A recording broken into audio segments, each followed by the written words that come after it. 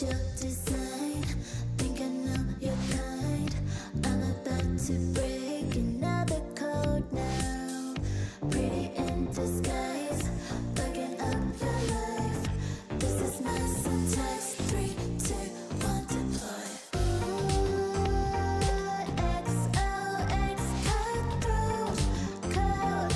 Run it again, XOX cutthroat code. Run it again,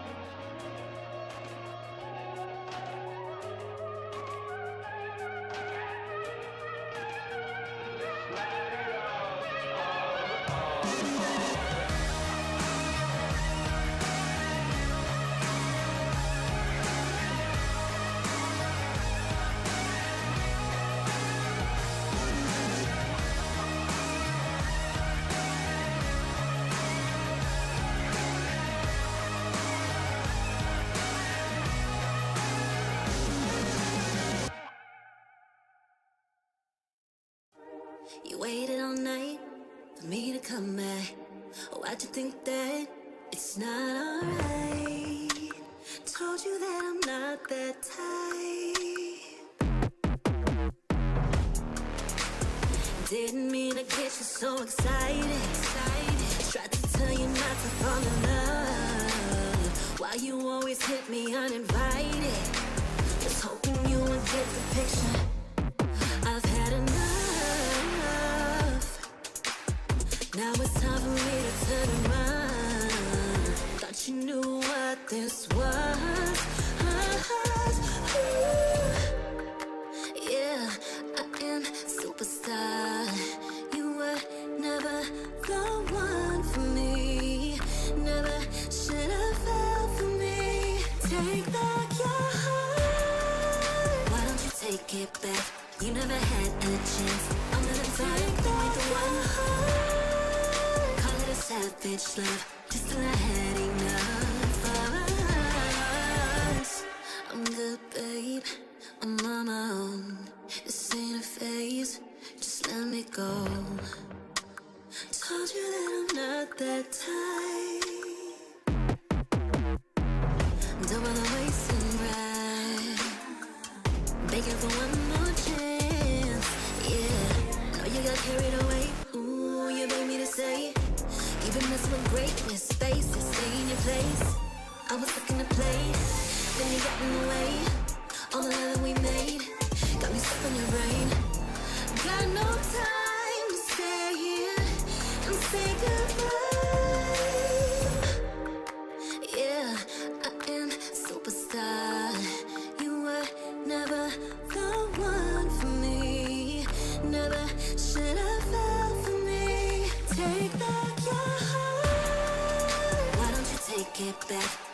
had a chance. I'm gonna find you ain't the one.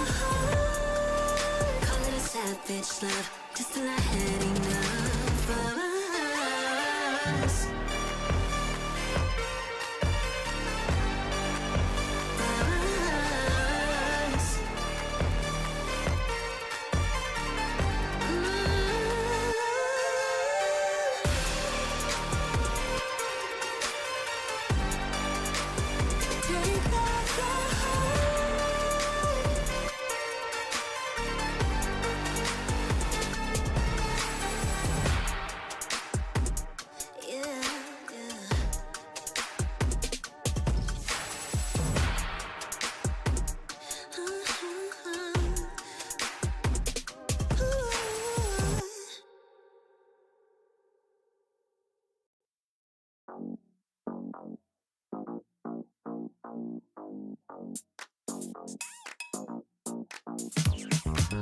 Cutie, dressed up and I'm glistening. I'm the gift, don't wrap me like it's Christmas. Want some yours, you'll know what you've been missing. Feeling like we should get into mischief. Listen, you've been looking like you're down on your luck. Need a girl like me to come through, lift you up. Hold me in your hand, I like when you touch me. Keep me around or you might get lucky.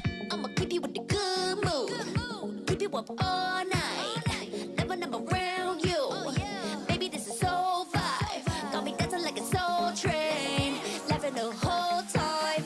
Got me singing in the shower. Baby, are you all mine? Baby, I'm your four-leaf clover. Your rabbit's foot, your charm bracelet, horseshoe. Baby, I'm your good, good omen. You wanna keep me with you. Keep me with you. Yeah, it's not hard to see. There's a pattern forming when you got me. 777 all wins, big money. The tramp over here never see me coming. I was in your back pocket the whole time. A quiet power, a silent gold mine, a big old confidence boost. You never delude. Just know that you'll be winning cause I'm with you in the building. I'ma keep you with the good mood. Keep you up all night. Never, never around you. Baby, this is so vibe. Got me dancing like a soul train. Laughing the whole time. Got me singing in the shower. Baby, are you all mine? Baby, I'm your four-leaf clover. Your rabbit's foot, your charm bracelet, horseshoe. Baby, I'm your good, good omen. You wanna keep me with you. Keep me with you. You been looking like you're down on your luck. Need a girl like me to come through, lift you up. Hold me in your hand, I like when you touch me. Kick me around or you might get lucky. Baby, I'm your four-leaf clover. Your rabbit's foot, your charm bracelet, horseshoe. Baby, I'm your good, good omen. Yeah, you wanna keep me with you. Oh yeah, keep me with you.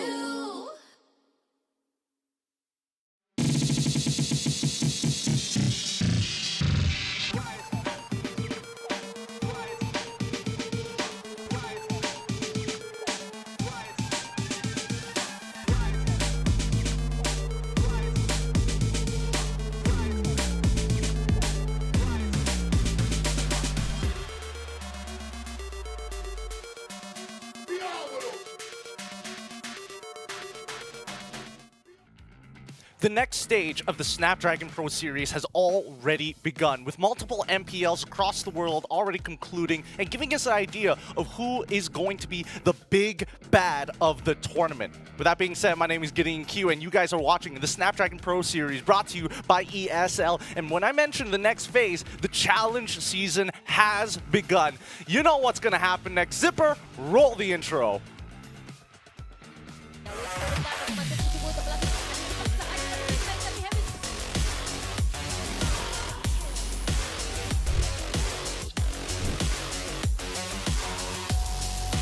Control ng parang Esports yung mapa, pero hindi rin titigil ang parating ng Philippines dito. Top play! Dahil nga, nandun yung panligtas. Oh, Gide with a flicker. Hindi na na-better move, pero lumabas pa rin yung up. Saja ada tapi lot pada kali ini berjaya dalam kalembang yang cuma setempat pada waktunya. Mencari mangsa pada kali ini Presiden Korea mencari mangsa tapi kali ini baru masa dapat itu bangkaian dan juga turunkan pada KD tapi di bagian bawah. Lot lagi sempat untuk dijatuhkan oleh Pascal Esports sedikit tekanan ataupun diberikan oleh Benny kepada Pascal lawan tapi Anita. Begitu saja. And Juno being very greedy, trying to get that last cannon. And tinamaan pa siya ng spear. Lina, look at this. Oh, apat na hatak! Wala rin sa paramis Rubididi. Wait a minute.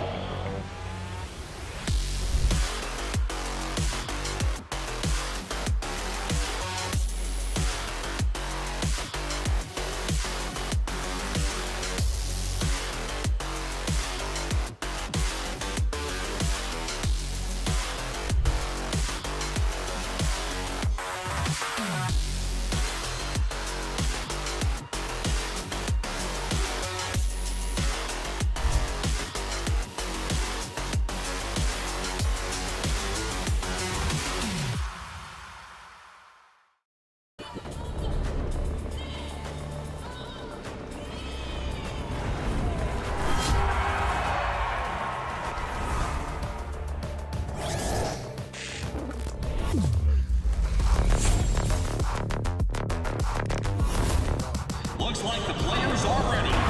Here we go!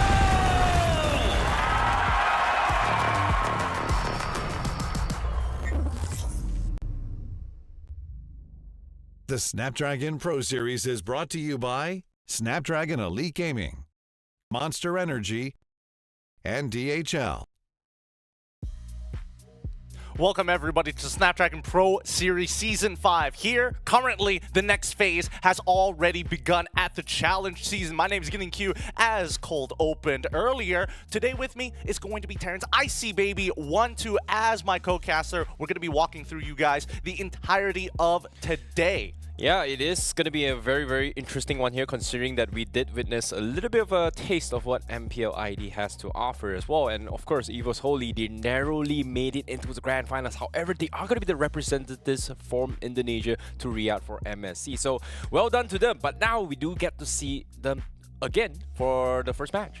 This is the international before the international. This is why the Snapdragon Pro Series is extra exciting this time round. But let's have a look at, well, at least the competitive schedule here for some of these players who are participating here at the Snapdragon Pro Series to give you guys a rough idea of what to expect. Now, the Open Finals was a good time to see how many teams could make it to the Challenge season, but in these next 2 weeks, we are going to be whittling down to our top 6 competitors. By the end of it, only 6 teams are going to be making it over to the Challenge Finals. Yeah, and speaking of this as well here, it is still going to be a brutal format, right? We talked about Swiss bracket being a very, very interesting format, but when it comes down to the Open Finals here, this is going to be, the Challenge season here, it is going to be a little bit different. But in case you guys have missed out on how things were happening here in the Snapdragon Pro Series, we started things off with the Open Qualifiers 1 and 2, where we had Malay, MYSG, PHID, as well as THV and Cambodia, Laos, and Myanmar. Oh my god, that's a pretty long one. Yeah. Yeah, from the qualifiers, and then they were playing during the Open Finals, and then now we are currently in the Challenge season. So this is where things get a little bit different, right? Open Finals, Swiss format. Challenge season, it is going to be in a GSL format where all the 16 teams are randomly put into its 4 groups, and of course from each group only one will take that slot, and of course the second place will be competing in an LCQ format. Yep, we're only looking for 6 competitors to move on to the Challenge Finals. Let's brief you guys, give a short introduction for some of the teams who have been invited and those who have qualified here for the Challenge season. Give it up for Bigatron Alpha, RQ, Hoshi, Rebellion, Esports, Smart Omega, Team Liquid PH, RSGPH. Yep, and of course with the remaining ones we have King Empire, Yudu Red Giants, RSGMY, RSGSG, Evo, as well as CFU Gaming. So this pretty much consists the 12 teams that have been invited. However, let's talk about the teams that made it out of the brutal Swiss format here. It is going to be Monster Vicious, EVO's Holy, Bigatron Beta, as well as Falcon Esports. Now, what separates the Snapdragon Pro Series from the internationals we've seen in the Mobile Legends calendar is the fact that Tier 2s have an opportunity to take on some of the Tier 1s in a fair format. Because again, when we're talking about Swiss, when we're talking about GSL, oh my goodness, it's all about execution. It's all about performing from beginning to end. No sloppy days at all. Yep. And speaking of sloppy days right now, when we talk about this formats, right? Swiss format means that if you lose twice, you're eliminated. GSL, kind of similar. However, it is going to be randomized because, again, all 4 groups random. You don't know who's going to be playing who. But now we have pretty much announced the rosters here for each group, which is 4 teams going to be competing. And of course, if the team that doesn't lose at a single game will directly be invited into the challenge finals. But if you lose a single game, means you only have a second chance, and that second chance requires you to play all the way to the finals and then qualify in the separate bracket, which is the last chance qualifier group, and from there only 2 will advance. Now, if you guys still don't understand, don't worry, we got you guys up to speed with the help of this graphic. But keep in mind, the general rule of thumb of the global StarCraft League system is to have the best performers, right? You drop a single series, you're immediately going to try and look for contention at the LCQ. Almost instantaneously, right? Win 3 series in a row, you've immediately qualified to the next stage of the tournament. And that's the whole goal here for a majority of these teams, to have a chance to go to Jakarta to play against even more invited teams during the challenge finals. Yep, it is going to be a long journey here. And of course, for those guys watching at home here, to make it simple, if you want to make it towards the finals, don't even lose a single game. However, for Group A's here, this is going to be the bracket so far. Starting things off, we have EVO's Holy going up against King Empire, and then followed by RSGPH going up against EVO. So, this is pretty much a small portion of the full brackets, but yes, this is Group A. So these 4 teams are going to be fighting against each other, and again, like Gideon said, if they lose all the way to the lower brackets here, means they have to play a completely separate bracket. Yep. Now, I may have overestimated how many series they have to win to qualify to the challenge finals, but they basically have to win 2 series in a row to immediately get a chance to go into the challenge finals before going down to the lower brackets. If they drop even a single game, then, well, if they follow up with another loss, instant elimination. With Group B, it's going to be RQ, Hoshi, YRG, Falconson, as well as RSG playing in this group. This is RSG. Is that red in color? Yes, it is red in color. That's going to be RSG. Yep, and of course, for today's schedule here, we are going to be watching all Group A as well as Group B to start things off as well. EVO's Holy, King Empire, RGPH, EVO, RQ Hoshi against Yudo Red Giants, also known as the SRG Selangor Red Giants. Falcon Esports going up against RSG Singapore. So, personally, I feel like all these matches is going to be a banger, but I definitely have a favorite here. That's going to be Group B, Match 1. Personally, for me. I mean, it's hard to say, you know, YRG, they are the favorites coming out of MPL MY and maybe have an opportunity to actually represent Malaysia as a overall region for once, making it out of groups and maybe getting a high tier spot during an international, but it's tough to say, right? That's why we have the SPS to kind of scale the power levels. Yeah, and this is pretty much the first international tournament for YRG, also known as SRG, right? Like, we've seen them for a very, very long time. What I mean by first, as in a while, right? First of this year. First of this year, at least. And how would they fare well against the international teams? Because a lot of teams from other regions, they were saying like, SRG, really, really strong. They're top contenders. Screams, there are rumors here and there, but again, screams are screams. Official-wise, anything can happen. Look at what happened to EVO's... look at what happened to Bigtron Alpha with GigFam. That was unexpected, to be honest. Honestly, I do think that the patch has definitely ruined a lot of these early game teams, but for our very first match is going to be EVO's Holy, a team that I'm very excited to see because they were popping off really hard during MPL ID. They're going to be going up against KGE. Now, in MPL MY, KGE is known to be the gatekeepers, right? If you can't beat KGE, we don't see you trying to make big waves in the internationals. And I mean, EVO's Holy, they've done a phenomenal job. This is going to be quite a tight match. Yeah, this is something that I'm extremely excited to see as well. How will KGE face off here? Are they still on form, or are they devastated from their chance to make it to Riyadh during MPL MY? Because that's something that I think a lot of us are curious to know. Do they still have it, or are we going to see changes for them? It's tough. It looks like we have to do a little bit of homework on the desk, but in the meantime, we're going to leave you guys with a short break, and when we come back, it's going to be more Mobile Legends and maybe even the draft right after these messages.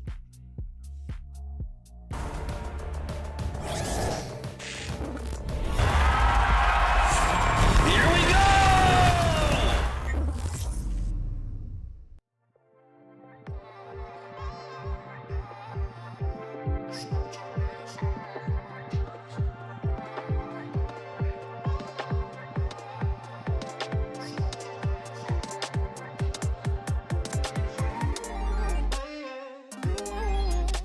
It's not too late.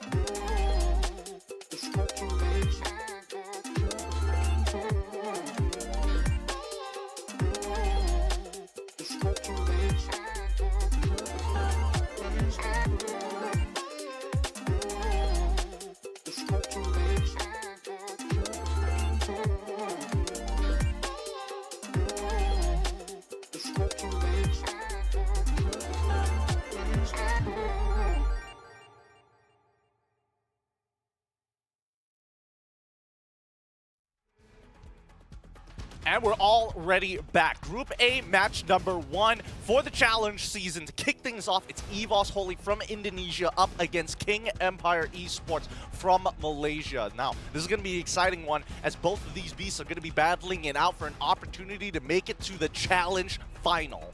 Yeah, and speaking of which as well, this is going to be the group stages, right? GSL format means that they have to re-qualify for themselves into the challenge finals, which is something that I think not many teams can actually do it here. Because again, this is going to be a gruesome challenge for them here. They have a very, very long climb. However, for them, they are now in a very comfortable position. You talked about this, right? 3 series and you're in. And where are we going? Oh, well, sorry.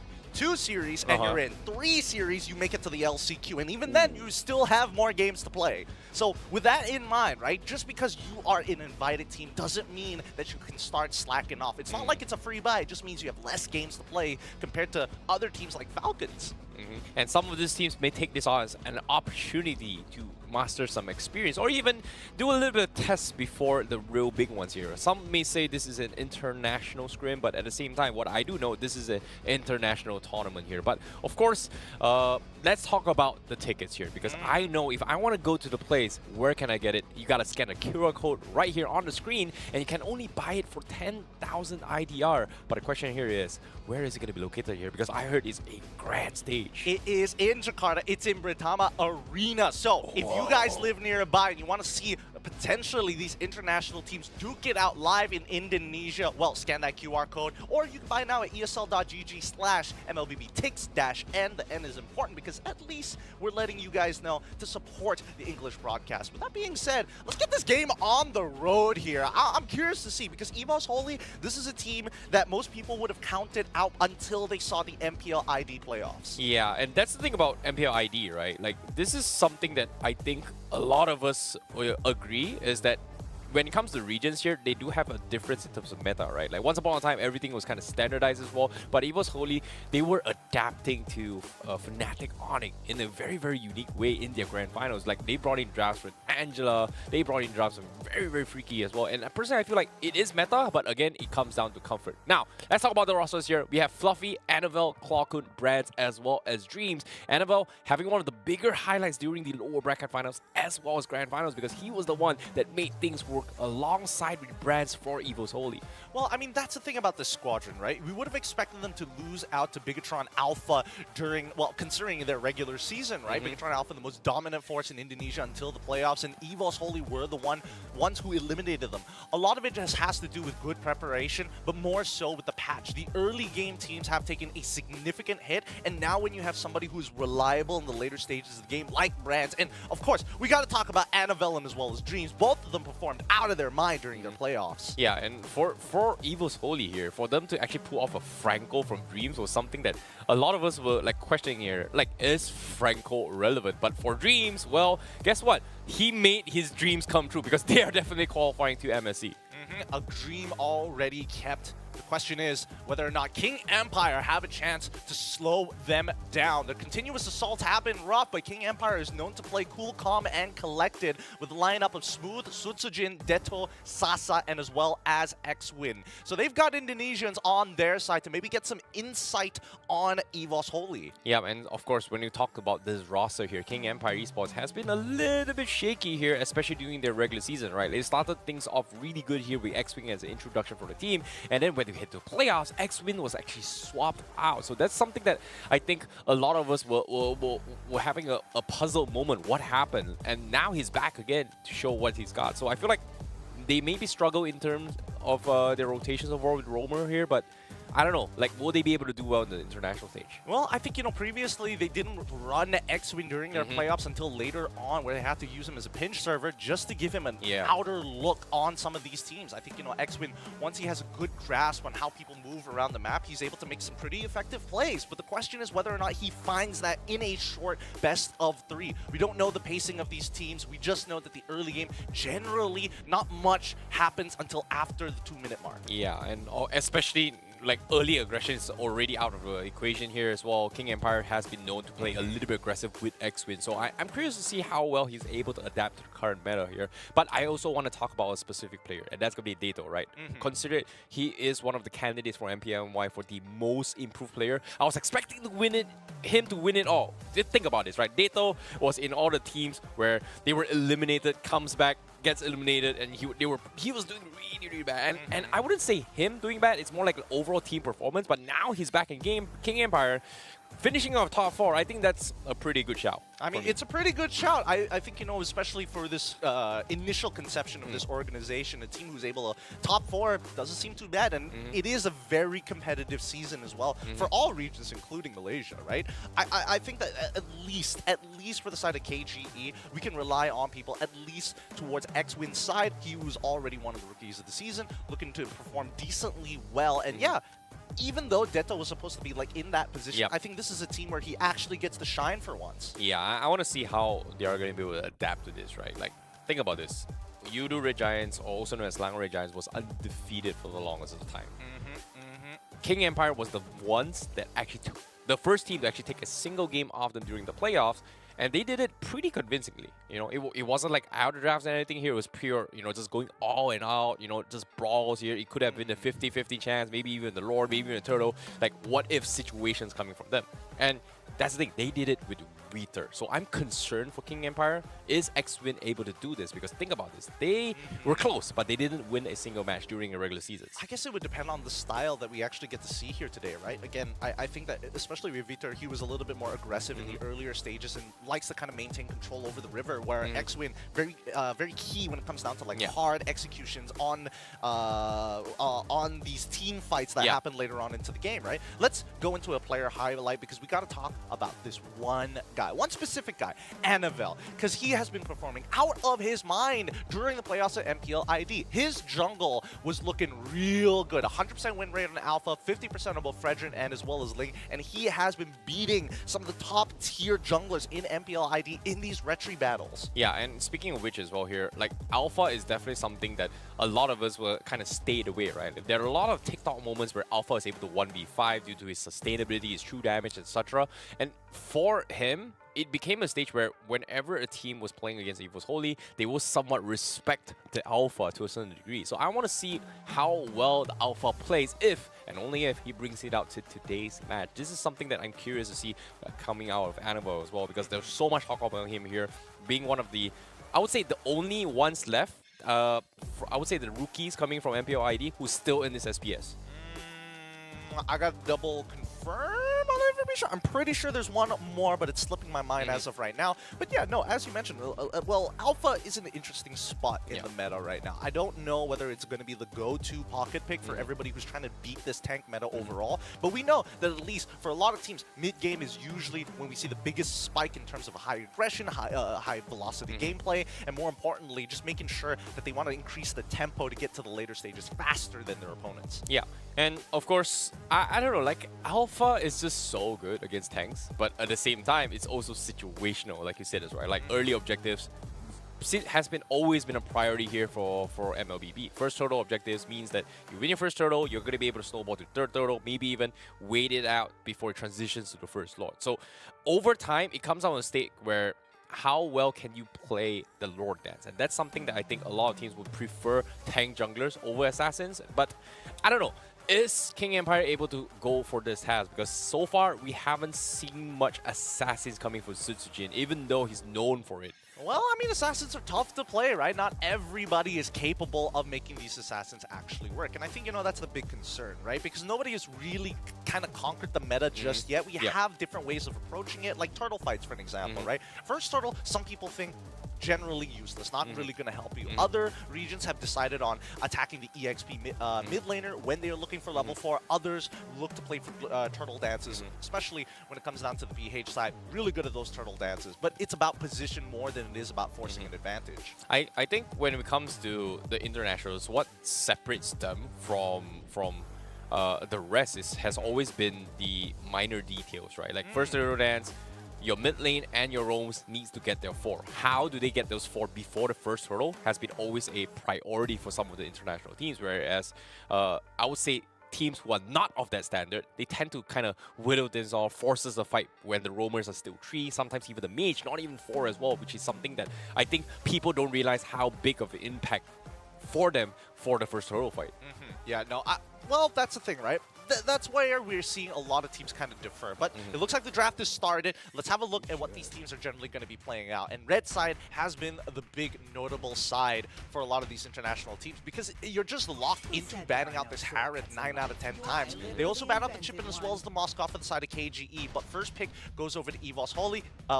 They get rid of Benedetta. I like that a lot. They get rid of the Fredrin as well as the Lo Yi. Yeah, I think the Fredrin is in a very unique situation, right? Quote unquote, it was kind of banned to a certain degree. People say like, oh, they increased his cooldown, etc. But now Fredrin has been played in the internationals where you're forced to use the Inspire cooldown emblem just to actually kind of stack up, chain up your CCs as much as possible, right? So I think it's understandable why EVO's Holy just doesn't want to deal with it, and I feel like they might still consider going for their usual Barats if they want to, which is something that a lot of teams may consider going for. King Empire, do they want to take the Matilda Barats?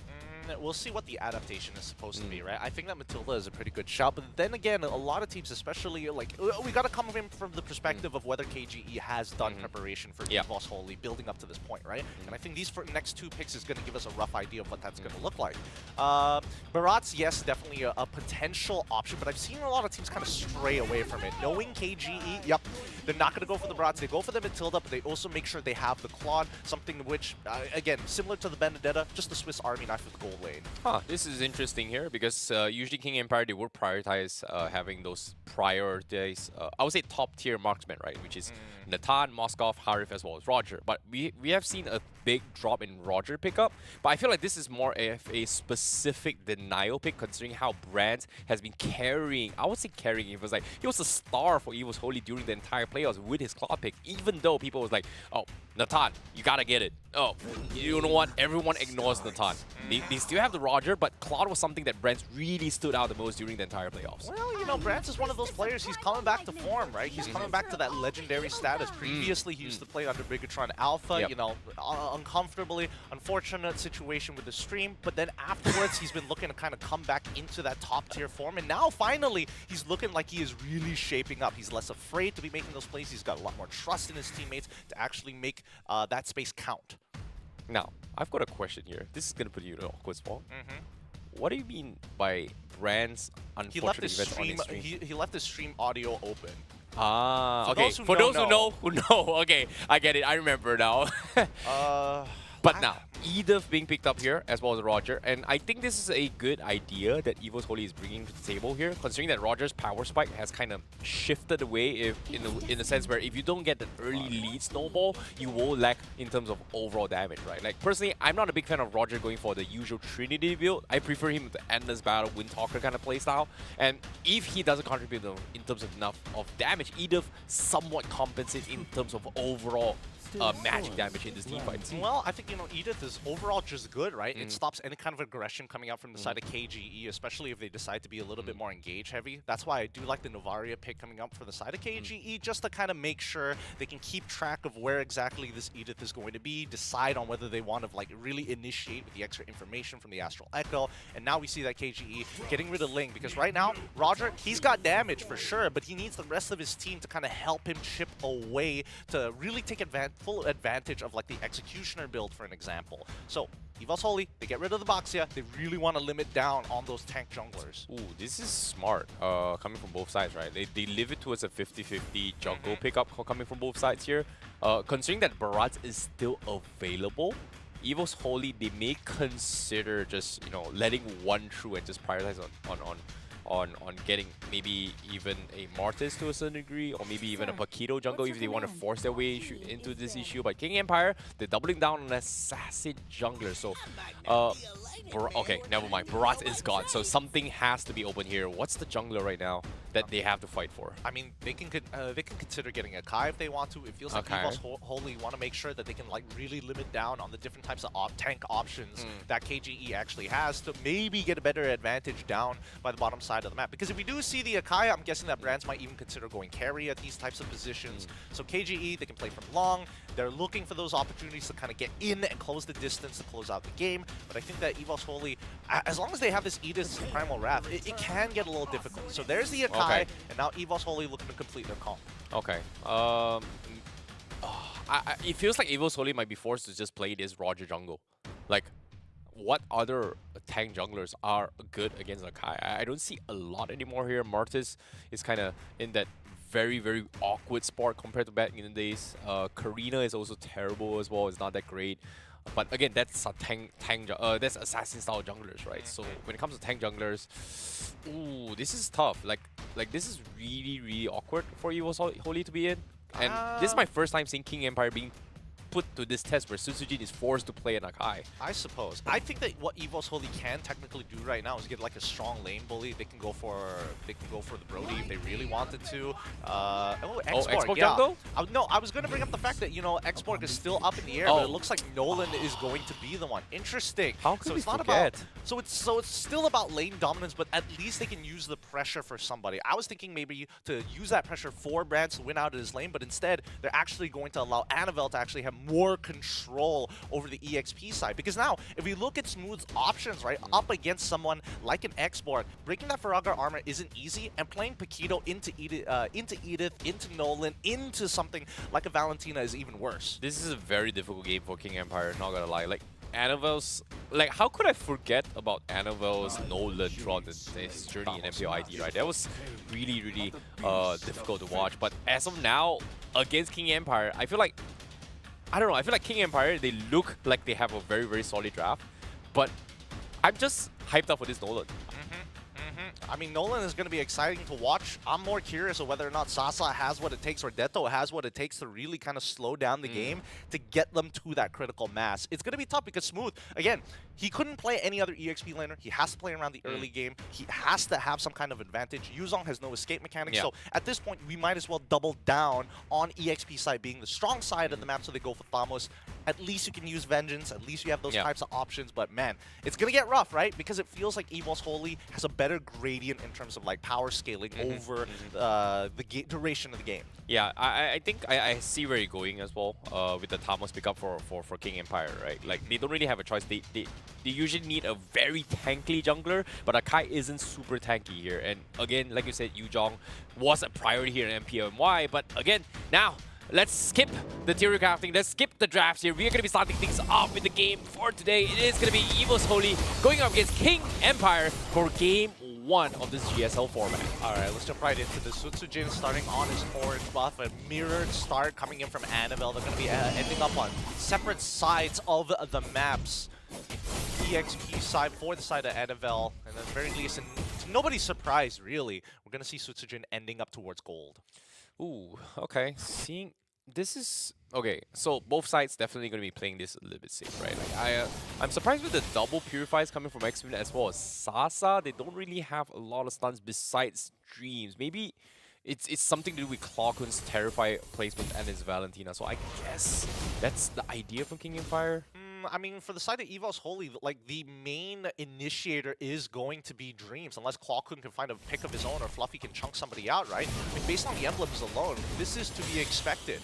Yeah, and speaking of a little harassments here, we do see a little bit of engagements coming down bottom here as well. EXP lane still not going to be a priority. Annabelle looking for the finish against Smooth. Smooth does have a tower protection, so not much of a engagement yet, but there is a lot of pressure coming from EVOS Holy. I mean, that Faraga armor is broken. That's already a win for the side of Smooth, but in terms of like timing, he would have probably liked to break that Faraga armor closer to when the turtle actually spawns. By now, I think Fluffy should be getting close to regaining that armor. Let's see how much of a difference it's going to make in this next 12 seconds.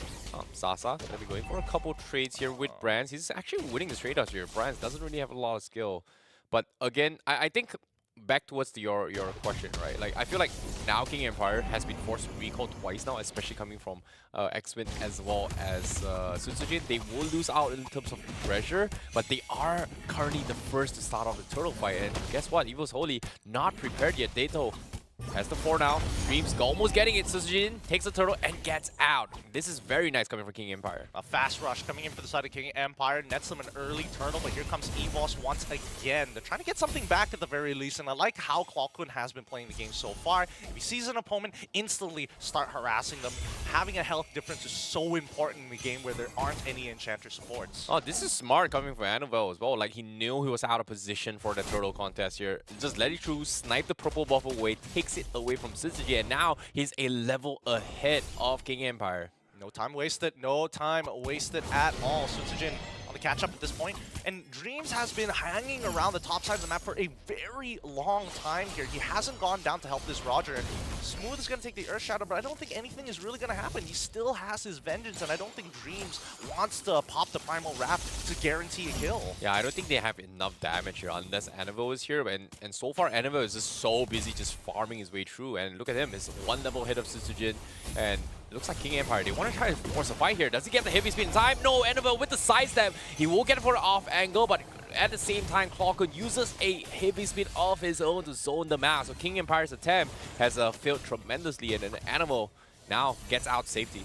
It was a good attempt, but Smooth still winning out on his lane, now a full level ahead of Fluffy and zoning him out of the wave as well with no Faraga armor. He needs help, and Annabelle and Clockun are here for his aid. Ooh, this is tough. Annabelle, he just got a Blade of Heptasy, so that's a little bit raw damage coming in.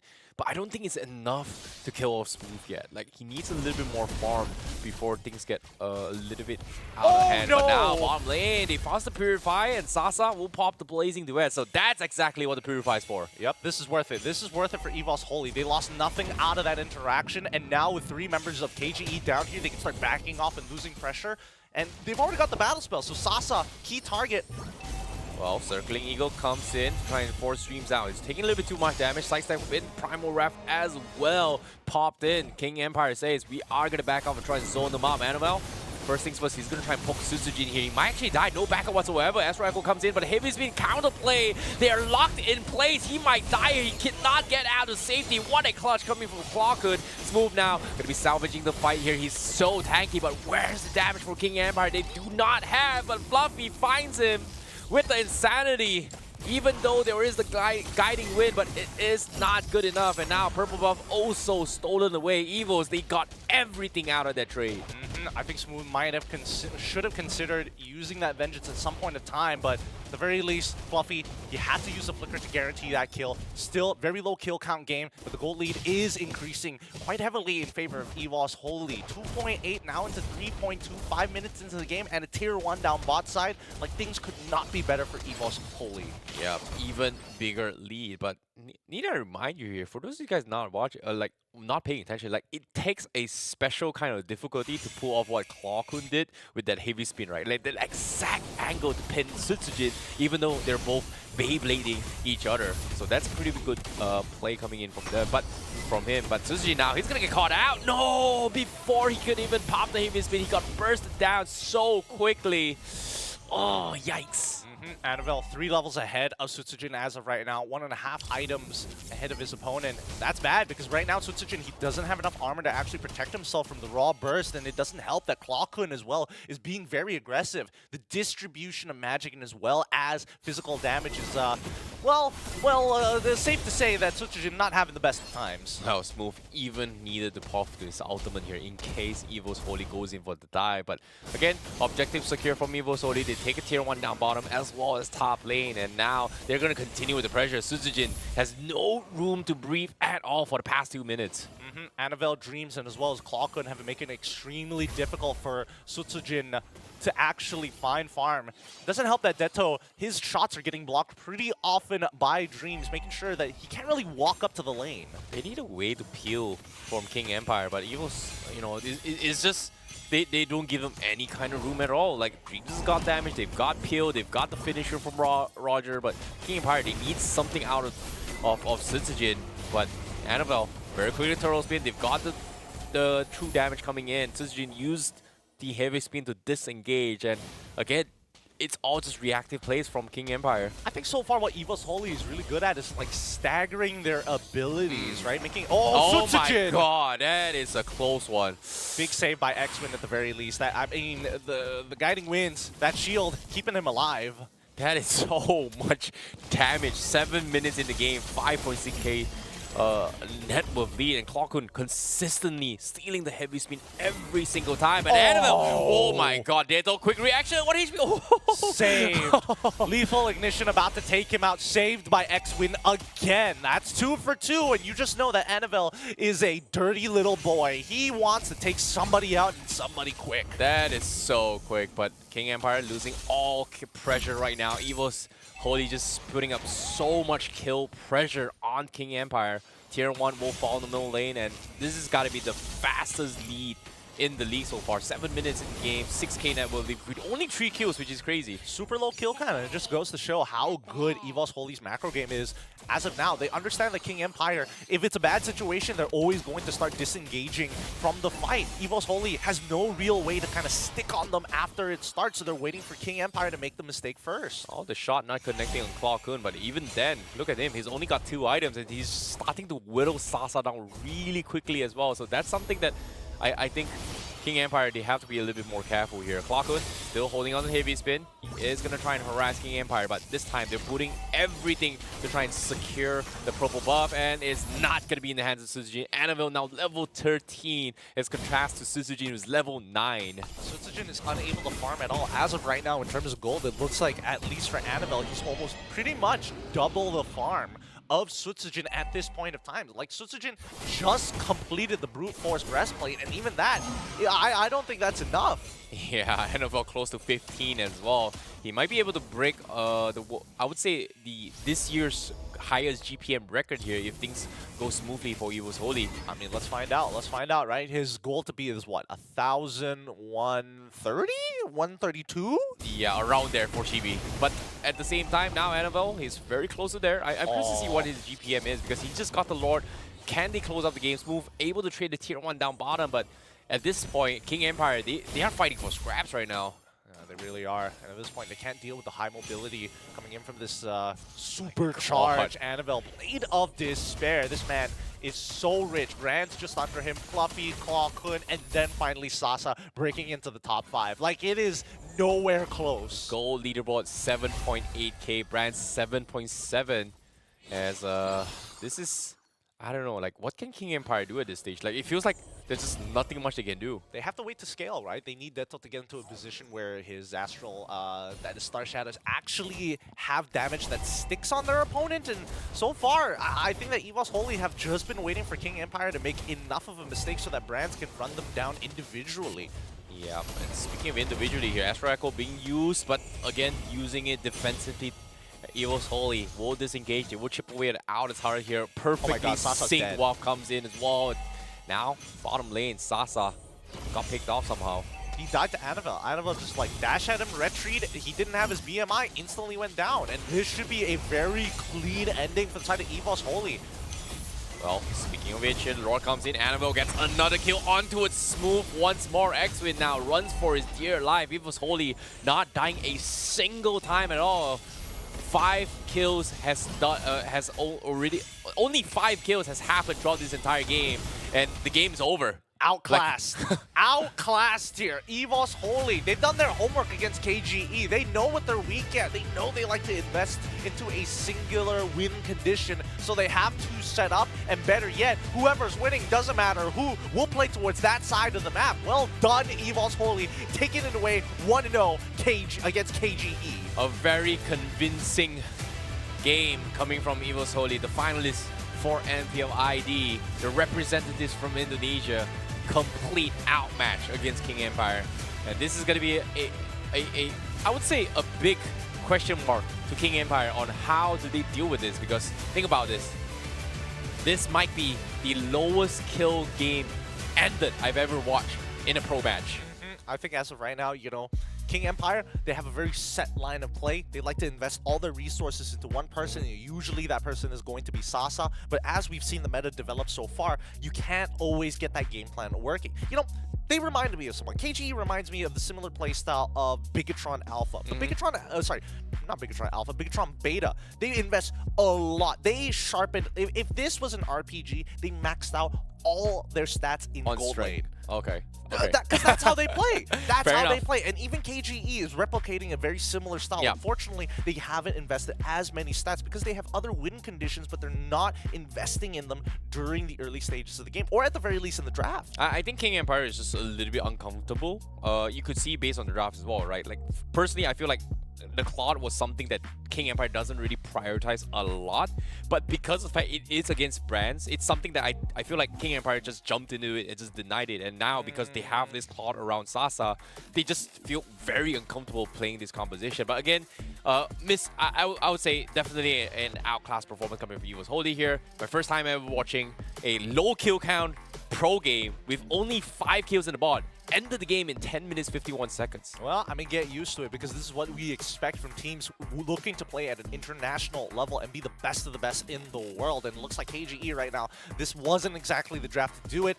game ended before the 11th minute mark, but wow, what a whopping lead. It just felt like EVOS Holy was making sure that KGE's economy was always broken. Inflation was high.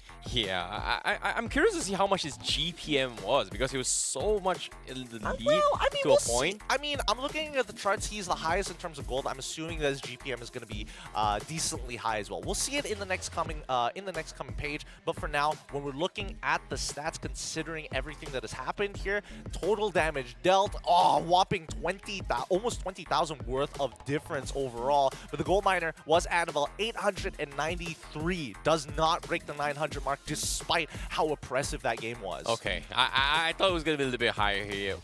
Chibi's record standing was 1,130 GPM in MPL MY Season 13. Happened with Week 4 Day 3 match to Game 1.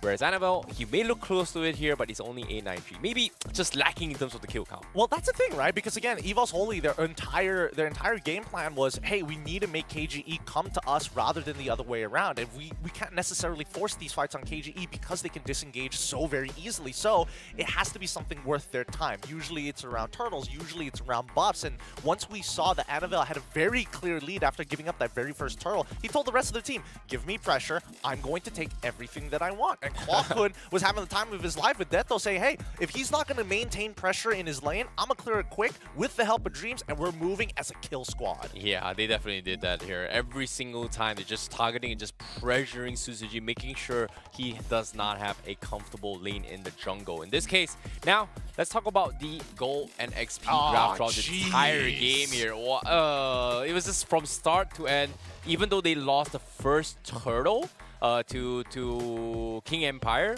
you can see even the net worth as well, it's still 50-50 for EVOS Holy. I mean, it didn't really matter at the end of the day. It didn't really matter because, unfortunately for KGE, even if the EXP and gold starts catching up towards their opponents, they were already getting to level 15. Like Annabelle was significantly ahead of the game. You can see right at the 10-minute mark, itself, right, the gap is pretty significant here, and it just goes to show that when your jungler starts to fall behind, these neutral objectives are basically obsolete for your team. Yeah, I think when it comes to this match as well here, you can see based on the net worth, right, 10k lead in the normal pub game. Personally, I feel like even though you've got like an 8 to 10k lead in a pub game, yes, you're snowballing really, really hard, but it's still very difficult to close out games. But for EVOS Holy to close it out just like that, it just shows a statement. They understand their timings really, really well and when to pick fights. So well done to EVOS Holy. And let's talk about the MVP for that match. It is got to be none other than Annabelle, 2-0-2 on the Natan.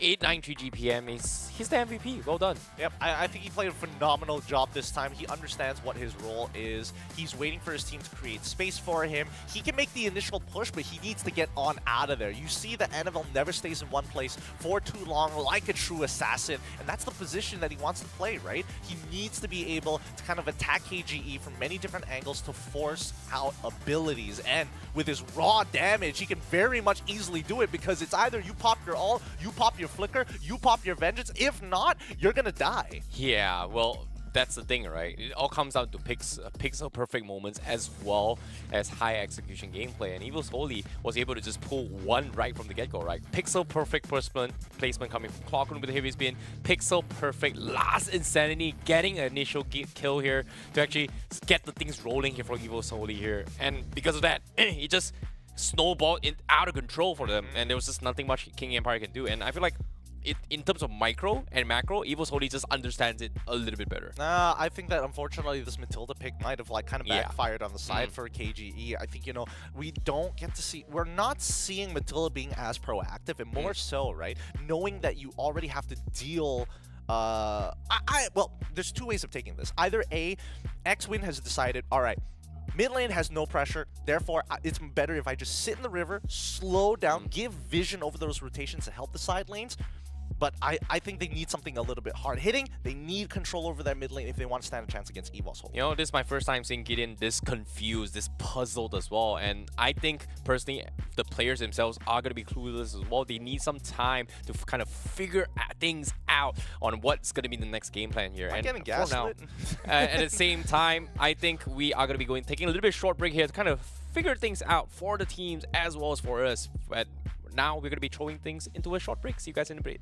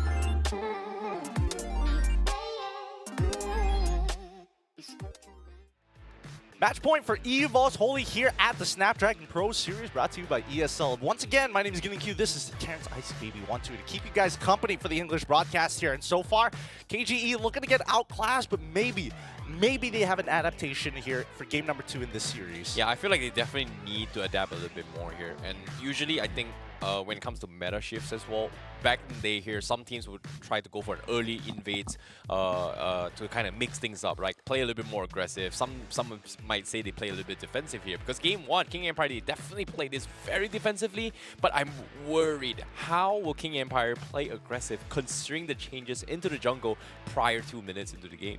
Well, here's the thing, right? A lot of teams have adapted 2 different ways of approaching this. Either A, they find off timings in the lane where their opponents make a mistake and significantly skew it in their team's advantage. Or they have the second line of play. This one doesn't happen too often, but usually it just boils down to playing hyper defensively, taking up spots on the map to give vision for when these ganks actually look to happen. Okay, now I'm going to put you in a spot here, Gideon. Here, Okay. You are I would say, world-renowned analyst as well as a color caster here. Okay. After watching game 1 of EVOS Holy's gameplay, do you think you found a mistake in their rotations? Did I find that there was a mistake in their rotations? Not as much as KGE, that's for sure. I think that, like, unfortunately, when you are, as an analyst, when you're looking at these types of games, especially when you're looking at it from a top-down view, right? We have all the information possible, and especially when we look at the draft, that was, to me, the biggest problem for KGE. They just don't have the tools. Even if you're in the right place at the right time, if you don't have a cooldown available, you're still going to die. Agreed. Now, speaking of drafts here, Fredrin was banned coming from EVOS Holy in the first game. This time, prior pick coming from King Empire was let through. They will first pick it. Export, however, was banned off by King Empire. They just don't want to deal with Fluffy in that game, and I wouldn't be surprised, like, considering how Fluffy, usually on XP lanes, you are kind of uninteractive in terms of team fights in early game, but for him to get an early lead kill and also just making sure Smooth doesn't have a good time, it feels like KGE, they've got to respect this. Yeah, I think that KGE, at this point, they need laners that they're not only comfortable with, but also can force out priority. I think, you know, Smooth, unfortunately, has been taking so many hits for the team. He ends up always on Thomas. He ends up on things that don't let him scale or actually force big plays, which is what he's known to do. And that's what EVOS Holy are totally fine with. Is like, yeah, keep playing around Sasa, keep playing around one side of the map. We have multiple outs. Okay, I'm surprised. Okay, I can see where the carry is going as well here. We start to see a lot more in MPO ID as a prio compared to the usual Natan kind of pickups here. But I'm really surprised that now with the Benedetta being led through by EVOS Holy, King Empire did not pick it up, and it was first phase ban in game number 1 against King Empire. Well, I think that KGE are just taking into account what are potential counter picks to their own tank junglers, right? Because now EVOS Holy have a decision of whether or not to flex out this Roger or whether or not to determine their jungler. It looks like they're going to determine their jungler right here, right now, and it's going to be a fast-paced one. So good luck for KGE. They're going to need a support that actually can take concussive blast or something that can clear waves really, really quick. I'm thinking along the lines of Grok. Yeah, I think Grok is pretty good coming from KGE, right? It's X-Win's comfort here, but is it me or EVOS Holy is just bringing the almost identical draft game 1 except for the export? No, but it's pretty identical here. I don't see too many issues with it overall. Ooh, Terizla ban. Benedetta and Terizla ban, both the side lanes. Rizzler? Why the Rizzler? I guess they're wait, let me think. Export has already been banned out. If the Rizzler is also gone, I guess Sasa... Wait, sorry. I guess Smooth wants to actually go for a more interactive lane, something that actually has to fight for the priority.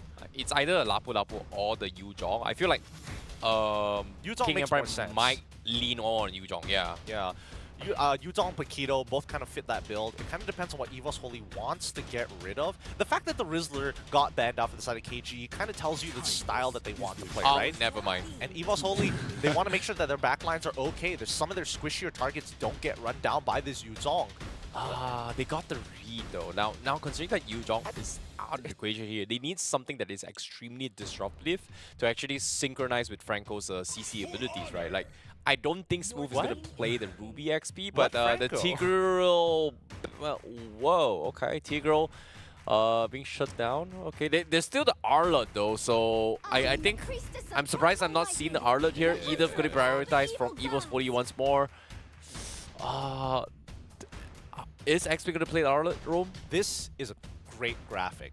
Thank you, Zipper. This is a really, really good one because it also tells you the previous game draft and what was banned out without having our audience to look twice to double confirm. But now we have the answer to why we have the Rizzler and as well as the Tigreal ban. The Minotaur has been up for a very, very long time. I was curious to see when one of these teams were going to do it. EVOS Holy, a lot less because their composition basically looks like game number 1 without the export.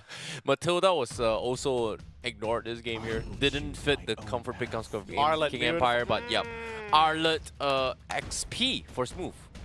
This I like is this. looking good. This is looking real good. A lot of combo starters, a lot of enablers for the side of KGE. And I mean, they're still playing towards the Sasa-centric strategy, which is totally fine. But I think that EVOS Holy is going to realize that it's not going to be as easy as game number 1. I think this is that was the question I actually asked EVOS Holy, right? Like, where are they going to find those overall CCs? Yes, they have individual pickoffs bursts. They're playing a little bit safer. But now with a wombo combo composition like King Empire, the final pick, it is going to be the XP laner for EVOS Holy. They need a lot of AoEs. Paquito, Lapu.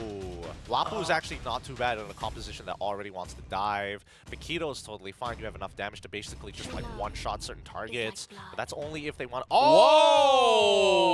Carmilla! I respect that. Oh my goodness. They're gonna put the Edith into the EXP position instead, knowing that that lane is I mean, it's compromised, but at the very least Fluffy can at least push that lane hard enough against Smooth while not losing too much HP. I don't know about this draft, but it feels like EVOS Holy is just banging on the fact that, hey, if we get the 5-man Curse Blood, hopes that Edith gets the biggest stun, or maybe even the Terrify comes in, he's going to do a lot of damage here, but that's just very hopeful coming from EVOS Holy. I mean, it makes sense, right? Because they're playing around a Minotaur who generally has the same size as the Cursed Blood. Okay. I haven't done the number, so I don't know if it's exactly the more, same size, more or less but the same, more or less roughly the same size. So this will be interesting, right? Because now the big factor for both KGE and as well as EVOS Holy, they're going to be hoping that Brands has some kind of position in his lane. That's where their strongest lane is going to be. Unfortunately, on the opposite side for KGE, it's going to be towards EXP side, except it's a lot more volatile, right?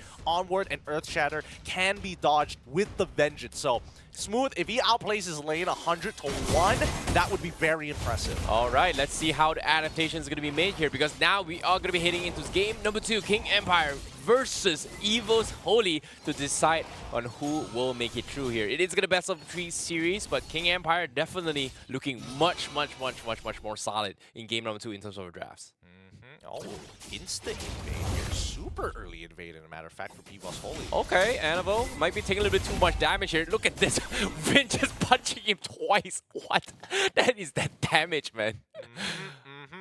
Damage is... I mean, I got to give it a Clawkun. I think, you know, I've been keeping my eyes on him for a while. He has been playing a phenomenal game. That entire interaction, Clawkun, he's stuck to Detto. He is telling Detto, no, you do not get to be a part of this. If not, Annabelle is going to die.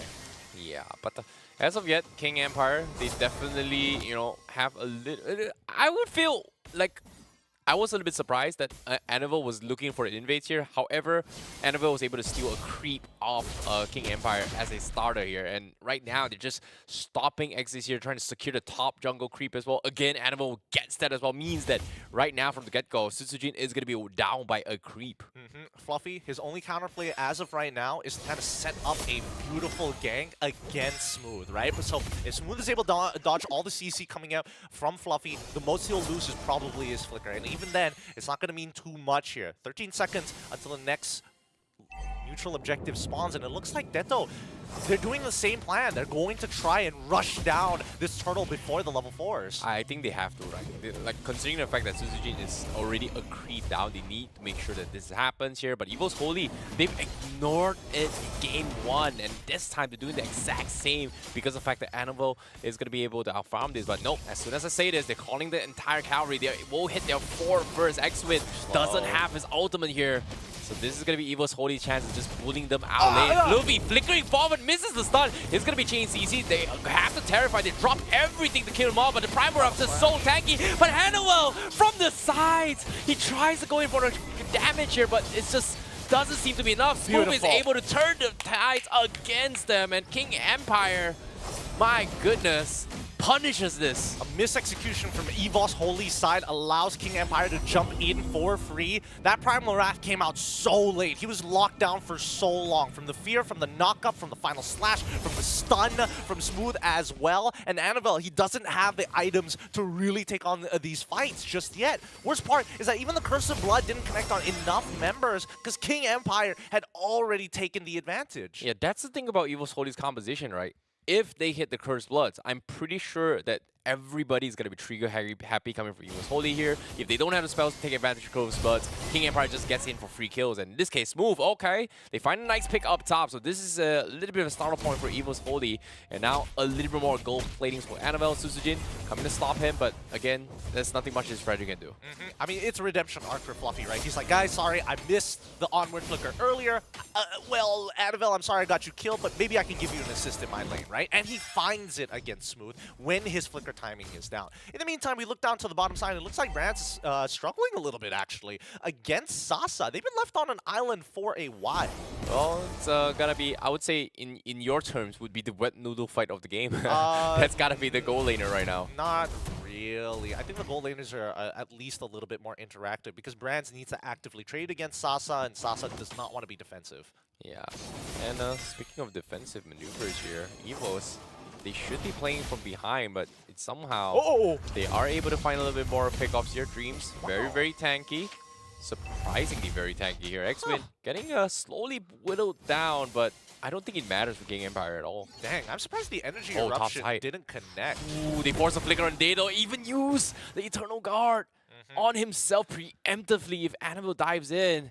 So that's going to be major spells being expended here by Dato. I think the worst part is that Dato has to run over to the mid lane to try and help it out, right? And King Empire, they're split on the decision. They have to somehow be time efficient with this. Sutsujin cannot fall further behind the Annabelle as of right now. Annabelle's already level 8, right? So that means Evo's Holy is definitely going to get position on this turtle first, and they're more likely to fight than to actually take the turtle. I think Susujin's got a better game this time here. And as you can see, Evo's Holy, oof. They're bullying out Dato once more. That's the second time it's bullied out. And now X-Win, they're looking for the counter engage here. They're not grouping up yet. Smooth trying to harass and find a misposition of Clawkun. And Evo's Holy, they're still waiting for that big Curse Blood here. Dreams still looking for it. Curse Blood comes in. It is going to be whiffing the mark. And now the re-engage comes in. Animal is able to find X-Win, but Smooth trades one for himself. KGE, they roll over on Evo's Holy as well. Final Slash comes in. Evo's Holy, they have to run for their lives. The King Empire manages to secure the turtle. They trade 2 for 2, but the turtle goes into the hands of King Empire. Maybe Evo's Holy might get a trade back. Nah, Deto, he's got plenty of wave clear at this point in time. And Sutsujin is too tanky, right, for Annabelle to one-shot him like previously against the Akai. He's way tankier on this Fredrin. Now let's have a look at the items to see where we're currently at, because as of right now, we're seeing that there is a slight gold lead for Brands as of right now. Already completed with the Windtalker, building up quickly and fast with Endless Battle. Yep, Dreams. Now, they're trying to harass Sasa for now. And I don't think they're going to try and force this fight, right? Like, Sasa needs a couple more items before he can actually scare off Dreams into like a 3-4 light build death situation in terms of KP. But now King Empire definitely in a situation where they have more tools to work with this game. Do they have more tools? Definitely, I mean, much more tools compared to game 1, for sure. That's they for sure. definitely have more tools for sure. But like, here's the thing. Right now, EVOS Holy, the big misconnection is that the person who needs to engage Fluffy needs to work in tandem with Dreams on the Cursed Blood, right? Because so far it is whiffed twice now. Okay, now speaking of whiffing here, now Final Slash Frost Move will pull him back in as well. Clockun trying to buy a little bit more time, but it is a 2v3. King Empire comes on top. Annabelle steals the crap away, but KG still gets a kill. God, it feels so good when you're playing Arla and you have a Fredrin jungle that actually wants to help you out. He's getting like vengeance resets out of his mind. That's why he's totally fine. Look at him. Yeah, he's just poking his way through as well. Annabelle looking for a kill. Dado Final Slash missing the mark. Dreams is here. Cursed Blood will not hit Smooth, but he's by so much time. X-Win with the hills, with the Menagerie. Turns the fight against EVOS Holy. Killing spree for Dato and King Empire. I don't know, man. Smooth, what? I mean, what a god. I mean, his entire composition is built around him just dashing around. Everybody has CC, except for Sasa, but majority have CC. Allowing him to make plays like this is great because now EVOS Holy, they've lost Annabelle in that fight, which means another turtle falls, which means purple buff is going to be highly contested. Oh boy, EVOS Holy. Now, looking for the steal retreat. Does he get it? Nice! Sutsujin whizzing, winning the retreat battle. Very close, but this is the first time we're seeing that Annabelle is slowly falling behind. Well, speaking of falling behind here, he got his Blade of Heptases 4 minutes game in game 1. Now 8 minutes game. He just got it as well. So this is going to be a long grind for Annabelle compared to game 1 this game. That's a good point. I mean, he did go for the Hunter Strike first. I think he definitely opted for a different build, knowing that there's not as many squishier targets. I think he probably would have liked the Blade of Heptases earlier when he was attacking Deto. But as of this point, like Deto, the way that he moves around the mid lane, it's not to the river anymore. He is very careful of those side rushers. Yeah, he does have the Blood Wings as well. So additional shields and movements being given in that escape here. But Sutsujin, he's taking a little bit too much damage here. Prez actually runs him down behind tier 1. No backup from King Empire. So right now, X-Win, he's going to be completely bullied out as the Minotaur. And Evos was able to find 2 easy picks here. Mistakes were made. That's got to be so upsetting. Chain CC to the ground, needed one more auto attack to get rid of the wave, ends up losing the mid tier 1 anyways, and goes down afterwards. EVOS Holy, they found a bit of a loophole. Yeah, Annabelle now looking for an opportunity. King Empire splitting up seems to be the game plan for EVOS Holy, and as of yet, EVOS Holy might be sticking with this plan right now. I think that EVOS Holy at this point don't have to really do too much, right? Grants has come to a point where he is self-sufficient. He's able to power farm by himself. Right now, it's just about execution on these team fights, whether or not they can actually land that Cursed Blood effectively, which is a little difficult to do, but it's not impossible. Speaking of doing things right now, King Empire, they're still playing very passively here, waiting for this next Lord here. EVOS Holy already in position to try and catch an unsuspecting member.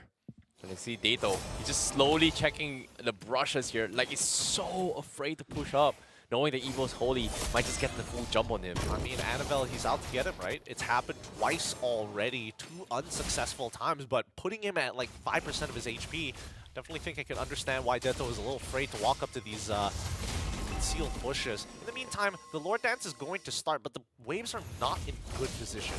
Well, what yeah, I they're do going to start know, shoving mid.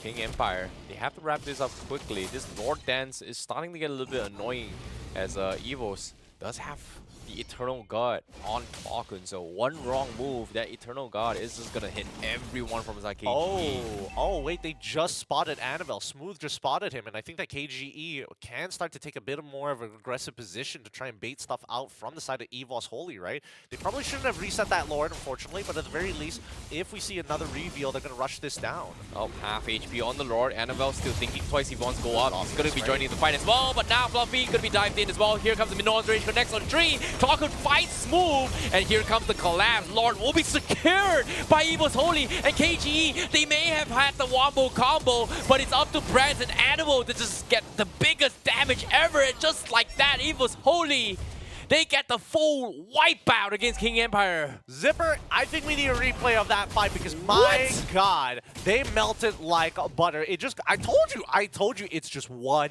good ult. One good ult is all it takes to put KGE down. And that's the worst part about it, right? Every single time you see KGE try to make an aggressive play, EVOS Holy, they have some really good answers to deal with it, right? This is what we were expecting in game number 1, but unfortunately, this has costed them an inhibitor in game number 2. Okay, we need a quick replay on that later. Like, how the hell did they just melt so quick? It's crazy, but Curse of Blood, baby. before the, well, that's the thing, right? Curse Blood's just broken if you hit it all the way through. But before the replay here, the Lord is going to be coming in. King Empire, they've got a good... I think they have the tools to defend against this, but Brands, what?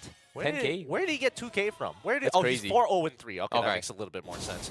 He's been finishing off these kills pretty handedly, but with the mid inhibitor missing. Oh, Final Slash pulls Clockwood in. He could not use the So counterplay good. as well here. Great pick coming from King Empire. Huh. They drop everything they got to. Annabelle looking to re-engage, but the burst was too much. He will disengage instead. So King Empire, they will lose 2 inhibitors, but they will be able to defend and find 2 for themselves. really good stuff there. Really good stuff coming specifically from Xwit. He noticed that Clockwood and Dreams were like slightly too close to each other, jumps in between them, catches them both, and then drops down his ultimate instantaneously. Dreams had no counterplay. He was waiting for them to kind of corral a little bit more and regroup.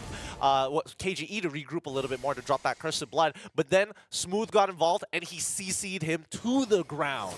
My goodness. Like, Smooth just melted so quickly in that fight. Like, I was expecting Smooth to actually kind of, you know, do his usual, you know, kiting, wishy-washy, dashing kind of skill here. I would say an anime fight scene coming from him, but that fight just now just Deto's dead. completely shut down. But now Dato is gonna... Okay. Goodbye. Sayonara, Dato. Like, run wrong move. What? What dead. is this position? And now, KGE, they have to back off. They have no choice. Man. King Empire slipping through. The basics are being slipped through, and EVOS Holy has taken full advantage of it, right? They are more aware about the fog of war than KGE is right now.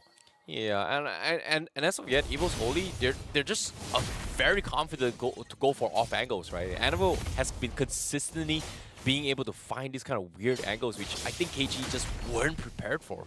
I think as of right now, these angles, honestly, these angles are pretty common, right? I would say at the very least, like, with the map pressure and with the lack of towers that King Empire actually has, EVOS Holy have many different ways of actually getting into the jungle without being revealed. And now we're seeing that KGE taking the precaution using the Magic Sentry just to know whether or not their opponents are sitting and waiting in the bushes. Yeah, and in this case, Dato, nowhere to be found in the jungle to the top side. He has to defend the bottom lane. Lord gets reset by EVOS Holy. And Brands slowly poking their way through here. Final Slash drags Brands out, but nobody makes the dive. Curse Blood comes in, only connects on 2. It is 2, but they do break the link. They lose X-Win in this fight, and now EVOS Holy, they're going to try and run them down. They lose Dreams, but it is only a roamer. Brands still looking for a kill, but he can't seem to kill anybody off his wall. Hey, yo! Dato still running for his dear lives, and Fluffy gets a solo kill in the back lines. Like, they were so focused on Brands. Fluffy just picks them all apart. What was that? What was that? Like, Clockwood gets a good... I can't believe Annabelle, Clockwood, and as well as Dreams got away with that, right? I think you can see on their faces even they're a little confused, like, hey, I wasn't expecting that fight to go so well. It didn't start off well, but we ended it strong. That was a very, very unique thing of taking fights here. EVOS Holy had 2 marksmen in this situation. People will focus on Brands coming from KGE, but little did they know, they were just completely fried by this Edith by Fluffy. My god. I mean, KGE were too chicken to fight. They just had to make the call. We fight right now. We have no choice. They're already in our back line. That primal form is not going to end off as soon as we think it's going to be. We need to take a traditional front to back. Well, as of yet, GG well played to EVOS Holy, the finalists coming in from MPL ID, because now they will advance into the next stage. However, for King Empire, they will be dropping down a bracket to fight for the last, or on this case, a chance into the LC kill if they want to make the forward to the next stage. Remember, GSL format, 2 losses. Okay, thanks, bye, you're out, all right? That's it. That's it. 2 wins, you already make it to the next round, and you have to do it in a row. Lose 2 times in a row, you're already out. Win 2 times in a row, you're already in. It's as simple as that, right? Just crack the crystal, move on to the next round. But man, this game, it really felt like KGE just kind of not in the right headspace, right? Because even then, in those final moments, you're seeing that Sasa is like making the pullback. You know what? I'll save it for the highlights. For now, just disappointment, right? From the side of KGE. EVOS Holy, it's great to see how the mid trio is working together. It just goes to show that the meta is so centered around these three for the early to mid game. Yeah, it's weird to see how the Carmilla was able to enable the Edith so much in these situations as well here.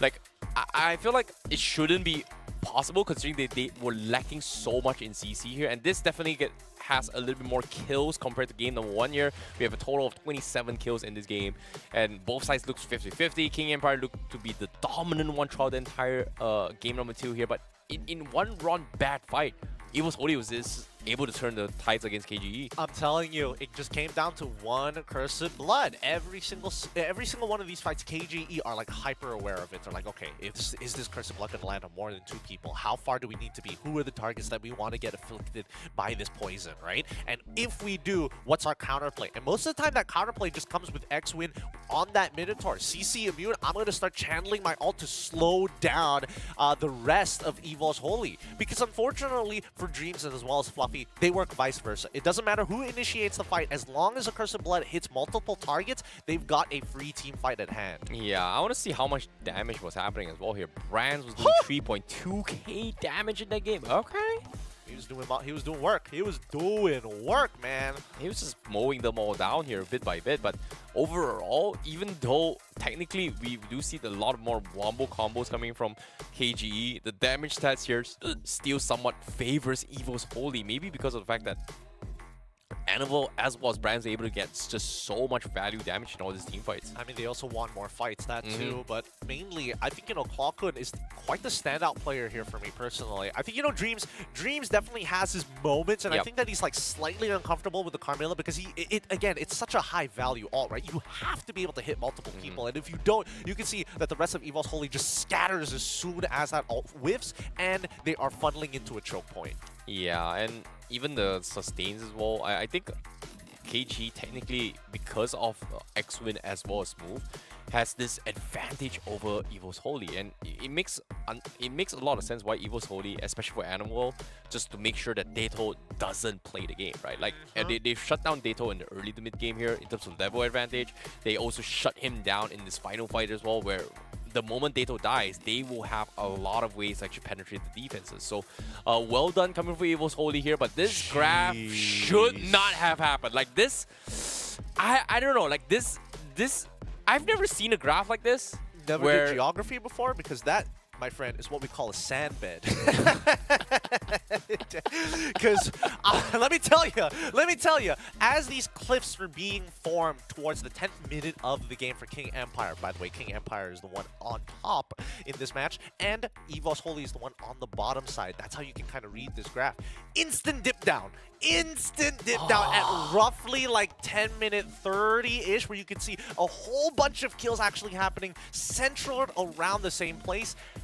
Then we see the instant drop, right? 4K, it developed into 8K, and that was the end of the game. It was the wipeout moment in the lore pit there. It's like the full wipeout where like all 5 members King Empire just melted. I'm like, disappeared from existence. We have to see that replay in slow-mo someone, how they just die. Like, because technically King Empire had the very nicer engagement, but okay, before we talk about that here, who's the MVP for this game? Who do you think it is? Oh, that one is going to be tough. I think I got to give it over to Brands, because this man, he is just consistent every single time, right? There's a lot of CC to actually be worried about from the side of King Empire, but the fact that Brands, he's really good at kind of identifying whether or not it's worth going for the Lycan Pounce definitely helps out. Well, later in the game, he does get the GDS, so he gets extra confident with the way that he engages with the Lycan Pounces, but overall, I think this game, Evo's Holy, it just came down to just like raw execution. The macro seems to be good. They're in the right place at the right time, but it all depends on whether or not they hit that Cursed Blood. Like this one doesn't hit, you can see immediately a big turnaround for the side of someone like Smooth. Again, he's playing Arlet. It's a little unfair. Arlet's kind of broken. There's a lot of CC on KGE side. Okay, we got a slow motion here. This was the moment. Oh, the counter. Yep.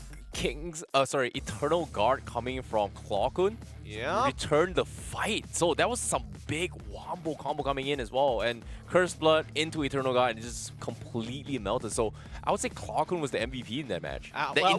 In this fight, yes. I think that Clawkun really good identification of like what ults that he needs. He needs something with CC. That's the most important thing, and that could be the final slash. It could have been the Minoan Fury for all intents and purposes. He does technically have Flicker to guarantee the hit, but it didn't matter, right? As long as he can combo and supplement Dreams with enough CC to be relevant other than just Fluffy. That final fight was so awkward. I don't want to talk about like, it. That fight looks like you're ready to get buried in your grave. You know, Fluffy was alone there with the primal form and just took down 3 guys on his own. And based on his items, he didn't go for the feather. He actually has this Starlian Scythe. He does. He does. It just goes to show, right? Some people are just not aware. And I think, you know, KGE, Edith has been a problem for a very long time. They need to ban it out. Sometimes they even pick it up for themselves. So I think that's something they need to readjust for upcoming games. Something to think about because it definitely felt like they weren't at their A game. And Emos Holy, they're just looking hot, right? Yeah. They're looking so hot. How can it not be? You know, even though they lost the grand finals here, it's okay. I'm still going to Riyadh, man. That's true. But speaking of which, let's talk about people who may not be going to Riyadh. Unfortunately, that's going to be RSGPH. But they are still top contenders around the world. Notably, especially when they're up against evil esports coming from Singapore. So don't worry, guys. We're going to go on a short break. And when we come back, it's going to be more Mobile Legends action right after these messages.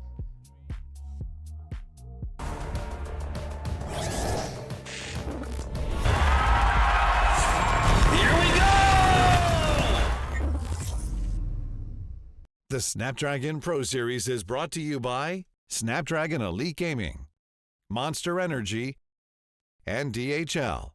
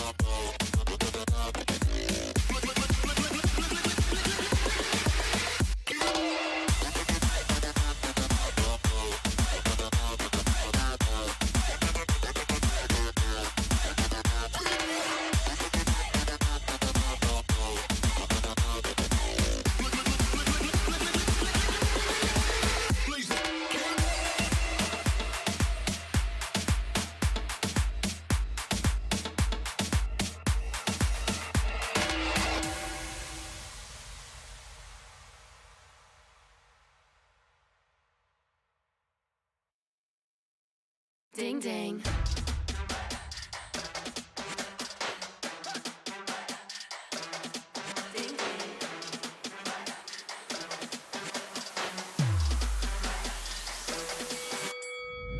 Why you just have that look upon your face with the underestimation? It is so yesterday. 'Cause baby, I can't fly without you by my side.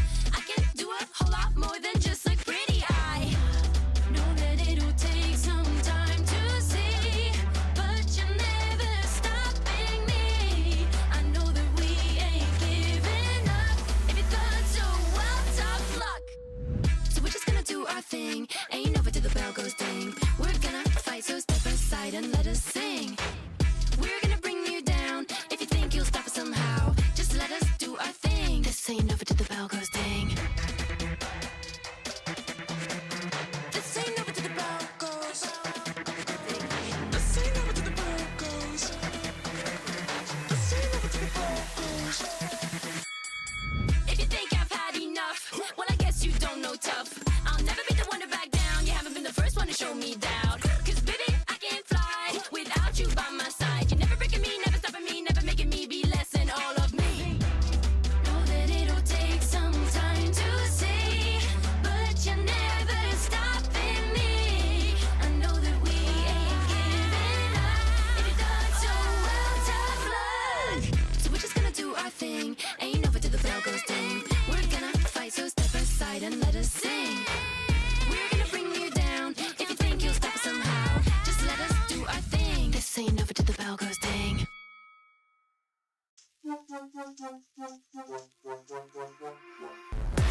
Give it more, give it more, give it more right now, right now. Give it more, give it more, give it way more, way more. Yeah, we give it all that we got. Measuring what's in our pockets, then we give it a lot. 'Cause we've been hustling for years, now we up at the top. And no, it's still not enough, so we ain't gonna stop. 'Cause that's full throttle, zoom, zoom, hop, skip, jump. Gotta eat it up, but the goal is lunch. I'm the big goose, so I never duck, duck. Just keep my head up and yeah, we going up, up, but don't call it good luck, luck. Earning what we got, 'cause all we do is give it more. Yeah, we going up, up, but don't call it good luck, luck.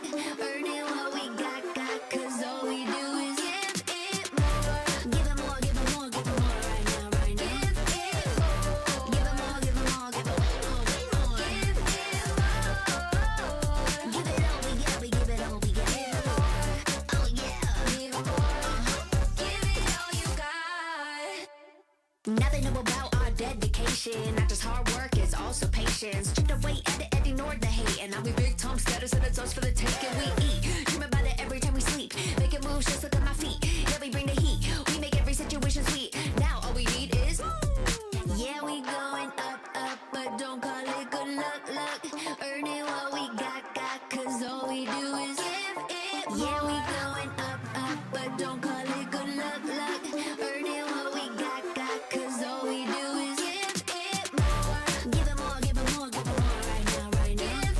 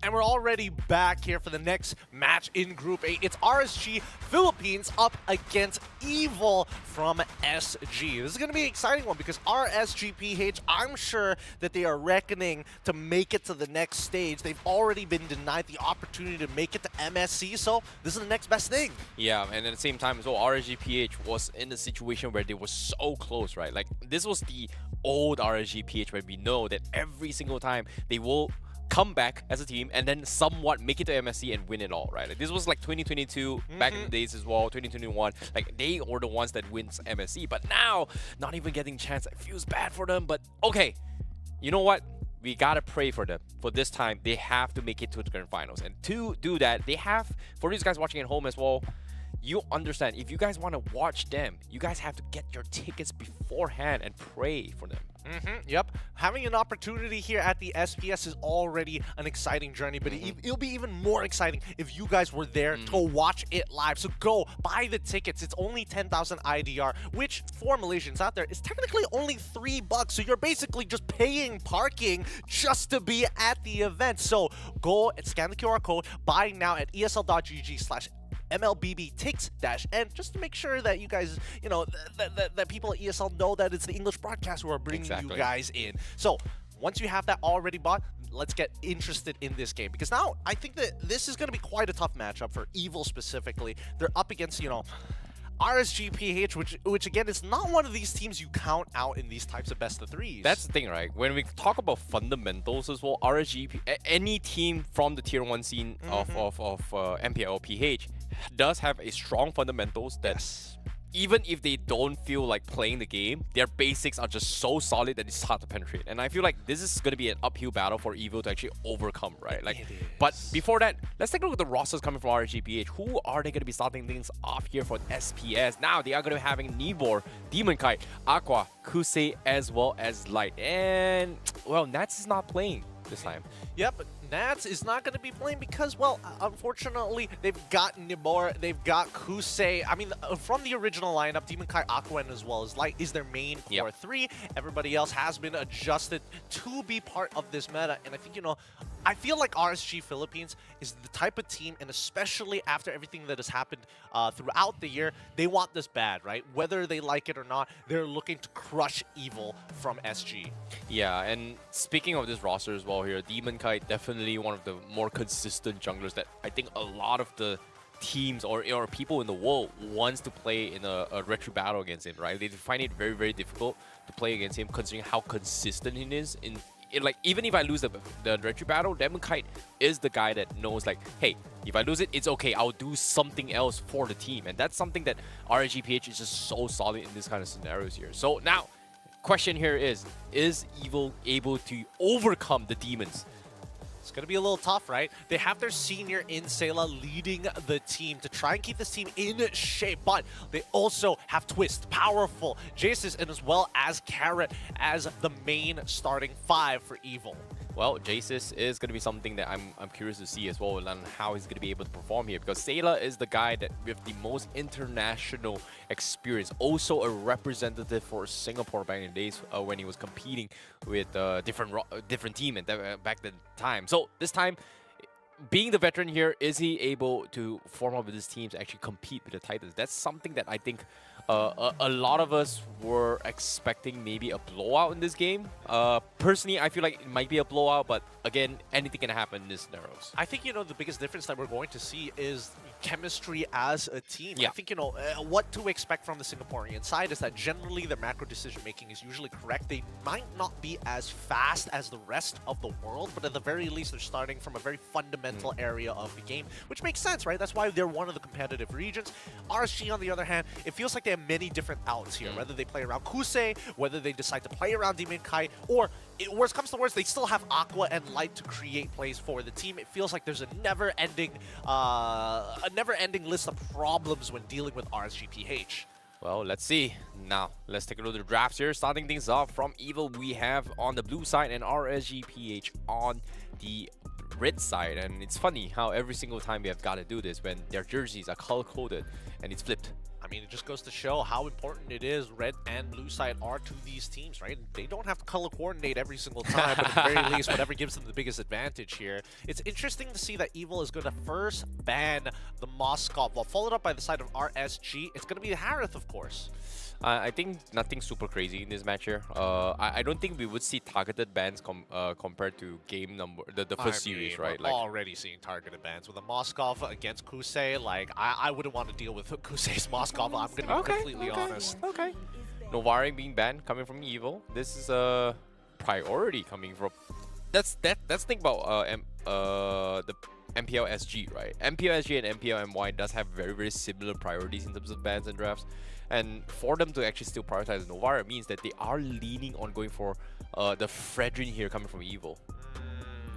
I'm a little suspicious of a couple of things. Number one, I think that, you know, the Novaria ban here from the side of Evil, not exactly the most standard ban. Definitely just goes to show that they've done some research on specifically some of the higher win rates or more effective picks coming in from Aqua.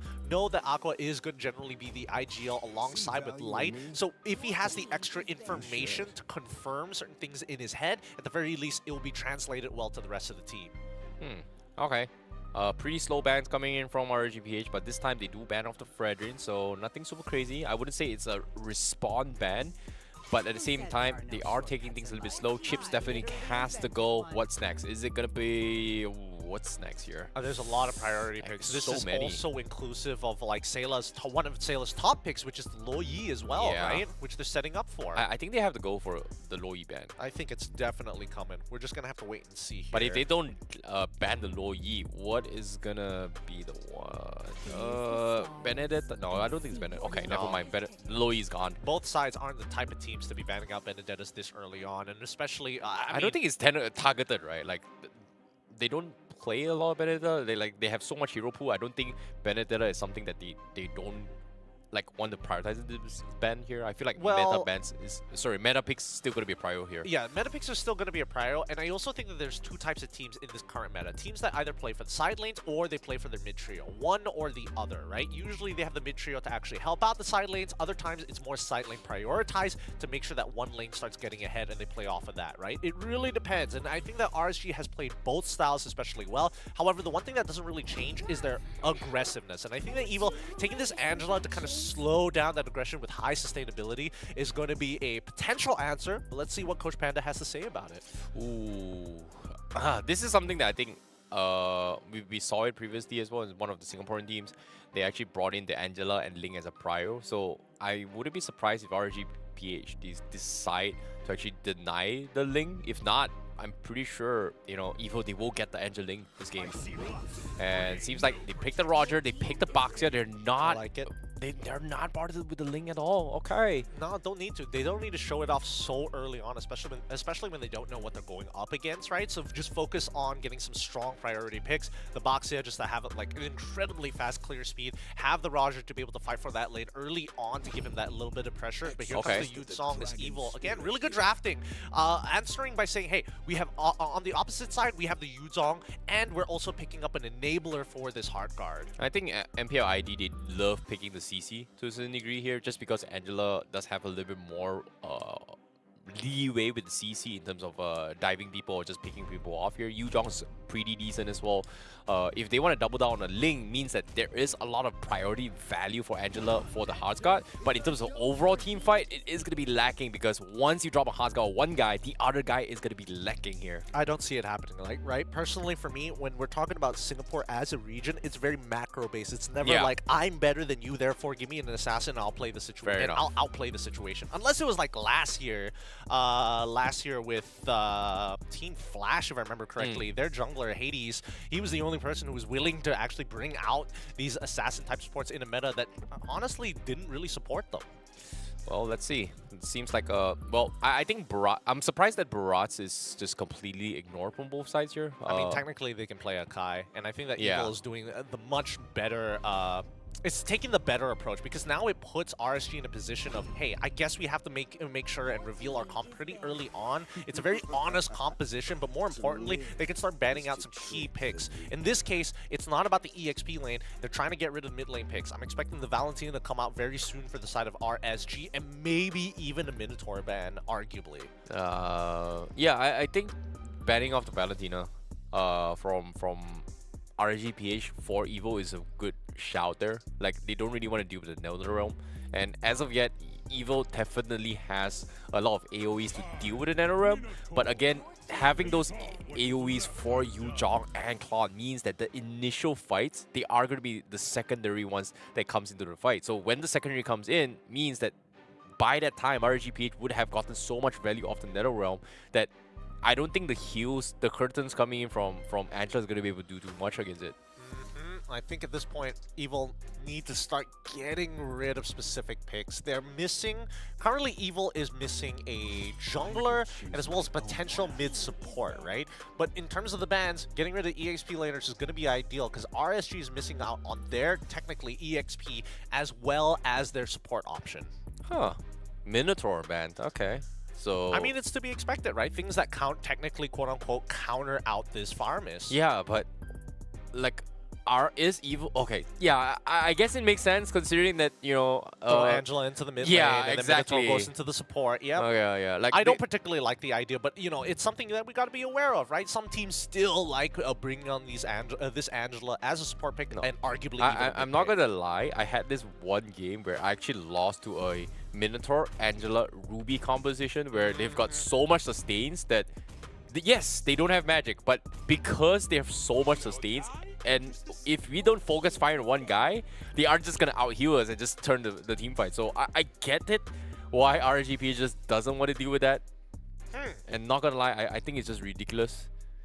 Like, technically it shouldn't be workable, but again, if you outplay your opponent, sure, whatever, man. Yeah, I like where RSGPH is actually dedicating their bans because Evil, they're still missing out on a jungler, right? So instead of getting rid of the Valentina, they're saying, hey, you can have the Valentina. We want a better support pick, but at least we don't want you having the Akai that can break us apart when we want to stick together. Oh, in this case, no Arlet, no Terizla. Yep, get rid of the Rizzler. They need something that can actually benefit with farmers here. With no Loyi, what's a good mage for Sayla?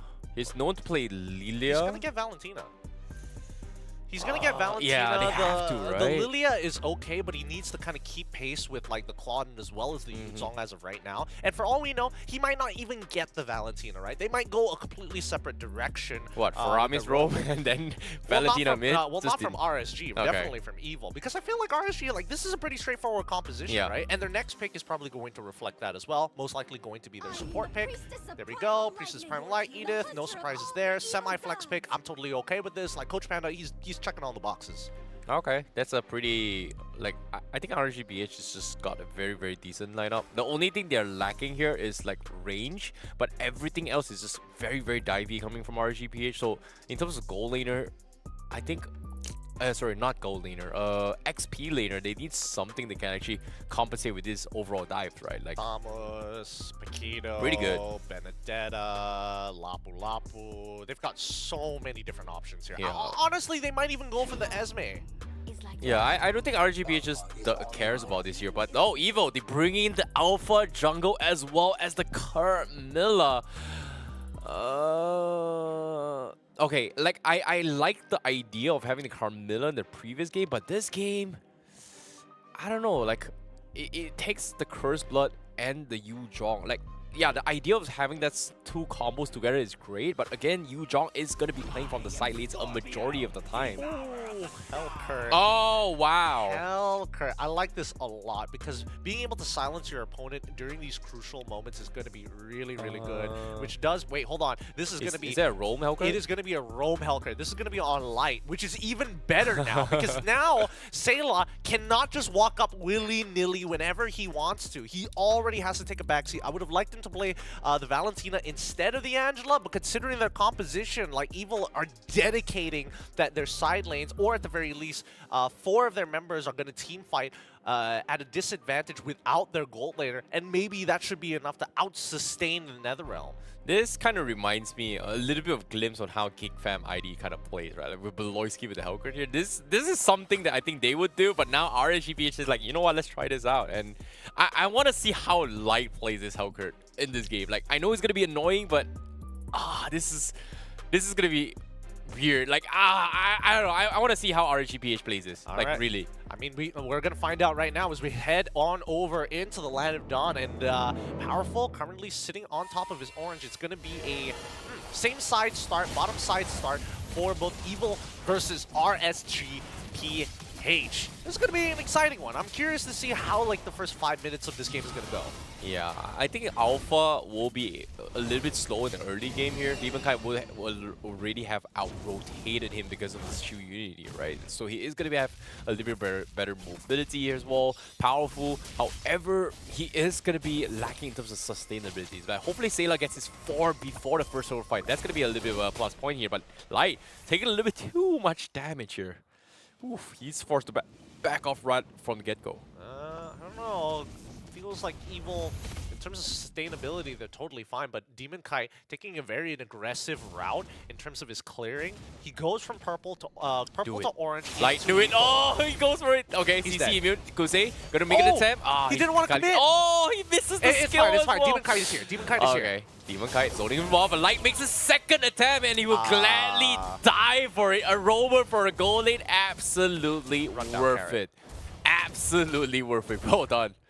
Is Demonkai not going to help Kusei get this kill? Nah. I guess he does. I guess he needs to set up for the upcoming turtle. But even so, we do see that Powerful ends up catching up because of Demonkai's early invade here and first blood. Matter of fact, first blood. But even so, I think it's totally okay for Light. If Light trades 1 for 1 this early on into the game, especially since he's only running execute, it's worthwhile. Oh, speaking of just running execute, right? It seems like going to be round 2. Oh, okay. Now my Light says like, okay, he's going to rotate back into the lane here. He's going to try and get his level 4 as quickly as he can down middle lane. He's starting with a carrot, but the XP lane is going to be where the chaos is good as well. 3v3. Now great start coming in. Great pull as well coming for Evil. As they drag him back in, they will get another kill from the side of Evil. They lose Nibor. But the same can be said for both Powerful as well as Twist. A great start coming from Evil, but Kusei wins his 1v1 against J-Sizz. RSGPH, they somehow gets a trade on the other side. Okay, now that the First Bloods has started to come through, sorry, not First Bloods is his first kill of the game, but more importantly, so laners finding these solo kills. I think that Evil, the only tempo breaker they have as of right now is Twist and Powerful. One of them has to make a super play here to pull them back in contention with the economy of RSGPH. Okay, Turtle already here. Do they get the retry battle here? Do they get a Wow! Powerful goes in for Alpha. 2-man stun. Curse comes in, but they've got the sustain as well. The Fire Mist Netherrealm is there, but they need to get out. And guess what, Evil? They don't really want to commit to this fight. They're just content with the turtle. Wow, I'm surprised that Powerful even got the turtle, right? I was expecting the Dark Knight Falls to come out sometime sooner, and as of right now, Twist is doing a phenomenal job not only winning out on his lane and finding these trades back, but at the very least making sure that Light doesn't get further than he needs to ahead. Well, speaking of being further right now, Light, he is still on the hunt. Evil playing this very, very defensively, and it makes a lot of sense, right? Like, they have to come up in line with Sayla getting the first Flask of Oasis item, but right now, damage here. Oof, Aqua, he's hitting hard. He's hitting hard. He's been catching multiple people all at the same time. And Light continues to give some great coverage for RSGPH, right? He helps Demonkai actually tag where Powerful is. It's like he's the GPS tracker. Oh, that's the thing, right? Like, when it comes to GPS tracking, He's a walking air tag. exactly. Like, he's gonna be able to see anyone, and nobody can actually kind of punish him. And you know, he's the walking light, literally. But speaking of Light, Oh, I'm so nervous every single time. He wants to. He's not gonna do it. He's not gonna do it. Okay. Okay. If Carrots walks into the bush, then he's gonna do it. But for the most part, right, you'll see Light doing this a lot, just hiding in these bushes, just giving vision more than anything else, because it's quite tough to actually lock him down. Well, sometimes in life, you know, like people say, don't look into the light. But in this case, if in darkness you see light, light is gonna kill you. Powerful with a hard cut coming in from Sayla, saves the day. RGPH, they do get the kill here. Flicker coming from Nebo, they finally finish him off as well. Getting a little bit greedy coming from Evil. They will lose his life as well as the purple buff. Sayla, ooh, they thought they were safe, but no, what a catch from Nebo. I mean, I told you, he was totally dead here. I saw that early rotation coming in, specifically from Nabor, and if he flickers in, he guaranteed his kill, and that's exactly what happens. Kusei is about to get solo killed by Carrots here. Oh no, Lights gets picked off as well under turret. Jace is just dead, and now second attempt from Light. He almost got it, but drops him down low. Sayla is there going for the heal. Black Dragon comes in. They are going to try and catch on Light. He is dead. Evil took their own sweet time. RGPH, they need to get out. Great two-man knockout coming from Twist. Demon Kai also going to be whittled down. They lose 3 members with that overextension from RGPH. Yeah, RGPH was not expecting Evil to actually rotate so early on for this rotation, right? Like this lane swap coming in from Jace's, almost feeling like he came out of nowhere, especially when you see Twists get into the fight from the mid lane. So at this point, No, Nibor. Okay. Wait, Goes the for high guard 100. is gonna No, come he's down. got a damage. Okay. Nibor is fine. He's able to scare both of them out here. And Light going for the play as well. He needs to get out. Dark Knight's Fall comes in. Here comes the stun, and he's going to be able to get out. So, Light. Okay, he's fine. Yeah, and even Kusei is doing, he's winning out this fight against the stronger laner as well. Pulls him back, Aqua.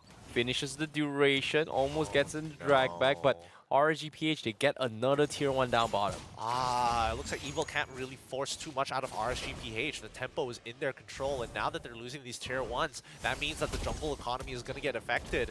Meantime, Demon Kai, Kai, powerful, okay. Turtle, oh, okay. Powerful, not, oh, he doesn't have the retreat. Okay, that makes a lot of sense. I mean, they're both level 9 as of right now, and Powerful's still ahead in terms of EXP. I think he's doing an okay job, but I don't think he's getting to that critical mass we're waiting for. Yeah, he needs more. He needs at least one more item before he can actually just out-sustain all of RGPH, right? But again, even if I say that, you've got Baxia with the anti-regen, we've got, anti-heals, and they've got so much CC, so Powerful needs to be able to just constantly just drop spells in order to sustain just like brawl fights. I think the biggest problem right now is Debor, right? On this Edith, it's really, really dangerous to like commit a lot of resources to the Edith if you don't have the CC, or if you just don't have the lead big enough to essentially one-shot her. The longer the fight goes in that Primal Wrath form, the harder it is. Okay, Demon Kai wins the retreat battle. Now they're going to be using the Black Dragon from Evil to zone them up, but it is a hard Scott Black Dragon. They are going to try and focus down Demon Kai. Here he comes, Petrify full combo. Netherrealm keeps Demon Kai alive. RGPH, we've got Kusei diving the back lines, but guess what? He got caught by Karen. He's going to be bursted down while they focus down on Powerful. 4v4 Evil. They will have to back off. They're getting a little bit too low as RGPH. No! They actually find Carrot instead on the sides. Oh, okay. Ooh. Honestly, pretty messy fight from both of these teams, but RGPH walks away with more kills and more resources than Evil, which is a good win on their part. However, I will say that unfortunately for people like Kusei, who is left on an island by himself, almost comes up with a super play as RGPH gets split down the middle. It looks like, at least from Evil's standpoint, the way that they're team fighting is very much just based around timings, right? When are we going to get there? How exactly do we approach the fight? Because their team fighting against RSGPH so far has been pretty good despite the 4.5k lead. I think that's the advantage that RGPH had in that situation, right? They saw the Black Dragon, they saw the Heartsguard committed on the Dragon. All they need to do is just wait out for the full duration before they commit, and that's exactly what they did. And because of that, Evo, they have to play a little bit more defensive here. Gets the jump on Powerful, doesn't get the pullback coming in from him for now. RGPH would just settle with a macro play first, unless Evil Powerful. He want to go for a jump. Carrot. It's gonna be pulling. Okay. What's the macro play here? I mean, right now RSGP, they're just waiting for this Lord to actually spawn, and once it spawns, that's when Evil is going to have a lot of problems, right? They're already pushed up to their inhibitors, all their outer tier turrets are gone. It's very difficult to walk out of their base without the Magic Sentry, and even so, RSGPH are more than happy to run them down if Evil step even further across their own jungle and into river territory. Oof. What can Evil do right now? Like, what's the game plan, right? Steal the Lord. Well, can they? I mean, Powerful did it once. I'm considering that he's only like one level down Demon Kite. It's definitely possible if Spear of Alpha can sweep him up. Okay. I like how RSGPH is just taking this aggression to make sure that they are in the choke spot, right? The moment they are clumped up together, RSGPH is going to collapse on that. However, Evil can be said to the same as well, but now Powerful is going to be focused down here. Curse Blood connects on two. That's big damage coming from Evil. Netero keeps everyone alive, but they do focus down Powerful. Meanwhile, Jace also gets whittled down from the sides, and now it's up to Twist and Sayla. And now Sayla being left all alone as RSGPH cleans out everyone from beside Evil. Yep, the Cursed Blood is good, but unfortunately it has duration and it needs CC to pass along the damage and as well as the stun duration to the rest of the people interconnected. Despite 3 people getting locked down by that Cursed Blood, that dark Cursed Blood, Evil are not able to close this game out, and RSGPH will take all the inhibitors. Oh, so much time, so much space bought by the NetherRealm, and now RSGPH is knocking down the houses of Evil. And again, Powerful needs to be very powerful in this situation, and so far, he's not been given the tools to do so. Yeah, Evil unfortunately depended on a snowball to get to this stage of the game. Let's look at the instant replay one more time, because unfortunately for Powerful, he's trying to steal away this neutral objective, but gets caught out by Namor instead. And this escalates into an unbelievable fight here, where as soon as Light does use the Dark Knight Falls, the entirety of Evil is just lost. They're not 100% sure where everybody is, and the only people who can really do much about it is Sayla and as well as Twist. Yeah, I think that's the beauty about this composition. Like, Evil, they had a good job. Dark Knight Falls comes in, don't know what to do. Even if they throw their spells, you have to give props towards Aqua, right? Like, they're taking full advantage of NetherRealm here. He's got Purify, walks up, NetherRealm. Oh, everybody loses the 10 HP. Guess what? That's going to buy them another 2 seconds of time. And because of that, Evil just doesn't have the resources to fight this. But for now, First Blood comes in, connects on one. Nibor gets chain stun, but can he focuses down? NetherRealm finally committed, and he is going to get out safely. As RGPH still looking to continue to fight. Primal Wrath form still alive, but just expired. And Evil not committing. Yep, Light just standing outside of LOS, making sure that he still has the option of getting his passive off in time. Jace is now finally getting the Golden Staff. That's going to help him out, but they're still significantly behind compared to the rest of RSGPH, who are essentially setting up a checkmate angle once more, with 35 seconds left on the clock before the big bad spawns. Ooh. I'm curious to see how much damage does Light do to the table. Like, his level 15, I'm pretty sure it's like a full damage roll build, right? Like, who does he focus his jump on? Angelo? Salo? No, Literally I anybody. don't think he can. Jace's will get one shot at this point. Does Jace's actually have the Winter Shrine? Sorry, the Winds of Nature? Nope, nobody has a Winds of Nature here. Even Carrot is still pretty susceptible. Dominance Ice, Twist, Sayla. Yeah, Sayla, probably Jace's or Sayla, one or the other. We do see a jump here. Nibor trying to start things off. Scared orange buff. Evil. This time, I don't think they're gonna lose it. Oh no, actually got it. Powerful. Nicely done. Now here he comes. He commits to the fight. They do process the Curse Blood. NetherRealm immediately used as well. Finally, Jong gonna be going for the Black Dragon to focus down towards Kusei. Meanwhile, the rest of RGPH is gonna be splitting the fight front and back now. Left alone here, Jace is gonna be mowed down by Demon Kite, while Light is just stealing the crystal, taking down the buildings while everything was being committed down. Light was nowhere to be found because what? He is right at the base, right at the crystal. What a catch. Good backdoor coming in for the side of RSGPH. They outclass Evil this time, and it looks like Evil might have to diversify their overall drafting game plan if they want to stand a chance against RSGPH. I want to see how it was that possible, because it looked like a fully fledged, committed fight coming from RSGPH, but I guess during the Dark Knight's Fall, he's just snuck past the base. I mean, to be fair, they got rid of Powerful. They also got rid of Carrot as well. Jizz, Sayla, and as well as Twist were trying to get onto Kusei, but with that GDS, he's able to create so much space for himself. And let's also not forget that Kusei also took Flicker, so it's not exactly very easy to catch him, even if you do manage to stick onto his ankles. But man, tough game for the side of Evil. I think overall RSGPH, as expected, came out on top. They're just winning out on these smaller trades. Yeah, even macro aspect of the game as well. RSGPH was just the understanding of the fundamentals of what they need to do in certain scenarios is very, very crucial, right? It's like split-second decisions. What do we do? And in that final fight, it felt like, personally, I feel like RSGPH was like they're committing, but at the same time, it also felt like they're not over-committing. They're just stalling. So I feel like the Dark Knight's Fall play coming from Light was just insane. Like, I didn't see that small thing. I'm pretty sure Observer didn't see it here. And at the last moment, we saw it like, oh wait, Light was actually stealing the map, the crystal. I mean, when you're already losing that many members, and considering that, again, most people need to pay attention to the waves, right? When exactly are they pushing, and they spawn in 2 different times.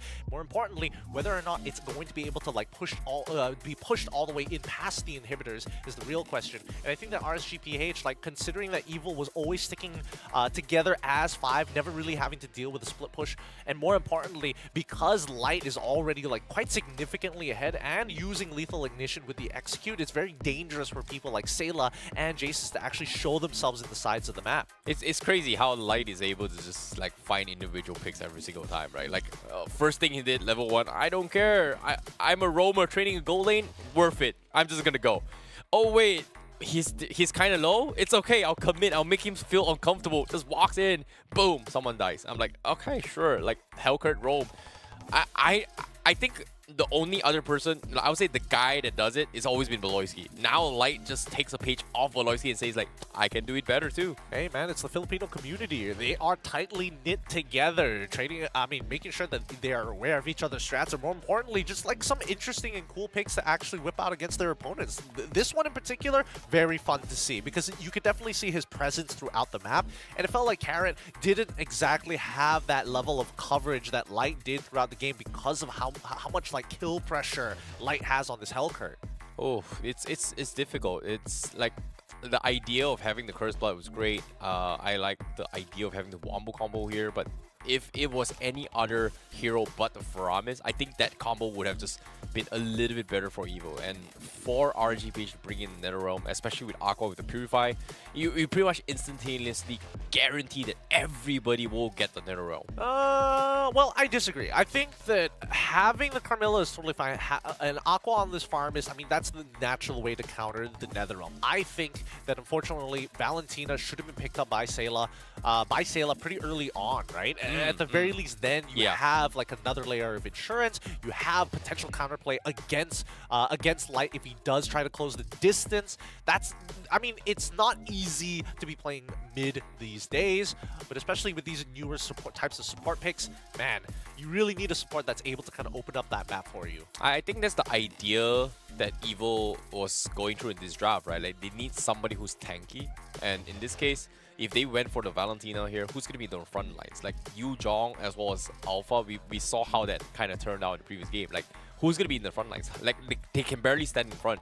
And I think that's the reason why they actually opted to go for the Camilla instead of Valentina. So well, at least they would have mid lane control at that point, right? Because if you are playing Angela and if you're left in that 1v1, the only real advantage you have is level 1 and 2. After that, like, with just a little bit of help, and especially since Light is that dangerous for Sayla to actually walk further, because Light is so dangerous, it's difficult for Sayla to actually get those proactive trades with these love taps because he has to walk so close to get them. It puts him in a position where he's like really far up the lane. So I think overall, when we look at this gold grab, this is to be expected. Like, Evil at level 4 is going back and forth against RSGPH, but once that 5 minutes is up and a single bad fight coming in from Evil where they got completely wiped out, that's when RSGPH takes full control over the game. yeah, it was just a complete rollover. Like, I think the first turtle steal coming from Powerful was a little bit of a saving grace for them. But oh no, let's talk about the MVP of the match. It's gotta be the guy that backdoored the base, and it is gonna be Light, where darkness falls in towards the eternal abyss. Because right now, Evo just completely gets outclassed by darkness. I mean, I bet he could see in the night as well because this man does not blink. Looking at the cameras or even his portraits, never seen him blink in my life. Overall, I think that RSGPH just outclassed Evil. Like, even in the lane, right? We're not even talking about the macro aspect. In lane, we are seeing that Kusei is dominating Jace's very, very often here. Same goes to the top side of the map, but I think at least in the earlier stages of the game, Twist knows how to handle this type of pressure. But on the opposite side, like Kusei on the Roger, very proactive. Yeah, and for him to just join fights, it's just like the moment RGPH is forcing a fight on the top side here, he understands that, hey, if I can go for the 1v1, I'm down for it as well. I think that is where things actually helped out for Kusei because he was able to just get a first jump onto it. But now this fight coming in here, this is the fight I'm talking about. Like, very, very beautiful curse blocks coming from Evil, but then the moment Aqua gets out of it, gets a Netherrealm on 3 men, loses 10 HP, buys another 2 seconds to wear off the curse spells or any additional spells that Evil drops in, and just turns the fight. And it's like, okay, that was just very, very crucial timings coming from RGPH. I mean, just look at this. Like, My God. He can tank forever. He can tank forever at this point, right? This is the checkmate angle that I keep talking about. Once you have a 10k gold lead, 42k compared to your opponents at 32k, it's pretty unwinnable because you have a full item and a half ahead of your opponents, and it's just so unplayable at this point of time. Considering that the side lanes were already winning before we got to the checkmate angle, it just goes to show that RSG is just that suited to be ahead of the game, and they play at a much faster pace. Yeah, and I don't think it's more of a faster pace. I think it's more like they understand the numbers game, right? Like the moment Angela goes into somebody, that's 2 guys in 1. So in terms of numbers unit here, it was pretty much a 4v5 to begin with. If you want to exclude Angela as a body, as a target, right? Like the moment they go for that here, if Baxia is able to out-sustain Angela, he can take it 4v5, and then Light just goes away to the back lines, which we kind of saw as well. They are comfortable taking 4v5s. Yeah, they are comfortable taking 4v5s. Maybe they've got an adjustment later down the line here. The Singaporeans are going to need some time before they come back into this next game against RSGPH. I'm curious to see which side they're going to end up on because that gives us a lot of information to work with. With that being said, we're going to go on a short break, and when we come back, potentially the conclusion, potentially the equalization between these 2 teams.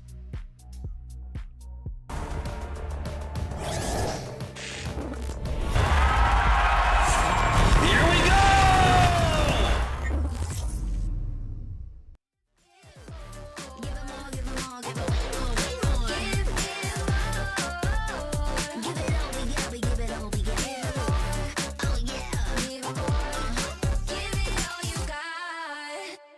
Now they know about our dedication. Not just hard work, it's also patience. Chipped away at it, ignored the hate. And now we big time status and it's us for the taking. We eat, dream about it every time we sleep. Making moves, just look at my feet.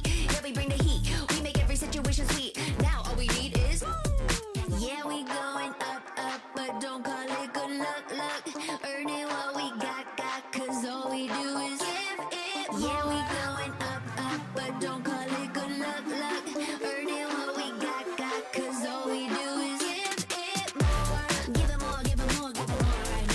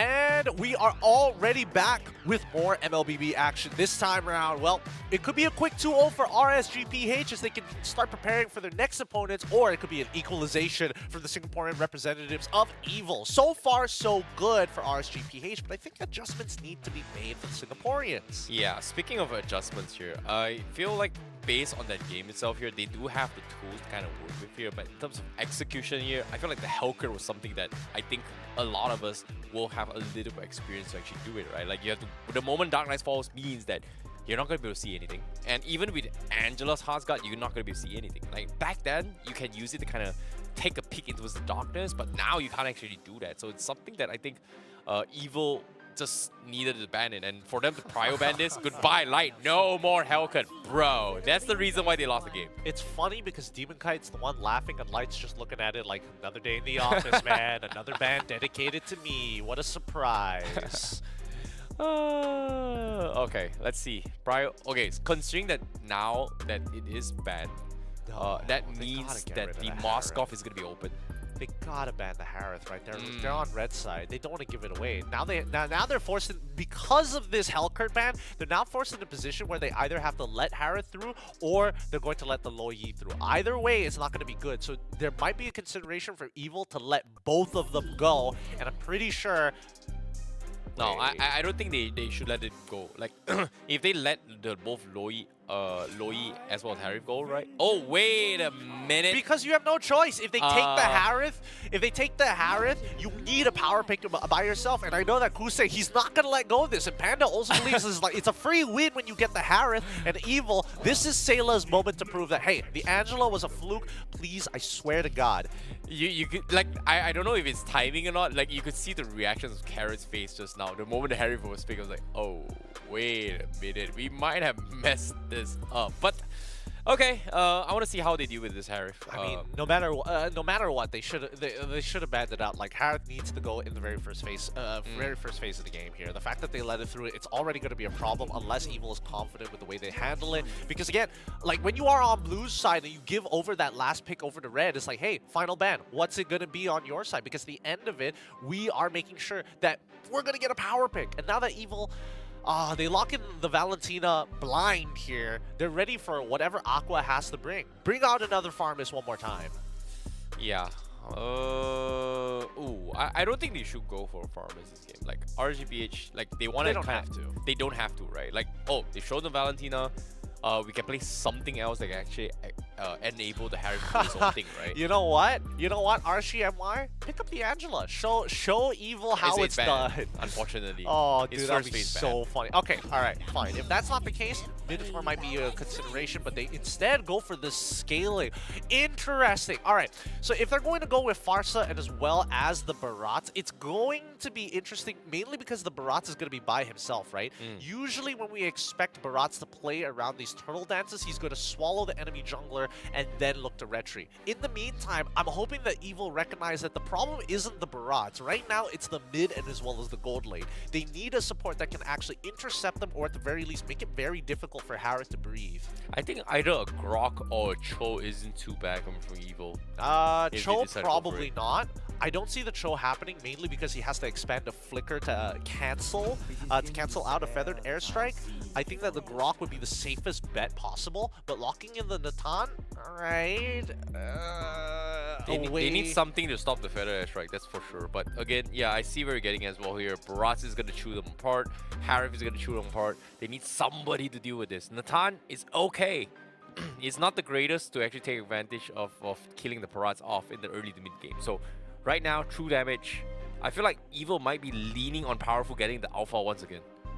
Like, they need some sort of true damage to deal with the Barats. Xbox is great, Carry is great, but Carry, well, then what? Boxia goes Natan. into the roam position?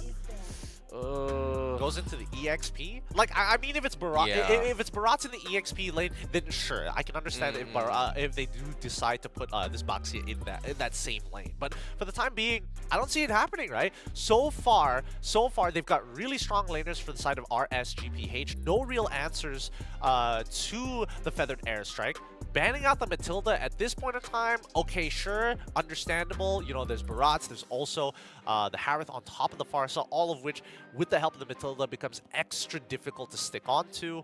Follow-up bans for the side of RSGPH. Probably looking towards the EXP side of things. Ooh, okay. I think Xbox is somebody they have to take it out.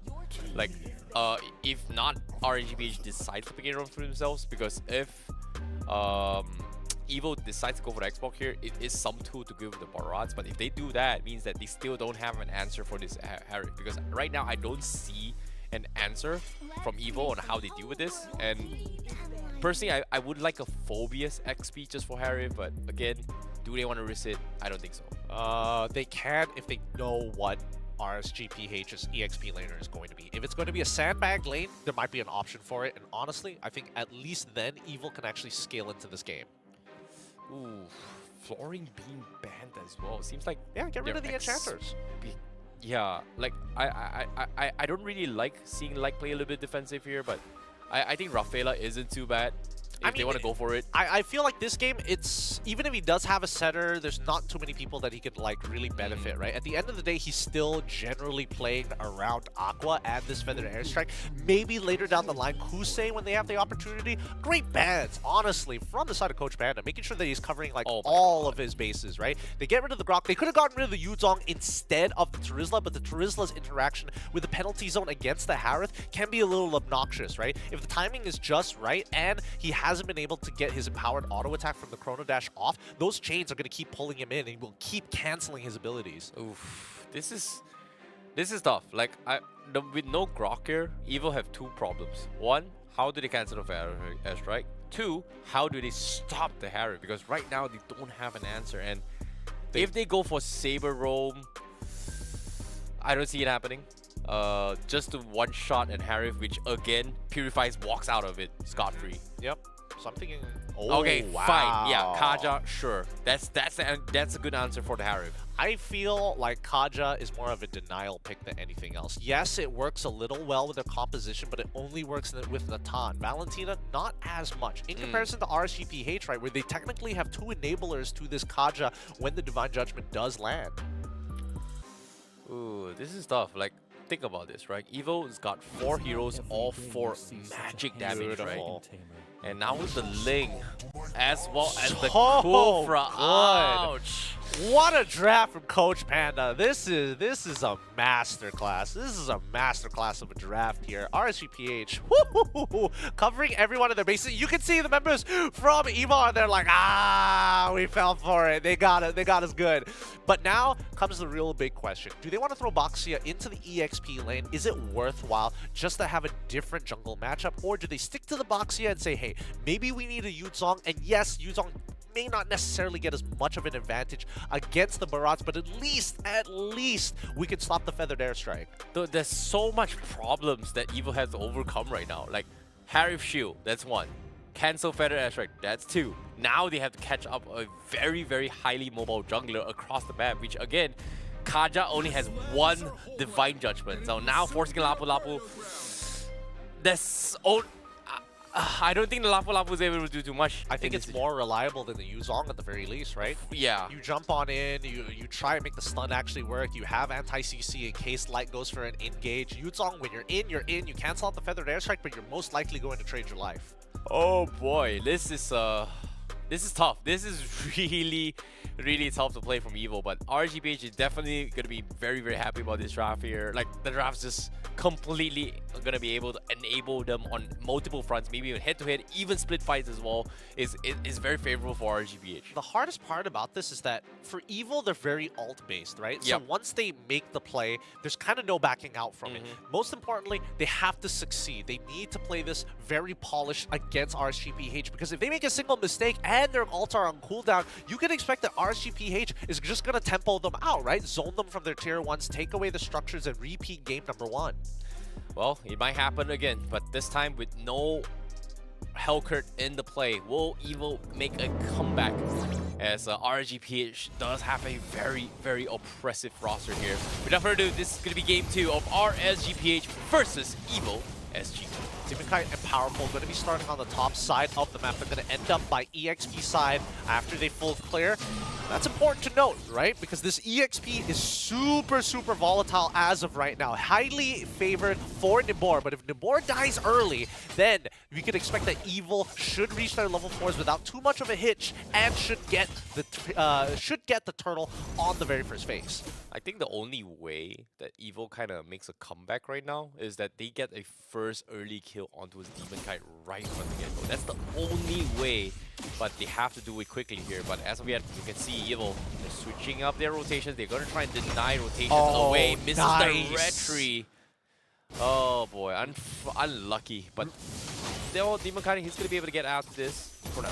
Just a really good read coming in from Powerful, right? He saw Light earlier. He knows that Demon Kite is going to be on the bottom side of the map, so he purposefully starts walking in a direction to try and bait Light to jump towards him, turns the other way, and still is able to steal the camp, putting Demon Kite ever so slightly behind. That's what we want to see from the side of Evil when they try to be proactive.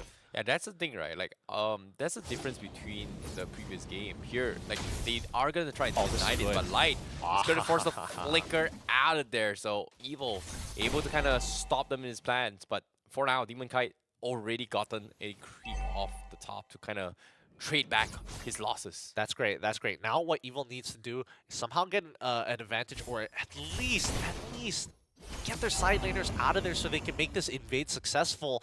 I don't think they can actually make it happen, but in the meantime, at least they have strong mid lane control. Okay. Alright, that's gonna be first blood in the hands of RSGPH. That's a beautiful catch coming from both Demon Kite as well as Kusei. Turtle still a little bit too far off. Link nowhere to be found for RSGPH. So Evil taking the first turtle once again. This time retreats are in order for RSGPH. Nibor gets stunned in, but this is a tanky XP laner. So Evil will lose a trade here, but no, the flicker counterplay with the Daytona's welcome. They catch Powerful, and they are gonna focus him down with the backup. Oh man. Oh no, it's not over yet. Sayla. He's going to try and run out there as well. Does he have the cooldowns? Nope. Tyrant's Rage will lock in place, and Demon Kite will get another one. Rule of thumb, whenever you see a battle spell being used, it is their last resort. If they have a movement option, they're definitely using that over their flicker because of the way the cooldowns work. But man, as soon as he flickered, he was basically dead. There was no getting out of that one. Oh boy, what a interesting way of starting the fight as well. Like, as soon as they disengage, and now top side, they're gonna try to fight Jace's ball. Now Xamarin Force being expended. Jace is gonna be able to get out. But Kusei taking a bit of damage here. Carrot. Oh, he doesn't have the Divine Judgment, or does he not? Does he not actually have it? Does he not actually have it? We'll wait until the damage leaderboard disappears before we know. But Sayla currently 6,933, sitting on the top of the leaderboards. Yeah, no, he doesn't. He did not. Unfortunate. Quite unfortunate. But at the very least, they did get them to kind of push back, right? They did successfully start off that dive onto Jace's from the side of RSGPH. Yeah, man, as of now, he's got the Divine Judgment here, but he doesn't really want to focus down on Light here. Yes, Powerful and Jace's does have a lot of magic damage, but they need to start a fight as soon as they can, because 4 magic coming from Evil, except for the Lapu Lapu, so this is a problem. Oh, they don't notice that. Nibor is going to be here to ensure that this purple buff falls into the hands of a Demon Kite. And now Powerful forced to use the Toys Persons to get out as well.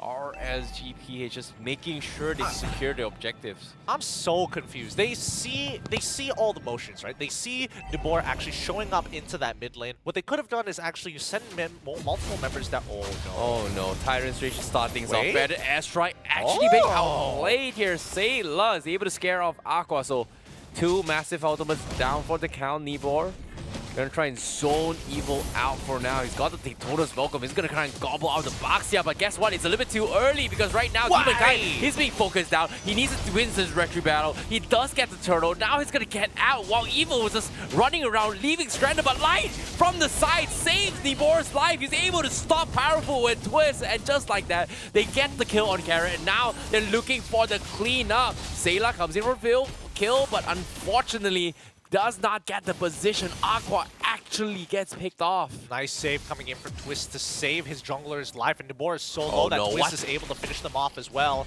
While all of this is happening, the tier 2 on the top side of the map ends up falling. So honestly, was this a bad trade? Let's find out as Demon Kite dies Sayla. Oh no, Demon Kite taking into one damage. Oh, Carrot gets the kill. Demon Kite pays for his aggression. Sayla Whew, he is the one that made things work in that fight. Yep, and he didn't even lose his flicker. That's the best part about it all. Finds a return kill, a huge shutdown actually for Sayla. That gold surge is definitely going to pull him back into this game. With the tier 1 trader, let's look at the instant replay one more time. Because here's the biggest problem, right? Every single time they get into this fight, look at the position of Sayla and look at the positions of Powerful and Twist. Building up to this, Sayla is behind them, but they definitely lose their... Oh, wait, hold on. Okay, purple buff being contested right now. Nibor taking a bit of damage here. Powerful will be able to secure his purple buff, but at the same time, they have to get out. Meanwhile, RGPH, they're getting poked apart in all this fight. Everything has been dropped as well, even the Salmon Force, and no trades coming from RGPH.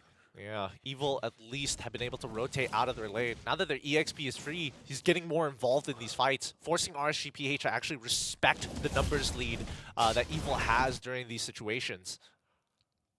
Slowly but surely, they'll be able to make something happen here. Like going for the flicker catch as well. The Tyrant Rage to get a one shot on Sayla. You got out once, but not this time.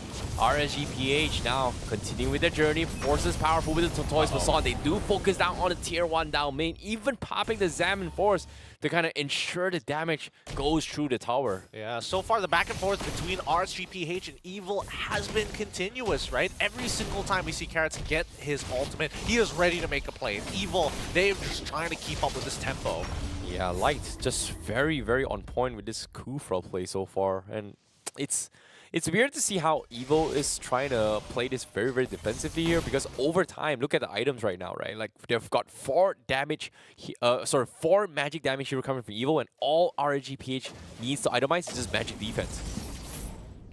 Yes, it is just only magic defense, right? But I think that for RSGPH, the longer this game goes, as much as their comp is a little scared of, like, specifically Natan getting to that critical mass, RSGPH have multiple win cons. Oh no, they found Carrot.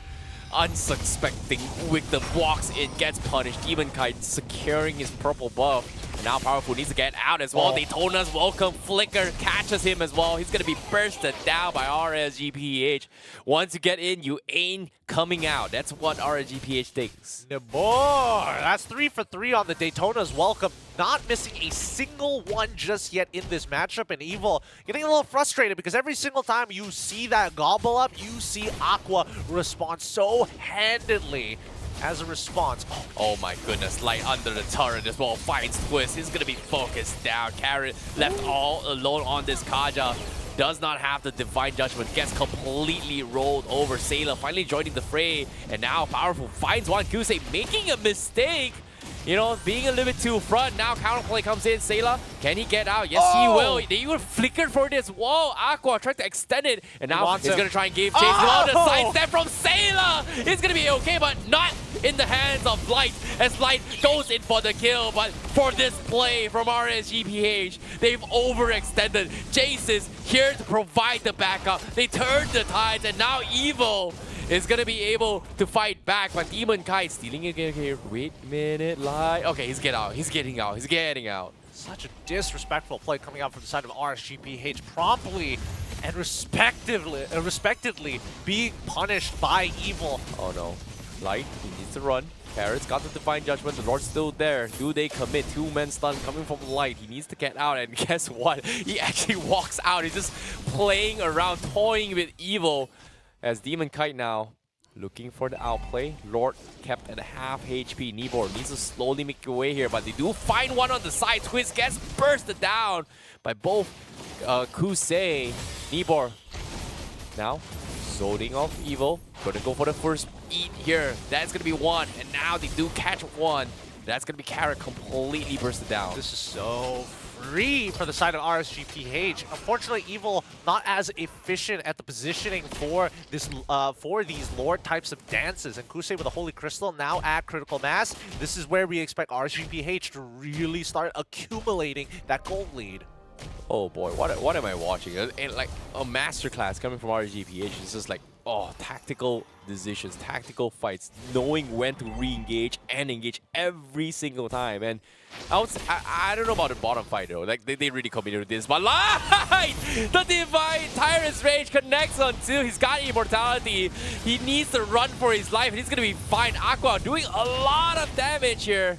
but they're not getting kills here. So very, very flashy play coming from Light, my man. Yeah, Sayla a little sad that he didn't take lethal ignition, and that's why Aqua is making sure that he can get his boy out of there. I mean, as much of this as this is a masterclass, this is also just limit testing for RSGPH. They're playing so disrespectfully against Evil, engaging when honestly there's no reason to engage, just to see how cool of a play and how far they can really go. Well, speaking of cool play here, Carrot finally makes the flicker Divine Judgment, punishes the dinosaur, finally taking him down. So small victories, but at the same time, the moment they push out, here it comes, RSGPH. They get a 2-for-1 special double kill for 2 to say. And as much as we see, my goodness. Yeah, as much as we look, Light is even just baiting. He wants Sayla to shoot him. It's like, please, I'm charging right in front of your face. Make a choice. The mind games, man. The mind games being played, and now RSG PH already at the bases, but I don't think they can actually close this out here. Kusei, well, he's got mobility, so Xamarin forced to clear the tower. They will get another inhibitor down bottom, so Evil getting 5 men up. Now they have to catch somebody. All right, once again, checkmate angle in place for the side of RSGPH. All they need to wait for is the 10K mark, and more importantly, for the Lord to actually spawn. And maybe they can bait Evil into a fight. Maybe they just rush it down and fight them right underneath their crystal. Very endable, but powerful now. Secures it here, but nice catch coming from this Nibor. streak. Powerful. Does he go for the combo? No. Does he want to? I think he wants a retry battle coming from Powerful. They won't get it, but RGPH doesn't want to commit. I'm surprised by this. Like, Nibor could have just gone for the Daytona's welcome. Yeah, I know the Divine Judgment is up, but they also should know that the Carrot's Flicker isn't up as well. I guess Aqua was in a compromisable position. Twist could have flickered, Raging Slash on top of him to make something happen, possibly.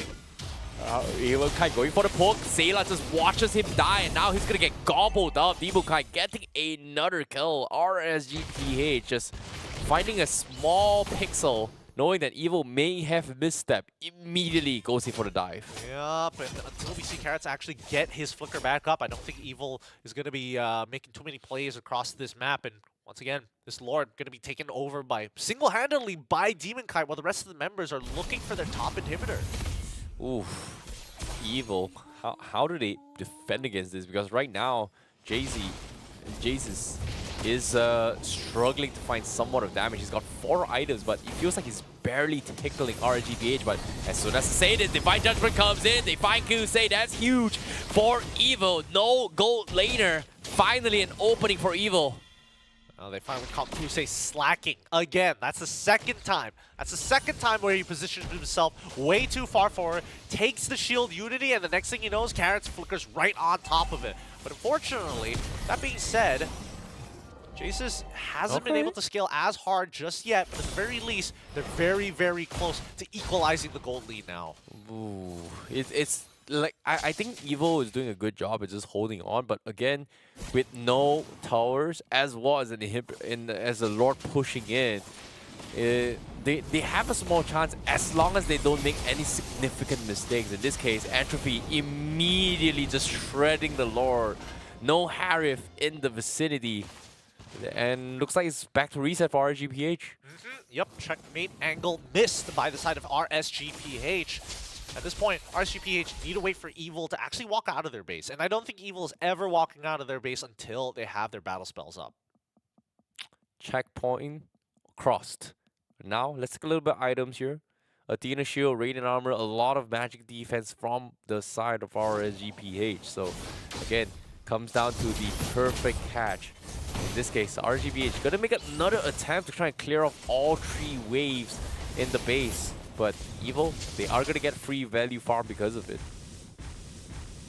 Oh man, this is gonna be a painful wait. It's gonna be a painful wait. We gotta wait until 76 more seconds until the next Lord actually spawns. I don't think RSG are in a position to actually force fights onto Evil anymore. At this point, it's kind of up to Evil when they want to fight. I think if they hold on a little bit more, this is where Evil will have a little bit advantage when it comes to those Lord deaths, right? Like, Powerful can just tank the Lord and just bait things out, but RGPH, they need to rely on Nibor doing that for Demon Kite, but now here it comes. Concealed Plays Carry is gonna try and drag off Nibor. He's so tanky. They just don't have damage Oh, versus this is so Bao. worth Nibor it. gets a 2-man stun, pull back, and they won't turn the tides. And now Evo, they lose 2, and they may lose a little bit more, but Powerful is gonna try and survive this. Nibor flickering forward, trying to drag him back. Now minions all going to be focused down. They've got immortalities as well, but Light catches 2, looking for the tree. Unfortunately, he will die as well. Demon Kite cannot get the kill. Finally gets the kill on Powerful, but they're dropping so low. Evil, they're doing everything they can to defend against this, but they just don't have the numbers, and RSGPH finally finds the checkmate angle that they were looking for. They'll take the crystal, they'll take the wipeout, and that is going to be game for RSGPH. GG, well played, RSGPH. 2-0, a clean victory against Evil, outclassing their opponents once more. A little bit more resistance from the Singaporean representatives, but RSG still prevails at the very end. Well done indeed, coming from RSGPH. What a convincing one-sided slap here. But again, Evo, I feel like they did a fantastic job in Game 1, Game 2. Like, they were somewhat able to hold down against RSGPH, but even then, it felt like a little bit out of draft, a little bit of miscommunication, but eventually, the better team, it's gotta be, I would say, in this case, the better chemistry, it's gotta be RSGPH. I think that, unfortunately, Evil doesn't have a very in-depth plan of how they should be like looking to play these games. In terms of their step-by-step, it seems, it feels a little too linear, and I think that's something that especially RSGPH is familiar with, a pick-off style of gameplay. So generally, they know, hey, it's just Carrots is the one that we need to worry about. The other secondary engagers only happen when the Divine Judgment is out. Once that Divine Judgment is gone, people like Kusei can get hyper-aggressive. People like Demon Kai can really get up into your face just for the fun of it. Yeah, I think, you know, when it comes to Kusei making them plays as well here, like every single time he tries to make a mistake. So I think Evo was just focused on hyper fixated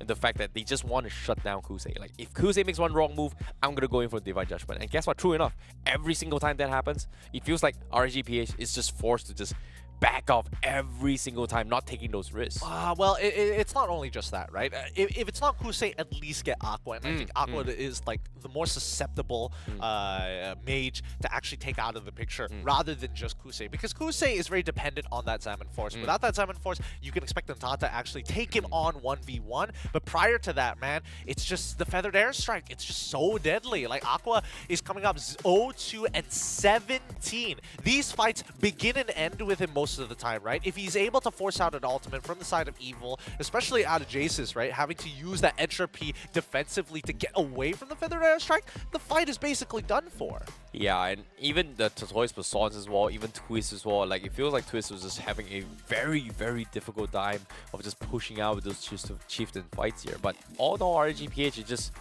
like, I have to give props to his Nibor. Like every single time his They Told Us Welcome comes in, it's just on point. He doesn't miss. He does not miss. He hasn't even whiffed. He isn't even using his ult as like a zoning tool. It's very much, I'm going to catch him, end of the story. That's the thing about the current meta on how a majority of us has played the game, right? Like, a majority of the time we assume that this Barat is jungle, but when a Barat is switch up with a flicker, things get a little bit different here, because when you gauge the distance between on how you space yourself with the Barat, it gets affected because of this flicker. Usually you expect it to jungle, okay, usually if I stand up here, you know, my spacing is quite close, it's okay, it's fine. But now with a flicker, Nibor is just gonna out of nowhere catch somebody, and I think that's what happened to Evil SG. I mean, I felt like Evil SG also kind of forgot about Light's signature specialty on this Kufra, right? Again, in terms of the way you position, when you are more aware of the Kufra being in the area,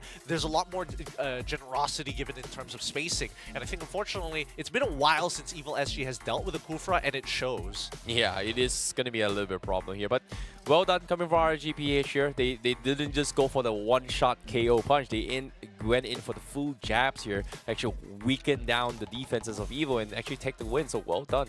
And all in all, I think in terms of macro aspect of the game here, Demon Kite was just, you know, all over the place here, just farming his way through. They even set up a gank up top onto his Jaces without the backup of the mage as well as the roamer. Yep, let's have a look at the golden EXP graph so far, because the way that we see it, it's just it was in the early game, you could see that the gold lead goes in favor of RSGPH and then dips back down actually to Evil, right? Who, once they hit those level 4s, it was to be expected that they want to fight back and they can trade pretty evenly. But afterwards, once we see the side laners really starting to bleed, once we see the tier 1 turns start to fall and the rest of RSGPH get to do whatever they want, from 7 minutes onwards, all the way up to about 14 minutes, we're seeing that they are dominating the match in its entirety. Ooh, this is a very, very, I would say, was this a draft issue coming from Evil? I don't necessarily think it's a draft issue, but at the same, actually, yeah, it feels like a draft issue. Like RGBH's draft just completely outplayed Evil all the way through. But let's take a look at the MVP for that match. It is gonna be Light once more on his Kufra plays. Every single time he catches somebody, somebody's gonna die. God, I love setters. I really love setters compared to those who play the enchanter style of supports overall, because they look at the world differently, right? And Light, like his IGN, continues to find the angles that really hurt their opponents.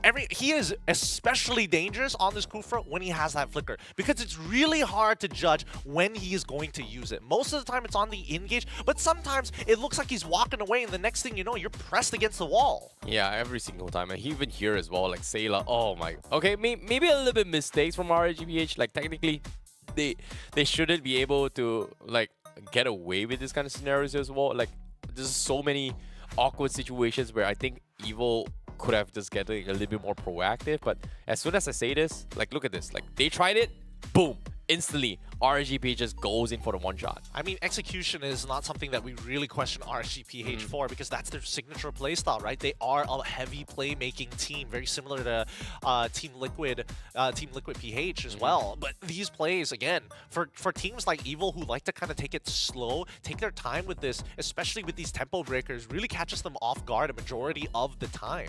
Yeah, and I don't know, like Aqua was just doing so much more work in this fight. But again, this I don't know about this Farsa pickup. It feels a little bit scuffed, but guess what? They were able to get away with it. So well done for RGPH, because that was a composition that they just got away with too much. I was expecting Kusei to just pop off a little bit more in this game, but well, they don't even need Kusei in this game, man. I mean, Kusei was having the time of his life. He was playing extremely disrespectfully, and that's why he died 2 times, fair right? enough. So then again, it's like everybody is looking to see how far they can limit test. But with that being said, we have a little bit of an interview with one of your favorite junglers, what's considered to be one of the best in the world. Give it up for Demon Kite. Demon Kite, how you doing over there? Can you hear us? Yes, I can hear you guys. Hello, hello, hello. I've missed you so much, Demon Kite. It's been a long time since we had a talk with each other. Now, let me get some of your thoughts here, right? I know you guys didn't qualify for MSC, which is a little sad, but here at the SPS, I know you're going to be looking for a championship, but who do you want to deny the championship from? Who do you want to face off? I want to face off the EVOS Holy. EVOS Holy, okay, okay. Are there any other teams that you want to face off? I'm throwing it out there just for And you. then maybe SRG, because I think SRG is strong. SRG. I thought he might even name out one of his countrymen. I was thinking like maybe, I don't know, TL.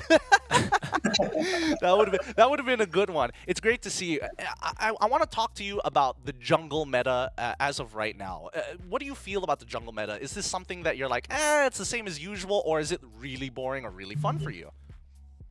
I think for me it's a little bit confusing, because I think the assassin meta is rising up, and I think for the jungle meta it's still the same though. But I'm still confused on whether when to play assassin and whether when to play top jungle. I still don't know yet. Ah, I Which is see. good.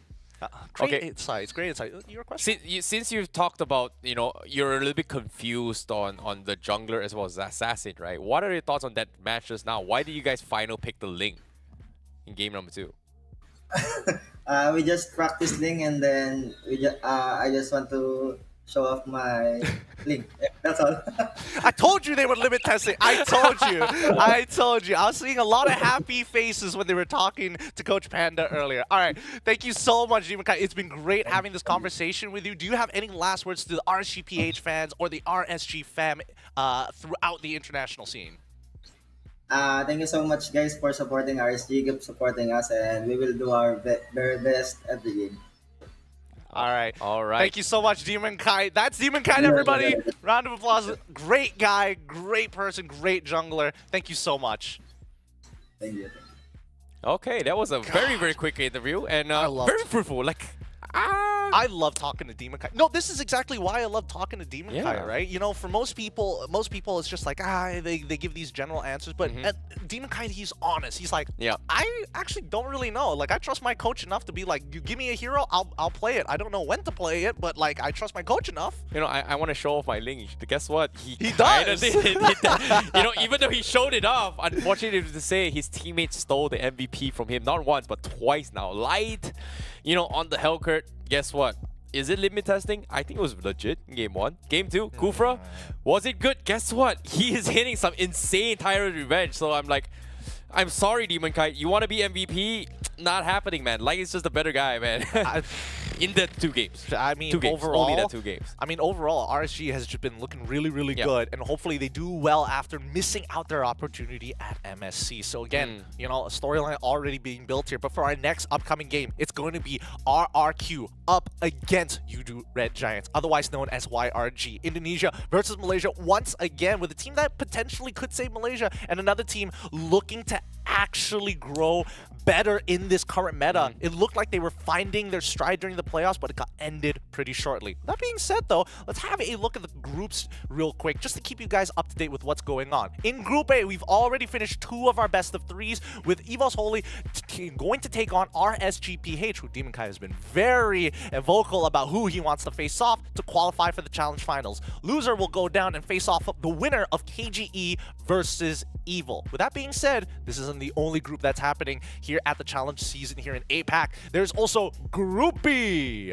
Yep, and speaking of Group B as well, we are going to be starting things off with RRQ Hoshi going up against Yudu Red Giants, and then followed by that, it's going to be Falcon going up against RSGSG. So this is going to be something that I think a lot of us are curious as well. How well does Yudu Red Giants, also known as SRG, going to be fare well in the international stage? So this is going to be their first debut match against RRQ Hoshi, and this is something that I think even Demon Kind as well, they're looking to take them down. So this is going to be a long grind for some of these teams. Unfortunately for Yudu Red Giants, they are not going to be able to face off RSGPH in this bracket, but they will be able, if they have the perfect run here, they will be able to face them off in the Challenge Final. So that's something that I think a lot of teams are eyeing their game plan for. And for now, EVOS Holy, RSGPH, they're 1 game away, which is great. But again, that is a big match. That feels like a heavyweight match. It is. That's something that unfortunately not going to be happening today. Yeah, I mean, unfortunately. I'm excited to see how that game is actually going to play out, but for the most part, just get excited for RRQ versus YRG as of right now. It's weird calling them YRG after having the full season of calling them SRG, but hey, you know, that's just the way the cookie crumbles here at the SPS. Now, guys, don't forget, they are building up to the Challenge Finals. And if you want to see some of your favorite teams play live, well, enjoy the exciting atmosphere in Jakarta itself. 10,000 IDR converted into ringgit is only about $3. So generally, this is like paying for parking to go watch top tier MLBB, which you can buy now at esl.gg/MLBB-N. Exactly. That does not include flight tickets and accommodation. So be sure to take that into consideration. But for now, only entering the venue is only that cheap. So, of course, all things considered here, we pretty much concluded 2 series so far here in the SPS, but there are 2 more series to go. But for now, we are going to be taking a very, very short break here. And after this break, we will be continuing with the next match. So see you guys right after this break.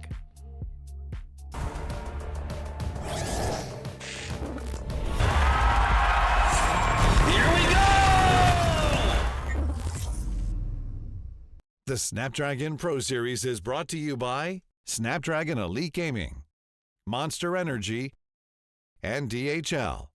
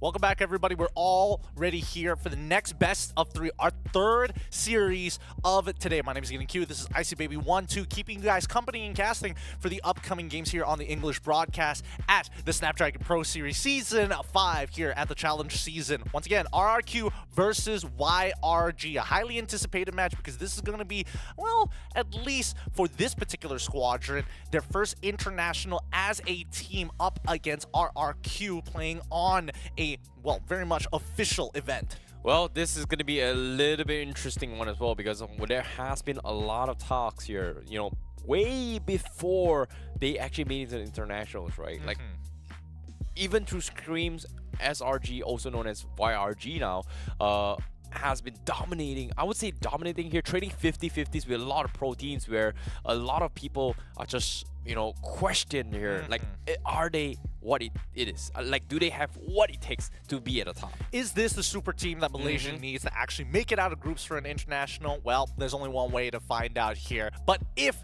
they so happen to make it, maybe you guys have an opportunity to watch them live. Go and dive into the action right now. You can get your tickets at only 10,000 IDR, which is 3 ringgit. If we transfer it over to Malaysian currency, you can buy now at esl.gg/MLBBTix-N. Scan the QR code if you're lazy to type it out. I'm giving you all the solutions here, guys. Remember to take a screenshot now and share it to people as well, and let people know that there is going to be a big tournament here in Jakarta. But now, without further ado, here to start things off in this upcoming match here, the roster, the lineup that is going to be facing off YRG. We have RRQ Hoshi representing from Indonesia. We have Dawn, Fursik, Rinzia, Skylar, and Vin to start things off from RRQ Hoshi. They're looking for redemption here. RRQ Hoshi was finding their stride during the playoffs at MPL ID, but unfortunately fell short of making it further in that tournament, and now are looking for a different tournament altogether to maybe get their names back up in the top tier list book and maybe getting ready for M6. In the meantime, you can't count this squad out just yet. Yep, it is going to be a really tough battle here, considering that they lost to GigFam and MPL ID 2-3 in the play-ins, losing with a fighter combo composition here. Meanwhile, the Red Giants, the champions of MPL MY, we have Cram, Skies, Stormy, Innocent, as well as Yums. The team looking stronger than ever. The Malaysian pride for this season. What do you think? I think, you know, this team, there's a lot of questions amongst the locals to figure out whether this team has what it takes to take on the internationals, right? Because we've seen teams dominate locally at MPL MY, but not make it too far when they start facing off against the bigger dogs in the international leagues. But now this team has given us plenty of hope with the way that they play. Generally, doesn't look like they have too many weaknesses. It just comes down to hard execution because their game plan is to adapt according to their opponent's playstyle.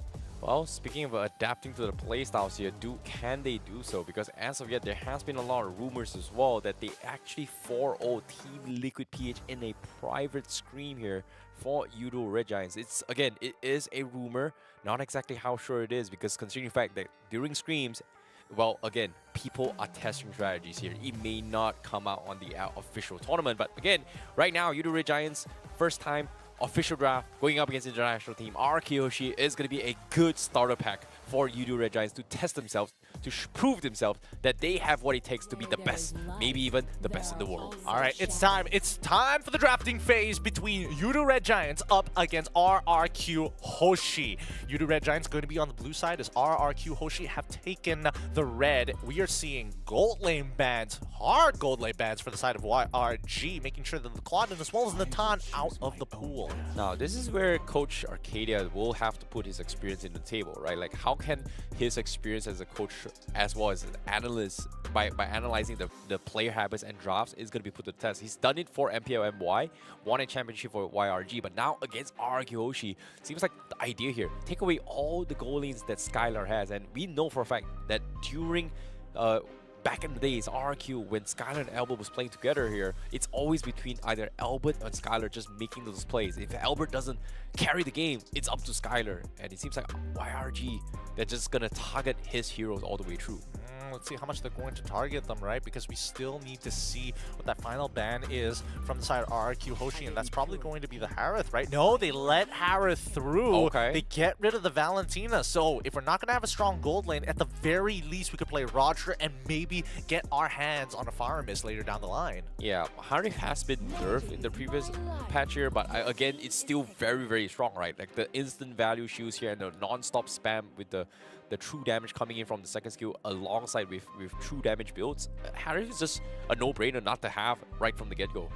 And first pick is there means that RRQ Hoshi, they will get prio on certain other heroes. In this case, do they want to go for the Barrage? Do they want to prioritize the Fredrin as well, which is something that I think MPL ID as well as RRQ Peach still prioritizes that as a first pick over anything else. I think it's either Roger Faramis or it's going to be, Moskov? Alright, do they want to get the Faramis? If not, it's going to go over to the side of Udu Red Giants unless they have like an instant counterplay for it. So there we go. Moskov, as expected, a gold laner with the Faramis. I was definitely thinking he was going to go a different direction with it, but at the very least, with this Moskov, there is that global presence. Yeah, now it puts Udu Red Giants in an awkward position, right? Like, because they've started things off where, we've banned off 2 marksmen.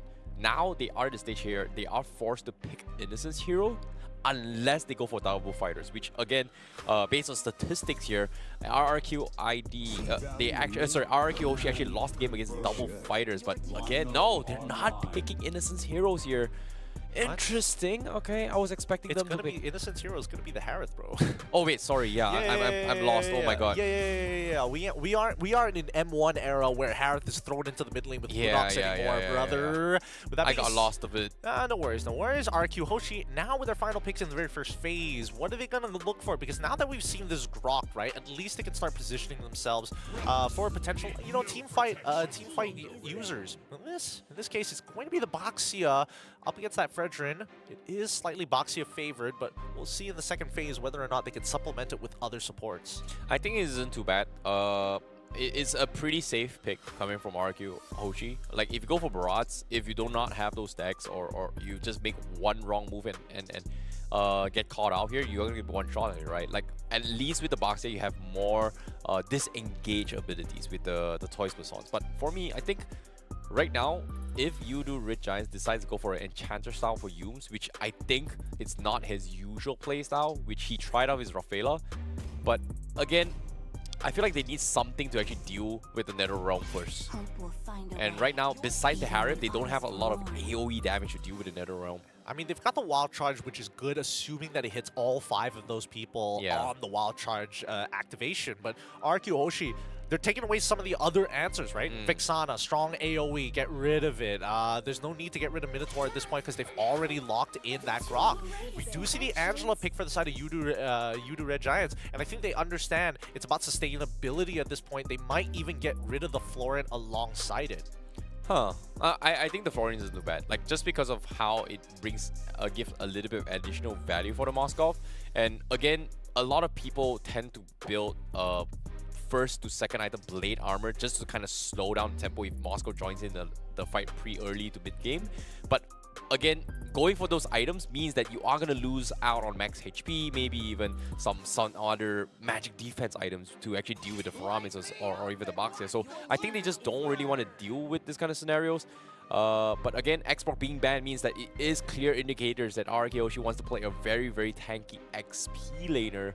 In this case, do they want to pick They're setting up for Terizla for the side of RRQ Hoshi. It feels like a Terizla, right? Yeah, they want to deny it off of Udu Red Giants, and I think that Red Giants know this, right? Arcadia's thinking, okay, if we do decide to get rid of the Terizla, that actually hurts us more than it hurts them. We could probably open up the options a little bit more. So if they are gonna commit another ban, it's most likely in the support sector, unless Kram is feeling really confident in this matchup. Well, I think the Xbox is more like something that Kram is very, very comfortable at, right? Like, he's opted to actually go for the Xbox from time to time during MPMY, but even I think in yesterday's games for MPL ID, we do see a lot of Xbox as a priority for XP lane nowadays, which is interesting. But now Florian being banned again, this time no enchanters for RQ Hoshi. unless they go for Estes, which I don't think is going to be the thing here. But they do bring in the Thamus for XP lane. So what is Cram going to play? Yujong? I think he... Barats, the Rizzler... Paquito. A lot, Paquito actually. doesn't seem to be too good in this game. I think mainly because, like, even if you want to get on top of this Moskov has, as soon as he gets that Wind of Nature. Yeah, I keep calling it Winter Charger. The Winds of Nature, he basically wins out that matchup no matter what. And it's not like the Winds of Nature is going to be very useful against the Harith anyway. So any kind of, like, damage-oriented EXP is going to struggle against this Moskov unless they get, like, a huge lead in the earlier stages of the game. But for the time being, I think this is probably going to be the Rizzler for Cram. The real question is, who's their mid laner at this point? Do they bother going Lilia or maybe even an Aurora to stop the initial jump? Because they're going to be stuck together, right? Oh, okay. no! They're going to target the enemy tank jungler. So they go for the Paquito and as well as the Gord just to make sure not only can they peel, but they can actually consider one-shotting some of the thicker tanks. I think this is the issue that RRQ was thinking, right? Like, they don't really want to deal with true damage here. Gord was a very, very good solution here for you to Red Giants. However, going for the Paquito feels a little bit awkward for me, but considering that they have two very, very solid frontliners, which is the Fredrin and Grok, the Paquito can look for off angles to try and catch the Faramis or even the Moskov, which in this case, I agree with what you said as well, feels like a very, very difficult task for Cram. But in terms of split push, he's definitely way much more faster than the Thamus. I mean, if they wanted to split push, they could have easily gone for Benedetta True. instead of Fair enough. Paquito, right? But here we go. We get the lock-in. It's going to be Tigreal. I like it. I like it a lot for the side of RRQ. Vin has been doing some good work on the Tigreal. The Tigreal. But my main concern as of right now is how exactly is he going to try and corral the members of Yudu Red Giants? Because at this point, it's like I don't think flickers are going to be taken here. Purifies for sure. Purifies for Innocent. I'm thinking whether Stormy still wants the flicker though. It feels unlikely that he will get caught, but at the same time, who knows, right? I think that's the thing about Stormy's positioning, right? Like, it comes down to whether or not what does he going to be prioritizing. Is his job focusing on shutting down the NetherRealm's ultimate, or is his job one-shotting the Baxia? So if in this case, if he's doing both, Flicker isn't too bad, but if he is looking to kite people, then probably Purify is going to be the way to go. I think it might be a Purify game here, knowing that Yums just for the Tigreal, right? Mainly because he knows that Yums can set it up for him and he doesn't have to make any crazy play to like force it onto his opponents. But let's jump right into the Land of Dawn and find out between these two teams. Is RRQ Hoshi on the red side up against YRG on the blue side. Purple stuffs for both junglers. Okay, I did catch this battle spell. It is going to be Flicker up on Stormy. So this is going to be a little bit interesting one here. He's going to go for a little bit more extensions to try and outplay his opponent's first stick. Already, you know, making his way up top as well. Somehow, Skies is also able to match the jungle speed. So nothing super far apart for now. Yeah, for the time being, of course. We want to see how this early game goes because as of right now, RQ Hoshi definitely have quite the advantage in the earlier sector of the game, especially towards the EXP side when they hit level 4. In the meantime, though, let's see whether Innocent can actually find a lead. Usually he wins out his lane in the local leagues, but against Skylar, it might be a different beast. Yeah, but as of yet, Yums forces a very early flicker coming from RQ Hoshi here. Innocent taking some damage, doesn't even use the Purify here. Oh, and now the free setup from Skylar. He's going to be zoned out from this wave. He's going to miss out a cannon as well. Oh, it's going to be tough here, but now he's going to be focusing this down here. He cleared the cannon. I'm surprised that Skylar didn't want to take advantage of that situation, especially with his teammates so nearby controlling the Tribe Rush area. I think maybe he was afraid of a potential lane gank. Yeah, Skylar gonna go for a little bit pokes here. Innocent having a little bit of a difficult time here, but fortunately for him, he does have the Spellbomb to actually play this here. But Vin is gonna try and set up with this fight against you. But guess what? CC immune. I'm Grok. I don't care, baby. I don't care. What's up, brother? And this is why Yums likes this Grok pick a lot. That power of nature is so useful at disrespecting your opponents and getting that crucial information. Because with this type of information, look at where Stormy is right now, making his way to the EXP side, and he can do it safely through the river rather than taking the long way. He's gonna try and chip this way through here. Cram very close to his 4. Dawn gets his 4 first. He's gonna go for the punch, but misses the combo. He's gonna go for the sidestep instead. So timing, unfortunately not in our YRG's favor. Meanwhile, RRQ, Yumes, oh no, he doesn't have the wall charge yet. He needs to get out. He's going to be dragged in as well. Here it comes. Combo comes in. Does he get the wall charge? Yumes, he's looking for the counterplay. He gets two. Here it comes. NetherRealm to going for the setup as well. They do chip it away here, but Moskov now hitting the spear as he tried to turn the fight. Skies will be the first to fall. RRQ Hoshi gonna be able to outplay this fight for our YRG, and now Turtle is gonna be in the hands of RRQ as now Yumes is taking a little bit too much damage here. He might die to this. What was he thinking? He is gonna die, and Cram is able to find win, but again, 2-for-1 exchange for RRQ Hoshi, and now Cram looking for another one as well. Riz looking for the punish. They need Stormy to connect. The stun doesn't do so, and he is gonna pay with his life once more. RRQ Hoshi finds 3 minutes of the game. Unfortunate indeed, but it looks like Cram, especially assuming that he had enough damage with the help of the lethal ignition, tries to get the trade back at the very end, right? This was a very creative angle coming in from Yumes, right? He turns around to knock up a 2, but unfortunately he doesn't knock up Rinzia. And if he just knocked him up, that call altar, that NetherRealm could have been slowed down. Maybe YRG would have had a chance to trade equally. Yeah, could have been a fraction of a second, right? Like, they needed some sort of damage here. But again, Mystic Gush is great to actually do a NetherRealm here, but because of that 2-second interval, it's so awkward. But now Win is going to be pulled back, but NetherRealm keeps him alive once more. He's still alive, but the implosion catches Yudo Red Giants, and they lose Stormy in the process. And Vin, he actually survives. He gets out to safety, and now Innocent taking a little bit of damage here. They need to clear off the minions, and Skylar continuing to pound the gold lane, but YRG, they're losing another fight just like that. That was really bold by Vid. It just goes to show that he was able to judge the damage a little bit better, and as well as the timing coming in from Rinzia. Keep in mind, Rinzia, he didn't bother using any battle spells, and he's not using Flicker, right? So he has to just manually rush towards with the Shadow Stampede to try and close that distance to get in range of the NetherRealm. Yeah, but well done coming from him. But RRQ Hoshi now looking for a little bit of pull, but Vin has been setting up a lot of catches here. Now Fursic going for the pull here. They're going for all-out route. Minus Gush has been used on Fursic, but that's going to be a wasted ultimate here. The Toys Persons just negate all the damage being thrown at him. And now it comes down to the Turtle contest. Cram looking for the fights as YRG has to wait for cooldown. Same can be said for RRQ Hoshi. It's all about the dance now. And they're making, and honestly, YRG are making it look like they're committed to this. They're like, we want this bad. But when you see the laners move away and show up to do some house chores, RRQ Hoshi now will fight for the angle back just to get aggro over this turtle.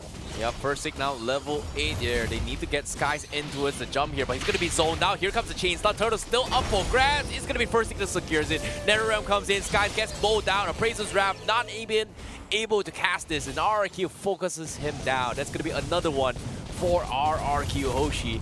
Yumes now looking for the reset. Unfortunately, doesn't get it this time. So guy's taking so much damage from Dawn specifically. Oh, no. Here comes the conceal play on top side. Oh no, Innocent, he needs to run her out of here as well. He's got the Salmon Sport. He's trying to turn the fights as well. Vin looking for the plays, but guess what? Innocent's so tanky. Here comes the spear. He gets the kill, but he needs to get out. Here he comes, Skylar. He comes in, he gets the kill. Mr. Gush won't be able to trade it off. No! He survives with 1 HP. YRG. They set up the bait, but guess what? They just have the better stats coming in from RRQ Hoshi. Great Purify coming in from Skylar. Innocent nearly, honestly, outplaying the situation, but there's only so much that he can do. At this point in time, RRQ Hoshi have a very clean lead against Yudu Red Giants, and even got a tier 1 on the bottom side of the map to keep it competitive. Look at that. 3K gold lead for the side of RRQ Hoshi. 2 to 6 kill score. Oh, what a game we're having here. Third series, YRG pouring their heart and souls here. MPL MY champions getting pushed to the limit by RRQ Hoshi. But again, what's the comeback game? Well, right now they need a scale. They need Innocent to at least have enough items to finish off Feather of Heaven and then the Holy Crystal. Same goes for Stormy. He needs items himself. He opted to go for the util of the Ice Queen's Wand first, just to slow down his opponents to help the sets for people like Yumes, people like Sakai's. Well, in this case, Versing going for the 3-man dive here. They get the KO punch, zone him off. So RRQ not being able to commit to this. The Toys Persons baited up, but Yudu Red Giants, they just can't commit right now. for now. Let's see, because now that RQ Hoshi have noticed that, hey, top side's getting pushed up. We did get Cram actually showing down to the bot side. Dawn, he's got plenty of space for the team. This means that it's going to be a 4v5 on the top side of the map at the very minimum. That's a lot of damage coming from Cram, but for now, our RQ Hoshi still in prime position. They've got the level advantage, they've got the stats. Again, Yoom's trying his best to reset this turtles, but so far, second time, RQ Hoshi just understands that they know how to deal with this. He just whiffed. They could technically go in if they wanted to. They've got the angle. They need to get Rinzia to go down, or at the very least, like, lock down for 6. One or the other. Cram looking for the flank. He hasn't shown himself yet. RQ still doing housekeeping down middle lane. Stormy and Cram clearing it off, and now immediately concealed play comes in. RQ Hoshi tries to have Win start things off. Dawn left alone, but Yoom still leaving unprotected here. But well Cram played. on the sides, he finds Skylar. That flank coming in was huge, and RQ, they were disoriented. And now Cram, they are able to get out. Now middle fight here. Mystic Gush, NetherRealm all expended as well. They are going to try to secure the turtle, and YRG is able to get it for them. And RRQ in small missteps, small distractions, immediately turns in favor of YRG. Beautiful fight coming out from the side of YRG, but RQ Hoshi, they gave up their battle lines first, and I think, you know, Skylar, he definitely felt very confident in trying to at least outplay Cram. Forgets Cram going full damage. He's got the lethal ignition as well. Well, he's got a one-shot Skylar, and that's exactly what they were eyeing for as well. RRQ Hoshi now has to respect this. They have to kind of equalize and settle down between a YRG, because the 3K lead now immediately just 50-50s between both sides. Skylar getting a stun here. Now to win with the implosion as well. First, they're going to be diving the back lines. Yoos is able to survive this, and guess what? YRG, they're able to bait them out in choke point. They immediately just one-shot Dawn, and Rinse nowhere to be found with the NetherRealm. And now Yooms, can he get out? Yes, he can. Sky's looking to extend this fight, but YRG says it's not worth it now. But Yooms, he might die to the Ghostbusters. No! What? He didn't die to the lethal ignition? Oh, the spear! No! He's gonna run! It hits guys. It hits guys. Okay. He's okay. He's totally fine. And Rinzia, I think he didn't wait. Oh my god, Cram. He's dead. He's dead. He wasn't expecting 4 members of RQ Hoshi. He was expecting 2 to maybe 3. The 4th one was a little too much. But man, that fight extended for a good amount of time, and the gold lead now swing back in favor of Yudu Red Giants, but only by 296. It's such a small margin. Yep, RQ now looking for the fights here. Versik looking for the back lines. Can't seem to find one here as YRG now looking to try to reel them in and just going for the bait and hook here for YRG strategy. For the most part, at least when we're looking at the items, we are still missing that Holy Crystal coming in from Innocent. He's been farming really hard here, but if we compare him to Skylar, who's still missing the DHS, I think that Innocent is catching up a little too quick. Yeah, but for now, conceal plays from Win. They are going to try and punish on Cram once more. Implosion committed as well. Skylar doesn't have the wall angle to pin him to the wall, so he's going to be able to get out. Meanwhile, the rest of YRG diving the back line. Spear comes in as well. They need Skylar in this fight. He finally shows up, but he's take a big fat appraiser's wrath. Skies, can he get out? He's about to bleed out the lethal ignition here. What a turn of events. RRQ able to get Skies and Yooms, and now Lord up for the taking. Cram looking for the kill. He's almost going to be able to kill Dom here. He gets the kill. It is still a 3v4, and the Lord in the hands of RRQ Hoshi. As a Stormy now getting found by Versik. Not a good sign for YRG. Innocent drops the Salmon Force, but RRQ says, I don't care about it. Great job coming in from RQ Hoshi. That was like a really well-executed plan. They attack the top side, they get Cram to use his flicker, and then Spear Destruction to join the fight later down the line, because it was a 3v4 for the rest of RQ Hoshi against Yudu Red Giants, and because of that, turns that fight around.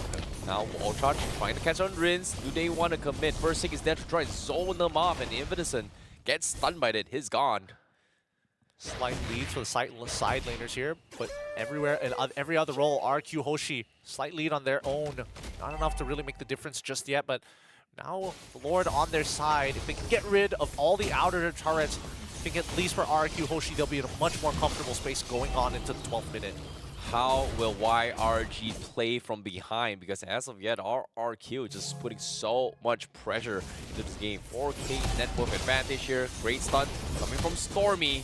But again, they need the perfect catch on Rinzia first and getting mowed down very quickly here. NetherRealm a little bit off the mark here. Just a half a second late, and he is going to get melted to smithereens. Oh, First Six ends up dying in that. I don't even think First Six was prepared to die there.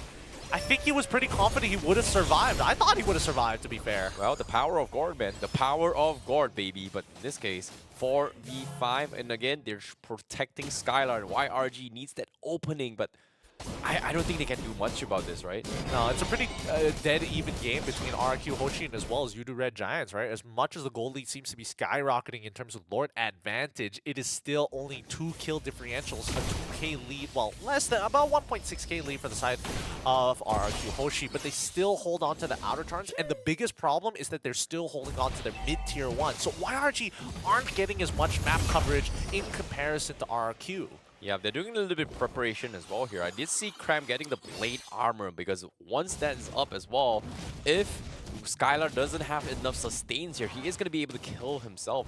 In this case, he's looking for the punch here. Cram, he's going for the 1k. Okay, Skylar, he actually dies. Cram even flickers for it to win with the implosion. A little bit too late. They will lose Cram, but a goal lead for the XP, absolutely worth it. Now Sky is going to be zoning them off. Middle turret has been exposed. YRG finally finds the opening, and now First Six gets chased down as well. They need the red arrow, keep him alive. No, they kept it in. He's going to die to his own, and now Yudu Red Giants, they find 2 for 1 exchange, and RRQ, Rinz still holding on to the NetherRealm, but Stormy is starting to hurt a little bit too much. What an interception for the side of Yudu Red Giants there. I wasn't expecting them to find an angle like that, especially since First Six broke off and the rest of the team. He wasn't expecting the long engage. Nah, Don's fine.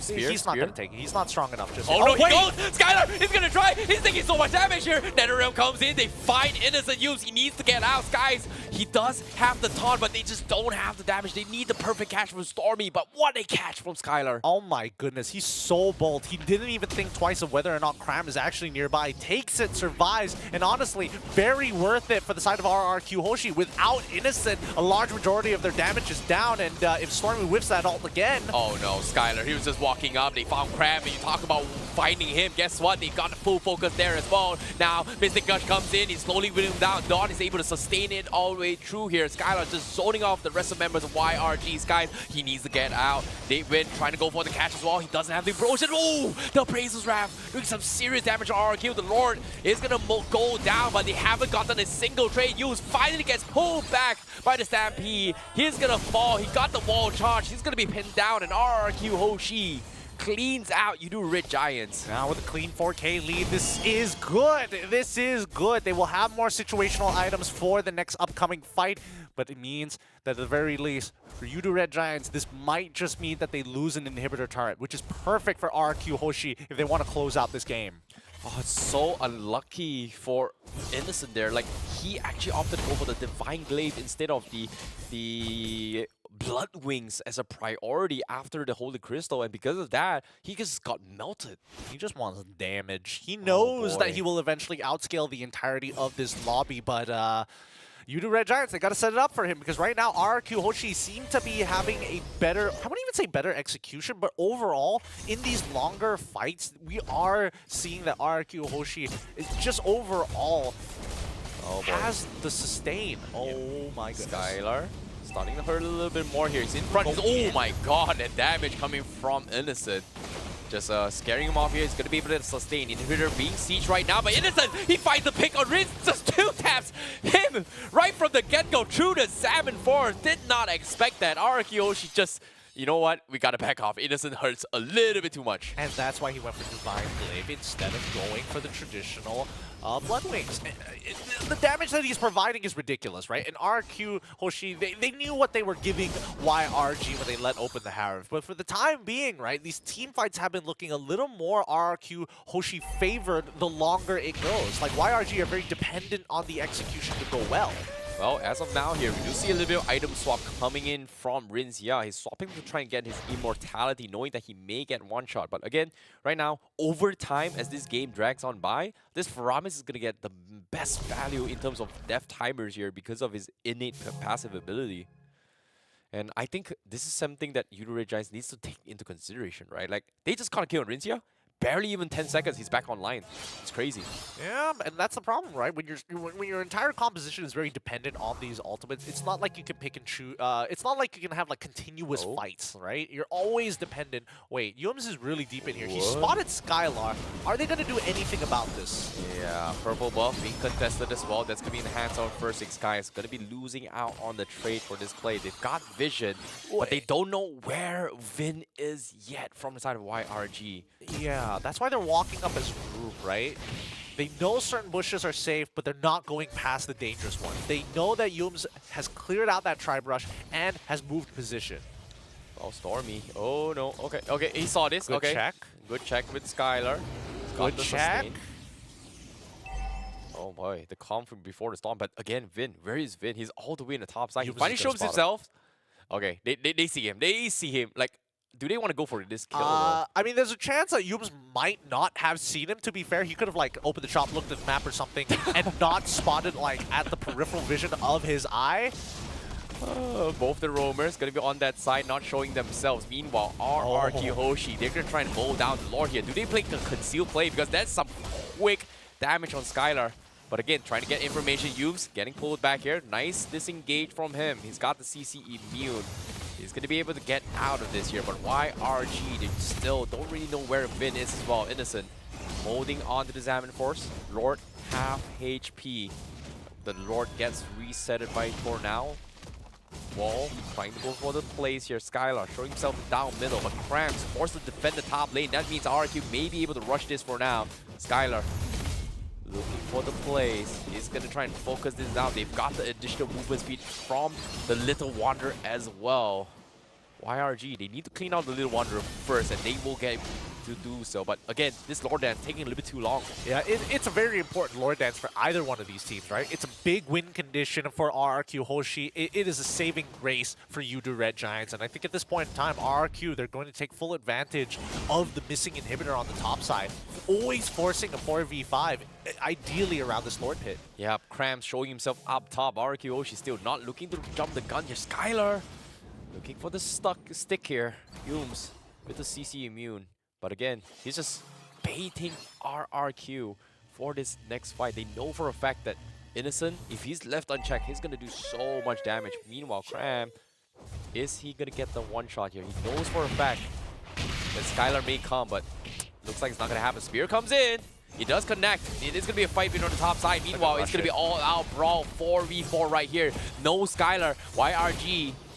Do they try and rush this as well? Sky's dropping those half HP. They're calling in the Moskov as well as Cram. So they are all grouped up. Vin now going to be chaining his way through here. They are going to try and burst him down. Skylar taking his way through as well. Mystic Gush comes in. Cram with the immortality. Needs to flicker out there. He's going to be able to get out of safety. RRQ continues their chase. They can't finish him off. They eventually do with the Ghostbusters as well. RRQ, they are losing members as well. They lost the Lord, but they can't seem to find more. Innocent, he needs to get out. Sky's now forced to use the Winter Trunket and play the Black Sheep as he is going to sacrifice his life. They got the Lord, but they lose two in the process. Honestly, nicely done for the side of RRQ Hoshi, right? Because unfortunately for Yudu Red Giants, they had to make a tough call. And I think, you know, Cram was screaming for the rest of the team to actually secure that Lord. He still has Flicker to get out of there. He should be able to survive. And they do find it. But RRQ Hoshi says, no, we're not letting you get this Lord for free. We're going to take a couple of your fingers on the way out.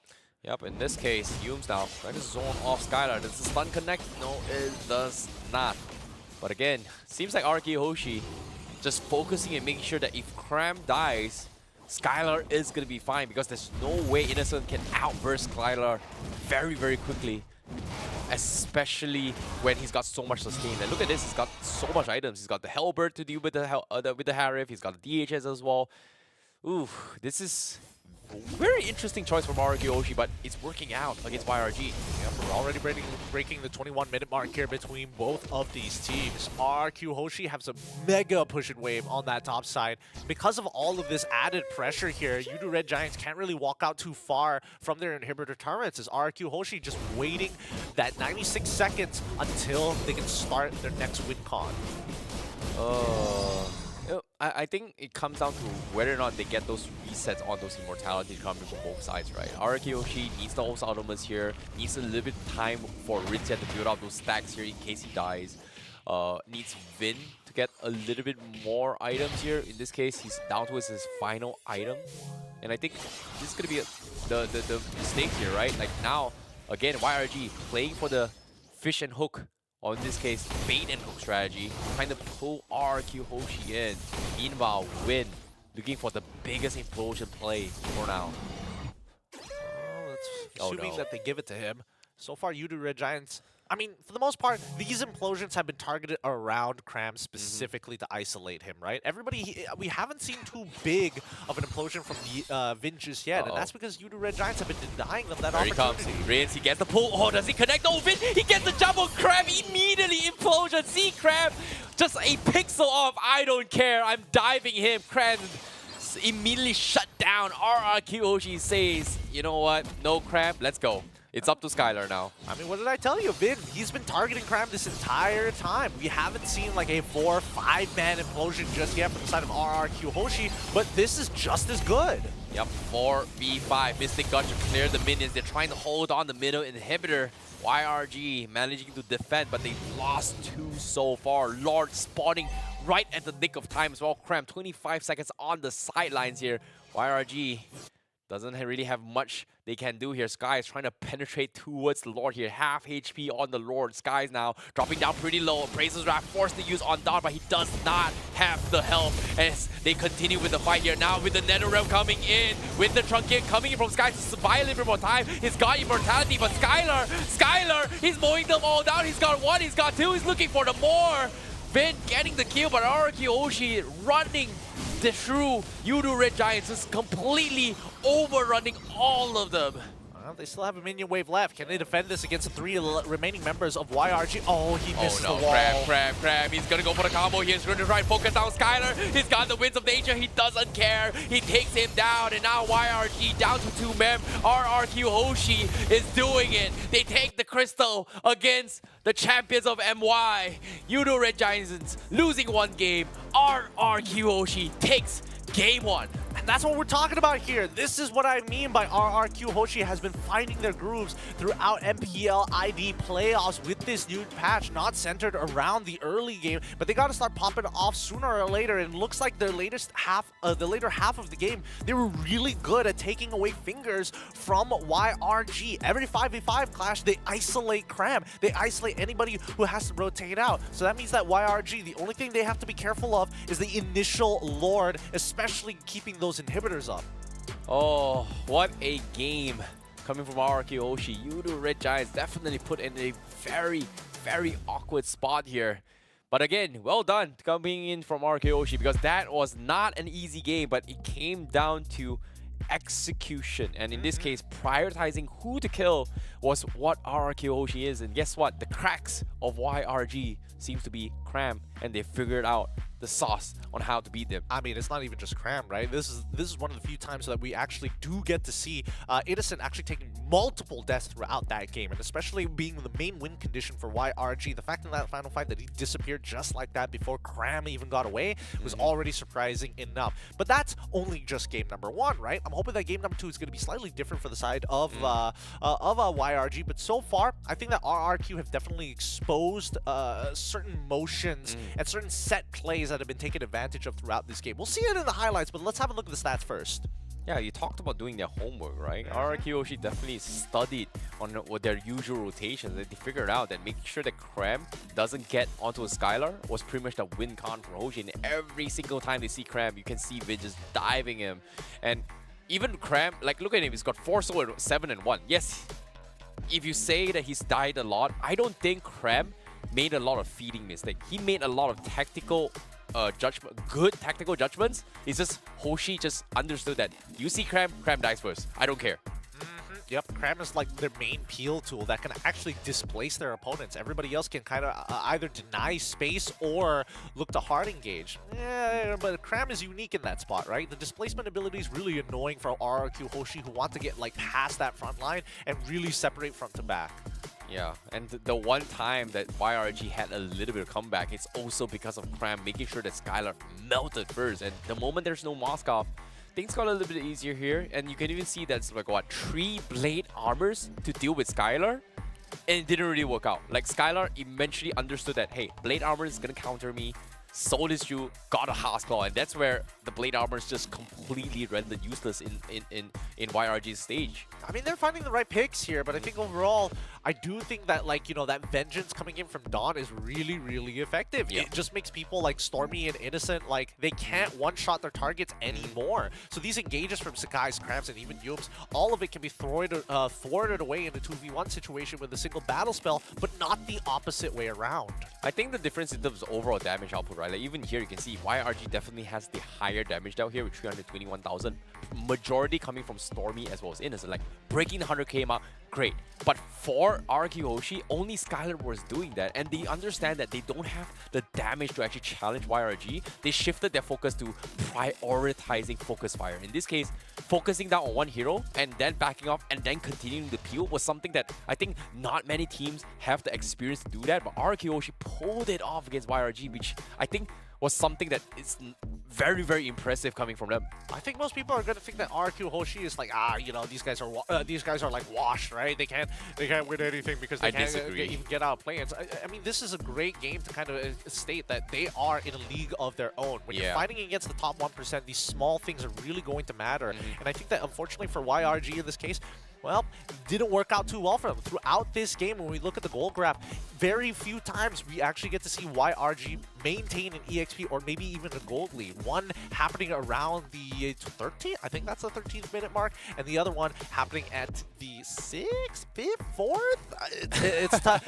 I'm trying to figure out whether that's half or slightly below half. Somewhere around there. But I know what you're talking about as well here. 30-minute mark was pretty much the sign that YRG had a little bit of comeback, right? Like, I think the idea that Yudo Red Giants had in terms of this drop is to deal with the Nether Realm. And every single time they had an engage, the Nether Realm is the reason why Stormy hasn't been able to get those finishers here. If it wasn't a Faramis coming from RQ Hoshi, a lot of the times they should have died. So in this case, I think props towards RQ Hoshi, you know, just one skill, one pixel, just taking them all out of the equation, just winning the game. And in this case, Skylar is going to be the MVP. When you thought he's not going to make a jump, he makes a jump, makes a play, gets the kill. It's wild, right? Because he first initially dies to Cram, giving over his first death over to him. But later on in these fights, you get to see that Master Assassin actually put to good use when Skylar is brave enough to get into the mix.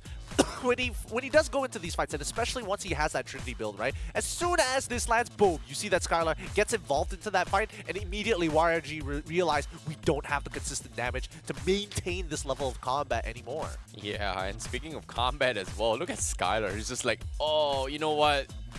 I'm gonna try my best to survive. Krang comes in, okay, instant burst, and that's the big difference between both Cram as well as Innocent, right? Like Innocent, he does a lot of damage, but it's not burst damage. It's deep overall DPS. Whereas for Cram, it's just like 2 seconds, someone's dead. And I think that's the reason why Skylar just understands that if Cram dies, I can somewhat out-kite or out-juke Innocent in all these scenarios. And look at this, even Innocent as well. As long as it's not dishing out damage, great. Moskov can take this fight anytime, anywhere he wants. Whereas in Harif, no Xamarin Force, what's the damage? No damage. Well, I think there's also the fact that RQ Hoshi is really good at kind of like cycling out the frontliners, right? First 6 takes the damage initially, then after that Dawn takes over it, then maybe even Vin or goes back to first 6. Even Rins gets involved in these fights to actually maintain the overall health of the team to be pretty high. Well, GG, well played from RQ Hoshi for taking game number 1 here. A very convincing draft. The Tigreal play, definitely something that I don't think I was expecting here. But Vin, when it mattered the most, he got the right implosions every single time. So well done for RQ Hoshi here. Washed? Did not qualify? What are you talking about? They still got it, man. Hey, man, Netizens Online are going to be hypercritical of these guys, but they continue. Again, they're finding their stride, right? They're re-identifying, realigning themselves to where they used to be, and that used to be right on top. But that being said, we might see an equalization or maybe, well, I don't know, a 2-0 for RRQ. Maybe right after this, right after these messages.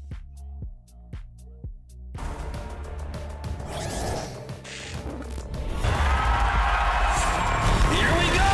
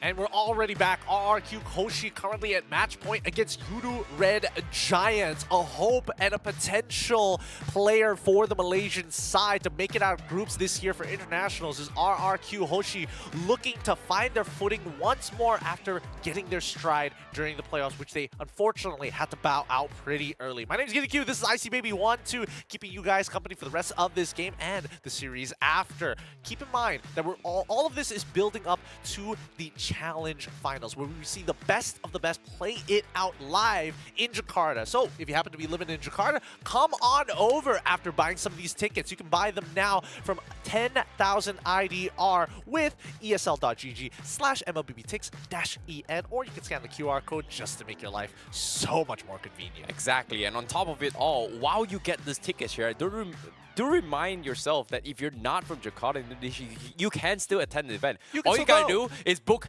early flight tickets to get cheaper rates here. Smart. Which in this case, we will talk to ESL on getting a cheaper deal for people internationally. Hey man, we'll see. We'll just have to wait and see. With Snapdragon Elite Gaming, when winning matters, we want to make sure that we bring the action to you guys as best as possible. Now keep in mind, this currently is match point technically for RRQ Hoshi, and we are playing on a GSL format. So even if YRG ends up losing the series, they go down to the lower brackets, but it just means they have to play more games. It feels a little bit unfair, but that's the nature of this format, right? Like it rewards those who are good on winning, and it punishes and pushes teams who lose a little bit more, because as of now, RRQ Hoshi is one game away from advancing further in Group B, and if they win 2 series, they immediately qualify. If they drop a game, in this case, if YRG drops this game, they are going to be playing an additional 5 or maybe 6 games just to qualify if they make it through to the last chance qualifier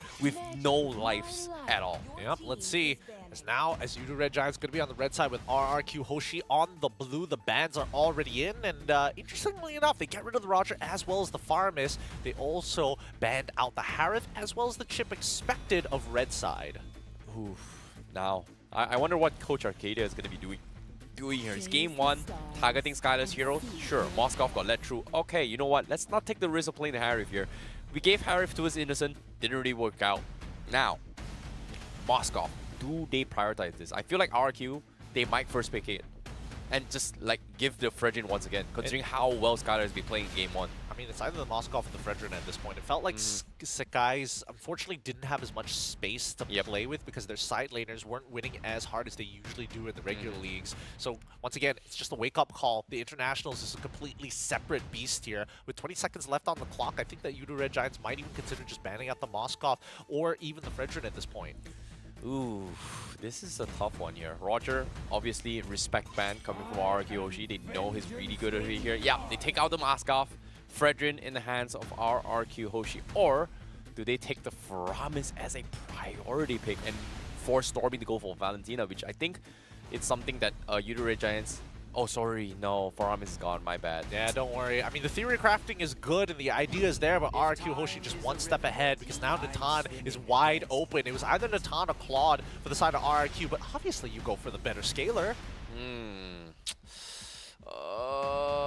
Okay, safe pick, definitely taking the Fredrin here, but do they want to pick the Valentina for Stormy, or do they still want to keep his options open, right? Considering that he's pretty much the only mid laner in MPLNY that brought in the Aurora and somehow still won the game. But that's on condition, right? It's on condition that your opponents are very team fight heavy and they want to kind of like dive you really, really hard, which Aurora is great at doing because she's hard to punish in the mid lane with her annoying passive. Speaking of which, 13 more seconds until we see the picks come through for YRG side. We're expecting the Fredrin, but they could go a completely different direction here. They can give the Fredrin over technically if they want to, but that's assuming, yeah, there we go, a Trinity build gold laner and also a Valentina. Okay, they've got a lot of AoE damage, but again, Winds of Nature not going to be very, very helpful for the Claude as the Natan is going to break through all of that damage here, so he needs to be a little bit careful on his positioning. We know that once the entropy is up, this Claude is going to get completely destroyed. Meanwhile, Fredrin, up for grabs. Nope, going to be ignored once again. They get the Angela as well as the Baxia for RRQ Hoshi. Now, this is interesting, right? Because depending on the region, the priority of tank junglers differentiate, considerably differentiate, right? Because here, we would have expected the Fredrin to be locked in for the side of RRQ Hoshi, but the fact that they are actually deciding to stick with this Baxia just goes to show what they find important here is presence. RRQ, they have to play around Skylar on this Natan. He needs enough time to build 3 items inclusive, and once he's done with the Holy Crystal, that's when we expect him to get really serious about these fights. Oh, we see Sky's Nolan this game for Yudu Red Giants. I like this. But that's the thing, right? Like I can see where you're getting at on the Baxia pickup, right? Like usually that's what MY region we prioritizing the Barats for in terms of jungle presence. But think about this. Barats is one of the strongest early game junglers, but who can match him? To be honest, I think Baxia is one of those heroes that can actually outmatch Barats in terms of sustainability and overall DPS in teamfights. So I guess in terms of safety net-wise here, you know, at least with the Baxia, all you got to worry about is just like, oh, if somebody dies me, just pop someone button. Whereas a Barats, you have to worry about stacks consistently every single time. Yes, that is true, but Barats has significantly taken a hit after the patch, right? Those first 2 minutes are like so valuable to Barats to actually create that, generate that lead, but now Nolan is going to be the more lead into jungler these days, mainly because if your jungler is capable of playing an assassin at a very high level, Baxia's clear speed comparatively to Nolan is quicker. So now, based on what we're seeing from the previous drafts, a lot of these picks have been banned out. Grok even being taken out for the side of RRQ Hoshi because they understand they won't have, with this Angela, they're not going to have as much coverage as they did before. It's all about momentum. It's all about setting the tone and pace. I'm not going to lie, you know, whoever is doing the previous draft game with the repick and ban thing is so cool because like this overlay just makes our life easier and for the viewers to actually understand what we're talking about. Thank you guys so much. Shout out to Zipper, man. Gotta give him credit where credit is due. Last bans coming out from both sides. We'll see that right now, Yudu Red Giants holding on to the priority. They got rid of the CC, which I think is a very good idea, but they also have to get rid of the Thalmos.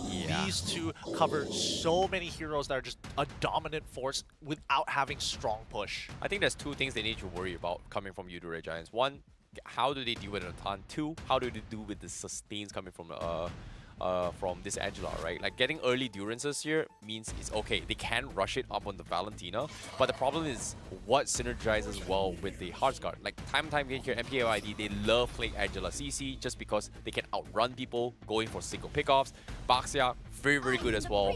But again, what else? They need something to push through this, and Yudu Red Giants, they've got the Edith, they've got enough damage. I don't think the Heartsguard's going to be able to sustain this, but again, they have to be very decisive this game. I really like this pick. I really like the Edith 4th pick coming out from the side of Yudu Red Giants on the red side, because now the question is, like, I don't even know whether this Edith is actually going to be in the EXP lane, which is something that RRQ have to consider. Red side gets last pick, but they have to finish their composition, so I guess they can go for something super super safe in the EXP sector. They could go for Vendetta just to have a Swiss Army knife, something that can actually threaten the backline, but at the same time, it's like you're getting pressure, but how much can you get off of it? I think comes down to what Yudo Red Giants wants to play, right? Like, based on their previous draft here, Xbox was actually banned, which is something that Cram does, I would say, bring up from time to time from Yudo Red Giants. But they, again, I think the biggest threat here was none other than the Tigreal, so having the Tigreal means that right now, RRQ Hoshi, they have a clear idea on how to shut down Cram. And if we talk about lacking in terms of magical damage, no, they do have a lot of magical damage, and that's from Natan, Baxia, as well as Angela. So the only thing they're lacking here is probably physical damage, which is, I think, Yudo Red Giants may be okay with just getting the Xbox here. I think they could go even further than this, right? I think that Yudo Red Giants have plenty of EXP lane options, unless there's a support option that's like a little bit better than this Edith as of right now. And that would have been the Arlet, but unfortunately RRQ have decided to take it and put it into the EXP. Maybe? Single target pickoff, maybe, but I think, yeah, Xborg is going to be the safest pick to peel for the team that isn't exactly the tankiest and very damage-oriented, right? So RRQ, here's the big issue for them, right? The longer they play this Lord Dance against Yudo Red Giants, they're slowly going to get whittled away by the Xborg, maybe even by the Edith if they commit an all-in. But similarly to the last game, if they isolate their targets, the EXP laners, anybody who rotates slow, that's when Yudo Red Giants could potentially find a pick, and the same game plan can be applied to RRQ Hoshi. In terms of overall composition, I really like Yudo Red Giants' composition, but based on the wombo combo that RRQ Hoshi has, it makes it a little bit hard for me to say like, oh, yep, guarantee win, because this is all comes down to execution here. The ideas from RRQ Hoshi have is that they want to shut down Cramps in another way here, and Cramps realizes that getting the export is a safety net is very smart, but I don't know, it feels very difficult here based on this draft, and it feels like a very, very 50-50 draft here. It's pretty straightforward. I think that RRQ have a much easier game plan to execute. Skylar being the main win condition for the side of RRQ Hoshi. Yudo Red Giants very much dependent on that mid to early actually going really well for them, right? It's not through their side lane, they're playing through their mid trio, and that's the difference. Oh boy, let's get the dice rolling here. It is going to be game 2, RRQ Hoshi versus Yudo Red Giants, game number 2. And now it's up to Yudo Red Giants whether or not can they bounce back and take a W against RRQ. We shall find out, because now Versik on his box out once more. Yeah, but I think in the early game, things are going to be like relatively slow. Yudo Red Giants, they like to scout for information early on, and based off of how the side lanes are going to go, I think at this point in time, when we look at the emblems, tank emblems on that Xborg, to make sure that he basically doesn't lose these trades against common emblem Arla, I think it's totally fine. Yudo Red Giants will play towards Turtle side. Yeah, speaking of Turtle right now, because it seems like YRG, they're playing a little bit more pressure down mid lane this time compared to before. But, you know, game 1, they focus on XP all the way through to try and get a kill, and as well as making sure that both their mages get their level 4s. But this time, Yumes, it's just like, I don't care. Like, you know what? Just do your own thing. I mean, that's why they're playing around their mid-trio, right? This coverage is to try and get advantages in the EXP sector, because there's no real advantage going down to the bottom side other than to break like Skylar's Purify, which Innocent doesn't really care about in the first place as Claude. Well, Sky's here, looking for the invades. He is level 4, as contrast to Versik is also level 4. He's able to get a trade on bottom side here. But Yudo Red Giants, they definitely need those 4s up on Stormy before the fight begins. In this case, Angela, Rinse. The interception. This is so funny. A way to kind of break up the top duo, to slow down their level 4. More importantly, this gives Skies plenty of room and space to actually start pulling this turtle to their side. Yep, now Vin very close to the tree here. Stormy looking to try and steal the implosion here, but Vin says, you know what, you're not getting it. I'm not giving it to you for free. Hold on, hold on. Yeah, we see that first stole away the purple buff and left up a small camp in the purple buff camp to make sure it doesn't spawn on time. Skies has to deal with it, and unfortunately, if he goes to the enemy purple buff, it's already too late. First 6, one step ahead. Okay. Adaptations here coming from our RRQ Hoshi. I think it's something that actually MPO ID does a lot as well. We saw it in Evil's Holy's game, and now Blazing Duet being expended on Skylar. Heartsguard being hovered through, doesn't commit it from our RRQ Hoshi. So Yudo Red Giants, they definitely need to figure out to break the tempo right now as RRQ Hoshi. Now looking for the punish here. Yums is gonna get stunned up as well. First, here comes double implosion, forces a purify, but Yums, he might die to this here. First blood in the hands of Krams, but Fursic is able to find one of his own. He just refused to use that ult. He did not want to do it. He knew he was gonna go down, but he still used the flicker at that point. Just like I'd rather lose the ult than the flicker. But regardless, that one kill allows top tier 1 to fall. Can he outplay this? Oh no, Innocent. Oh no. Oh, wait, he's so close! What? Blazing duet forward here, trying to go for the kill on Skylar, but nope, Skylar gets the kill instead. The heals from this Angela, a little bit too much to handle. Meanwhile, Yudu Red Giants loses another one. Great entropy coming in from Skylar. He threw the entropy backwards, made sure that he started walking up, and if Innocent tries to trade back, he takes it. He's fine. Okay, Stormy, okay. He's fine. He's fine. Remember, those the shadow strikes, unfortunately, well, in this case, always hits the closest target. And Riz, he's standing right in front to absorb as many projectiles as possible. Oh. Whew, what a game. What a start coming from both sides here. But now, guys, he's going to get his purple buff here. He's going to be able to make it up before the first turtle fight. But Vin does give a little bit information for RRQ Hoshi. So, as of yet, they are going to try and set up this fight here. But overall, both sides got even levels for now. Very even levels. And I think that Innocent is doing a phenomenal job. Wade, in the meantime, this is what I was talking about. The longer this drags out, okay, first take now. Implosion comes in from Stormy, catches on tree. No commitment so far. Hot Guy comes in. They need to get out. Stormy gets pinned away here. Can he get out? Yes, he can. Yum saves the day. They fight first take. That's going to be the jungler. And now Innocent with the blazing duet in the back lines. They find Dawn. Rinse barely making it out alive. But guess what? Vin getting completely chained down by Yums here with all the combos. Yums, how many stuns do you have? Because he's just completely shutting Win down. What is this build on this Eden? And now Skies goes behind tier 1, finds Rins, and that's going to be Yudu Red Giants completely shutting down RRQ Hoshi. A great play coming in from YRG side. A really great play. Staggering their opponents, and then after that, slowly picking them off one by one. Let's look at the instant replay, because again, the longer this fight goes, the worse it is for RRQ Hoshi. And if they can't find that final slash onto some key targets,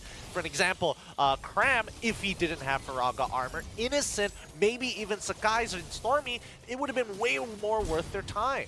Yeah, but bottom lane though, they do find a pick on Innocent though. And now Yu's gonna be in a little bit of trouble here. Doesn't even get the shatter. And Dawn forced to flicker out. YRG, you know, they may have had the lead. They lose 2.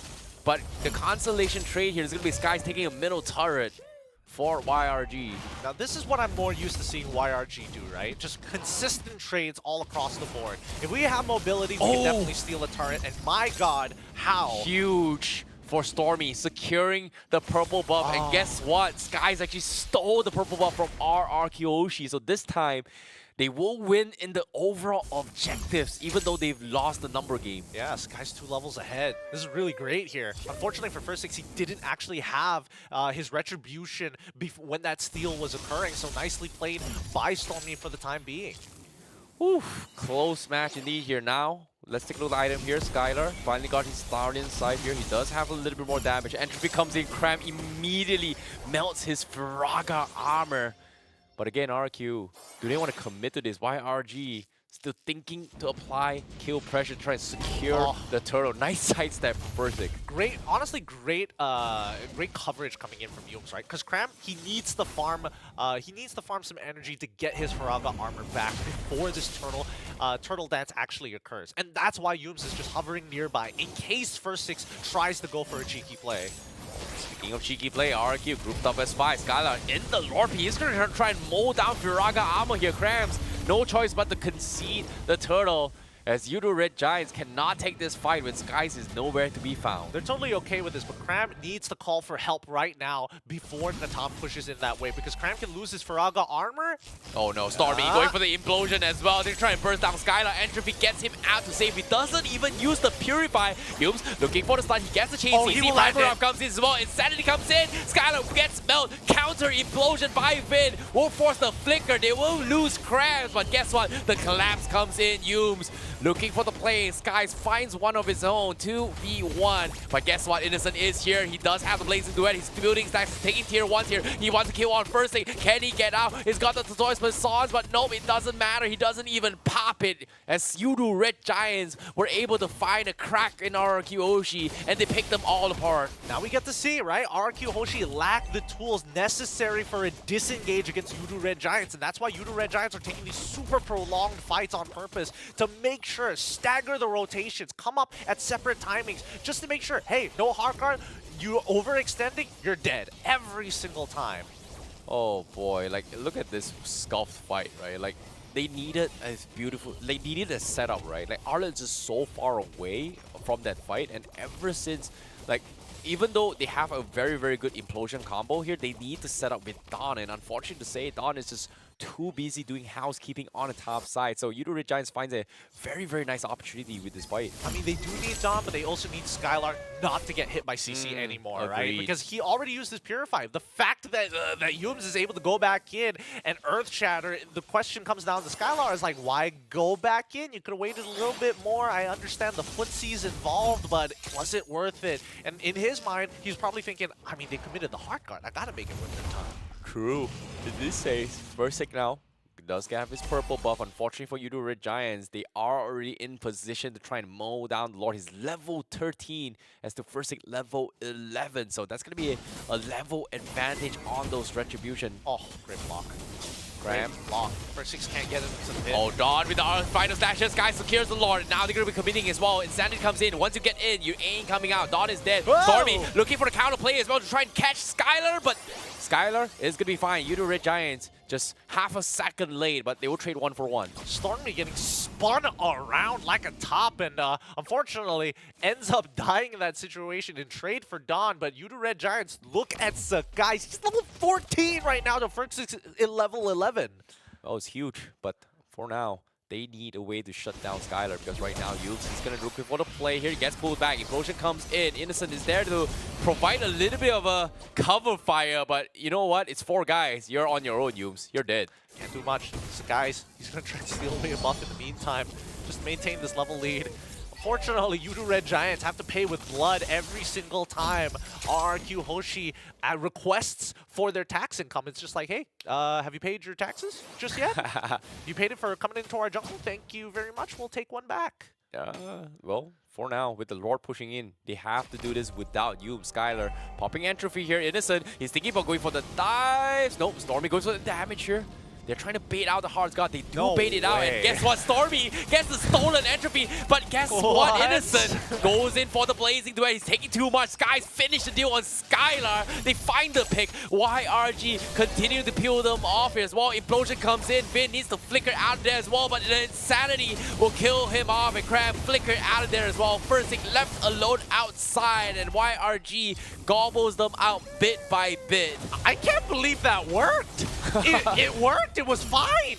Like, there were so many things wrong with that, but inevitably, YRG come out as the victors and will be cracking open a mid in him. Oh no, Dom is going to be chain stunned as well. He's going to be bursting down. He's dead. He's gone. That's going to be Skies been unstoppable here. Skies with the finisher on this Dolan. They find another inhibitor. All will fall. RRQ Hoshi backs against the wall. Versick now going to be spawning his way through 4v5. They're making work onto the Crystal now. YRG looking to equalize into game number 3 now. 10 seconds. Another minion comes in.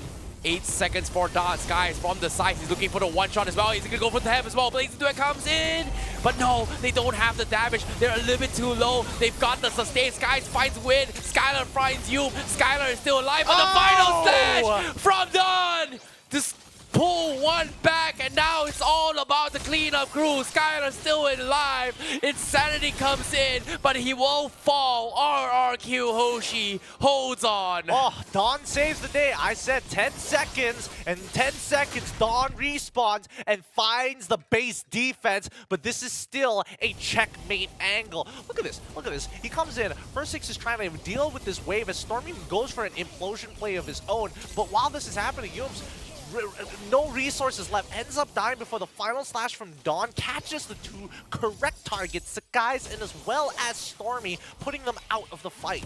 Oh, the beauty of Natan in these situations here. Like, once the entropy is online, you cannot threaten this fight. But meanwhile, the Lord comes in. Do they get secured? Skylar gets the Lord for RRQ Hoshi, but now the rest of his members get run down. Innocent getting 1, getting 2. That's going to be a double kill for Innocent as Yudu Red Giants will continue with the lead. Lord is going to be able to defend this here, but Skies, he's looking for a cheeky play. No, Sakai's still alive, but he doesn't find the trade back. And currently, they need to hold on for at least 13 seconds before they have a push here. Oh, YRG boy. looking to end it. Insanity comes in as well. Yum's looking for the backline. They want to focus down on Skylar, but it doesn't matter. They take the crystal. Yudu Red Giants equalizes. We're going to see a game tree. We're going to see a game tree this game. Woo! Much shorter game this time, but they close it out fast and they rush down the base off RRQ's mistake.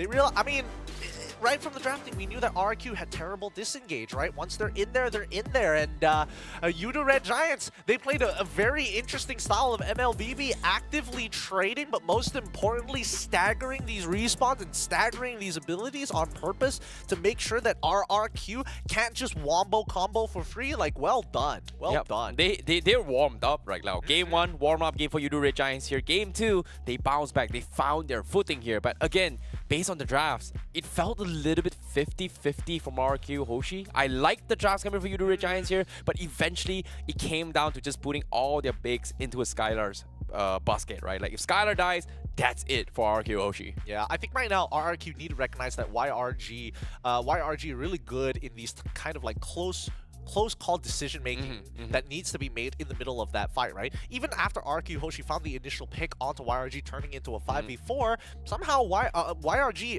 are able to isolate 2 of the members away from the rest of the RRQ and turn that into a 2v4 to find a pick of their own, and then it becomes a 4v4. Dead even in rights, and most of the time RRQ can't just necessarily get on top because they're dependent on this Natan's entropy to be the real threat. Yeah, it's kind of like the same in the Harif, right? No Zaman Force, no damage. No entropy, no damage coming from him himself. And what's interesting is that how YRG is able to make the decisions like, you know what, we're not getting Lord, just let it through, we're just gonna kill people. Like, they just let Skylar steal the Lord, immediately traded for 2. Like, I want to see that replay later on here on how they did it here, but that small decision is just what makes them stand out in this game. Yeah, no, exactly, right? And that's why, you know, YRG are a very interesting squad to watch, because I felt even from the beginning, right, RQ Hoshi's, their lineup is a lot easier to execute in comparison to YRG. YRG, if they want to make like some really big plays, they have to worry about Vin counter engaging. And even if they don't want to make those big plays, they want to just slowly peel backwards and whittle down RQ Hoshi. If Stormy or even Innocent get caught out by a single ability, that's pretty much GG well played. So that's why we saw this staggered approach from YRG. Oh boy, what a close game here coming from both sides. But again, in terms of overall damage here, I think this is where we get to analyze the itemizations that our YRG brings to the table, right? Like, look at this. They've got Oracle, they've got, well, only 1 dominant ice, and as well as Athena Shield. Normally, you can't really get away with this kind of itemizations coming from YRG, but because of the fact that from Hoshi's side, the only physical damage is the Arlet, and even then, the Arlet was actually building full tank build. So that means the only thing they had to focus on is that Baxia's magic damage, Angela's magic damage, and Natan. So eventually, Yudu Red Giants just needed to itemize accordingly, and they were able to win the game. Yeah, it's not even about the itemization, right? Because at the end of the day, it's all up to Skylar. He is going to be the main damage dealer for the team. You can't expect Rinzia to actually, you know, keep up with that level of DPS. And I think, you know, that's what really limited RQ Hoshi at this point of time. Like, why RG is able to get away with so much only because they have Sakai's on this Nolan to kind of keep up with Fursics. The big problem between both of these teams is how fast can their junglers actually get across the map to where they need to be, and the same can be said about the supports. That's why we're seeing, you know, Vin in a lot of awkward places just to try and get a flank onto the side of YRG. Yum's dying a lot in this game because RQ Hoshi have to deny that information, take away their scouts. I think that comes down to how well Win is able to target a specific a player, right? Like game 1, that was Cram. But this game, if he uses the implosion on Cram, he's gonna trouble. Like Ferragamo, get out of jail free card. Yeah. Focus on Skies. If he's fast, no way you're gonna be catching him with the implosion. If you go on Stormy, Stormy's gonna jump on you as well. So I think it puts Win in a very, very awkward spot on how he's gonna set up the fight. But again, based on the stats here, damage output, well, in this case, RQ Hoshi was just behind by 80,000, which is, I think, something that... 80,000? Sorry, yeah, was it 80,000? 120k to 200k. Yeah. Well, as a total, I thought like gold deficit. Total, yeah. Okay. I was thinking gold deficit. I'm like, I've never seen 80,000 in my life. I'm talking about the damage difference here. Yeah. Now, when we look at it, right, based off of the graph, it felt like this game was like a bit of a slow burner, right? 13 minutes, 10 seconds, the total kill time. The total game time. Yuta Red Giants do somewhat achieve a checkmate angle, but not in the way that I would have expected it to be done. The first initial Lord was able to crack open the initial inhibitor, and they wanted to end the game off there, but that's when they got turned around by Dawn. I think at that point, when Sakai's is that far ahead, it's so difficult for First Six to kind of keep up, right? It's because he's on this Boxia, he has no real means of sticking onto Sakai's or locking him down in place for a long period of time. The most that he can do is just give vision over him. I think a majority of the time of Skies, what he's doing is that he understands what and when he needs to do, right? Like a lot of these fights here, especially in the early game here, this fights started is because of the fact that how RQ Hoshi was able to kind of steal purple objectives away from Skies, and every single time that happens here is because of his teammate giving those information, and Skies is able to trade off on the other side of it. It's all about, you know, I would say on the sides things or the housekeepings on the sides here that kind of translate into them winning these fights and for them to be able to keep up, because if not, RQ Hoshi would have gotten the lead from start to end. I suppose, but then there's also the argument of whether or not like RQ Hoshi probably should have like changed out the Angela into something for something else. I mean, Vin, he probably had a couple more options here, but at the very least, without the Angela, you have more control over that mid lane against Stormy. Maybe it could have been a Farsa pick here, just to kind of like, you know, zone out, or at the very least break that Faraga armor super early from Cramp. There's multiple different ways they could have approached the situation, but at the end of the day, I think, you know, it just came down to a couple of bad choices from both Yuta Red Giants and as well as RQ Hoshi. The very final fight, however, like you can see, no disengagement tools. They already use that. They already use their big ults. They just get run down. Wow, that was crazy. Like Skies knows that he was no way gonna be able to make up the Lord here. What he did was he actually went to the back lines, looking to try and find a pick of his own, zoned everyone from the side of RQ Hoshi, and decided like, hey guys, there's nobody here. Let's just kill two of these guys. One shots both of them, and then just backs off with Innocent. So I'm like, okay, that's a interesting way of playing the game here. Sometimes it's not about objectives, it's about positioning. No, your positioning needs to achieve something, right? Yes, correct. So it's either you get the neutral or you get enough gold, kills, or structures in return to make it valuable. That's the big thing. But currently, equalization coming out from YRG Malaysian fans are still hopeful, but the Indonesians are more than ready for it. 1-1, and only one team can move on to this next stage. We'll be right back here at the SPS right after these messages.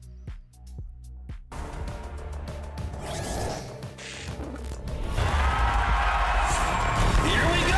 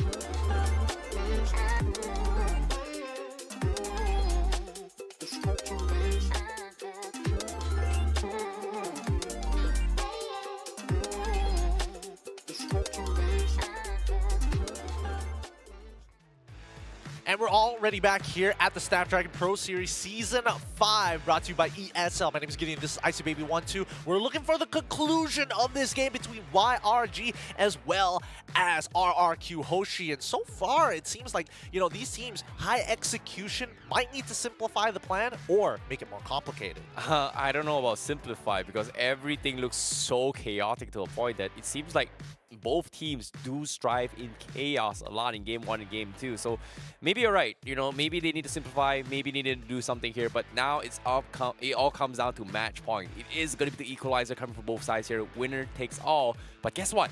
Both games, blue side has lost in 2 games here statistically in this series itself. So Yudu Red Giants definitely now going to be put in a very, very awkward situation. I think they are going to be starting things on the blue side once again. I would assume so. I think that as of right now, it's really a matter of who has more tools. I think for a lot of these teams, especially like when we're coming down to our international representatives and tier 1s, whoever has more tools generally has more ways of winning. And I think so far, teams who have kind of dedicated themselves into focusing on one particular attribute of the game have been punished, whether it be through the patch or whether it just be with teams who have multiple win conditions. Half of those times, right? It's always around the gold lane. And I think RRQ, they need to unlock Rinzia because that is the main issue. It's not that he played bad on the Angela, it's the fact that he is on the Angela. Okay. I can see the Faramis ban coming from Yudu Red Giants, knowing that he's extremely annoying to deal with. But I'm surprised they doubled down on the Angela as well this time. So that means there is going to be the Moskov as well as the Harvey potentially sneaking through in this game. And of course, Yudu Red Giants, they will have priority on that, knowing how well Skylar played on that game. So do they want to let it through, or do they want to bend something else? I'm more curious as to why RRQ have decided to stay on the red side this time, and why YRG is just like, we're not giving you the choice. We're banning out the Harith. Wait. Get rid of it. RRQ was on blue side game 2. Yeah. So game 3 this time went for red side. Yep. Okay. So this is where it gets interesting, right? Because now, with the Angela already gone, as well as the Farmius, like Valentina is so dangerous. Novaria as well, something to consider. The Moskov is banned out without the Loyi and as well as Chip. In terms of priority bans, this could be like a very simple opener with a Fredrin. This could be an extremely, even more safe opener with a Valentina. Now, here's going to be a question here, because I know for a fact that RQ, they're playing it safe here. They know they're going to go for the denial pickup here. Okay, never mind. They're not getting the Valentina as priority, so they are going to get Natan first. This just goes to show how much respect YRG has for RQ Hoshi. If this was MY, that's a Roger. 100%. Yeah, it's because it's Skylar, right? I'm telling you, Skylar has proven himself to Innocent, saying, hey, I'm not going to get pushed around like you usually do in your local leagues, Innocent. This is a different playing field. You got to respect me. And I think right now, Innocent is like looking at Coach Arcadia as like, I'm sorry, I can't kill him in lane. Shots fired, but all is well. Sometimes result speaks volume. In this case, RQ Hoshi definitely needs to think, what is Skylar going to play? Claude is going to be something that they're comfortable here, but obviously they still have second phase, so they can keep it up and open, but no, they prioritize it first. Okay. Yes. I'm surprised. I mean, they better, because RRQ has been dependent on Skylar for a long, long time. And now that Vin is back with the main lineup, I mean, he's got natural chemistry with Skylar. We've seen them in this series alone, how well he works with him to make certain things happen across the map. But now we see jumping back over to YRG's side, right? No Fredrin in hand, and because they have locked in the Natan, they will need some time to scale up into this match. So how do they deal with the Fredrin? They could have gone with the Boxy if they want to. The Nolan is still open. There we go. Valentina as well as the Nolan. Again, it looks like YRG are going to be playing around their mid trio. Yeah, identical ones coming from YRG in terms of openings, except for the Natan here. But I feel like this game from RQ, personally, I feel like they should have gotten their 2 prio picks instead of Claude. But because of this, they get the Claude.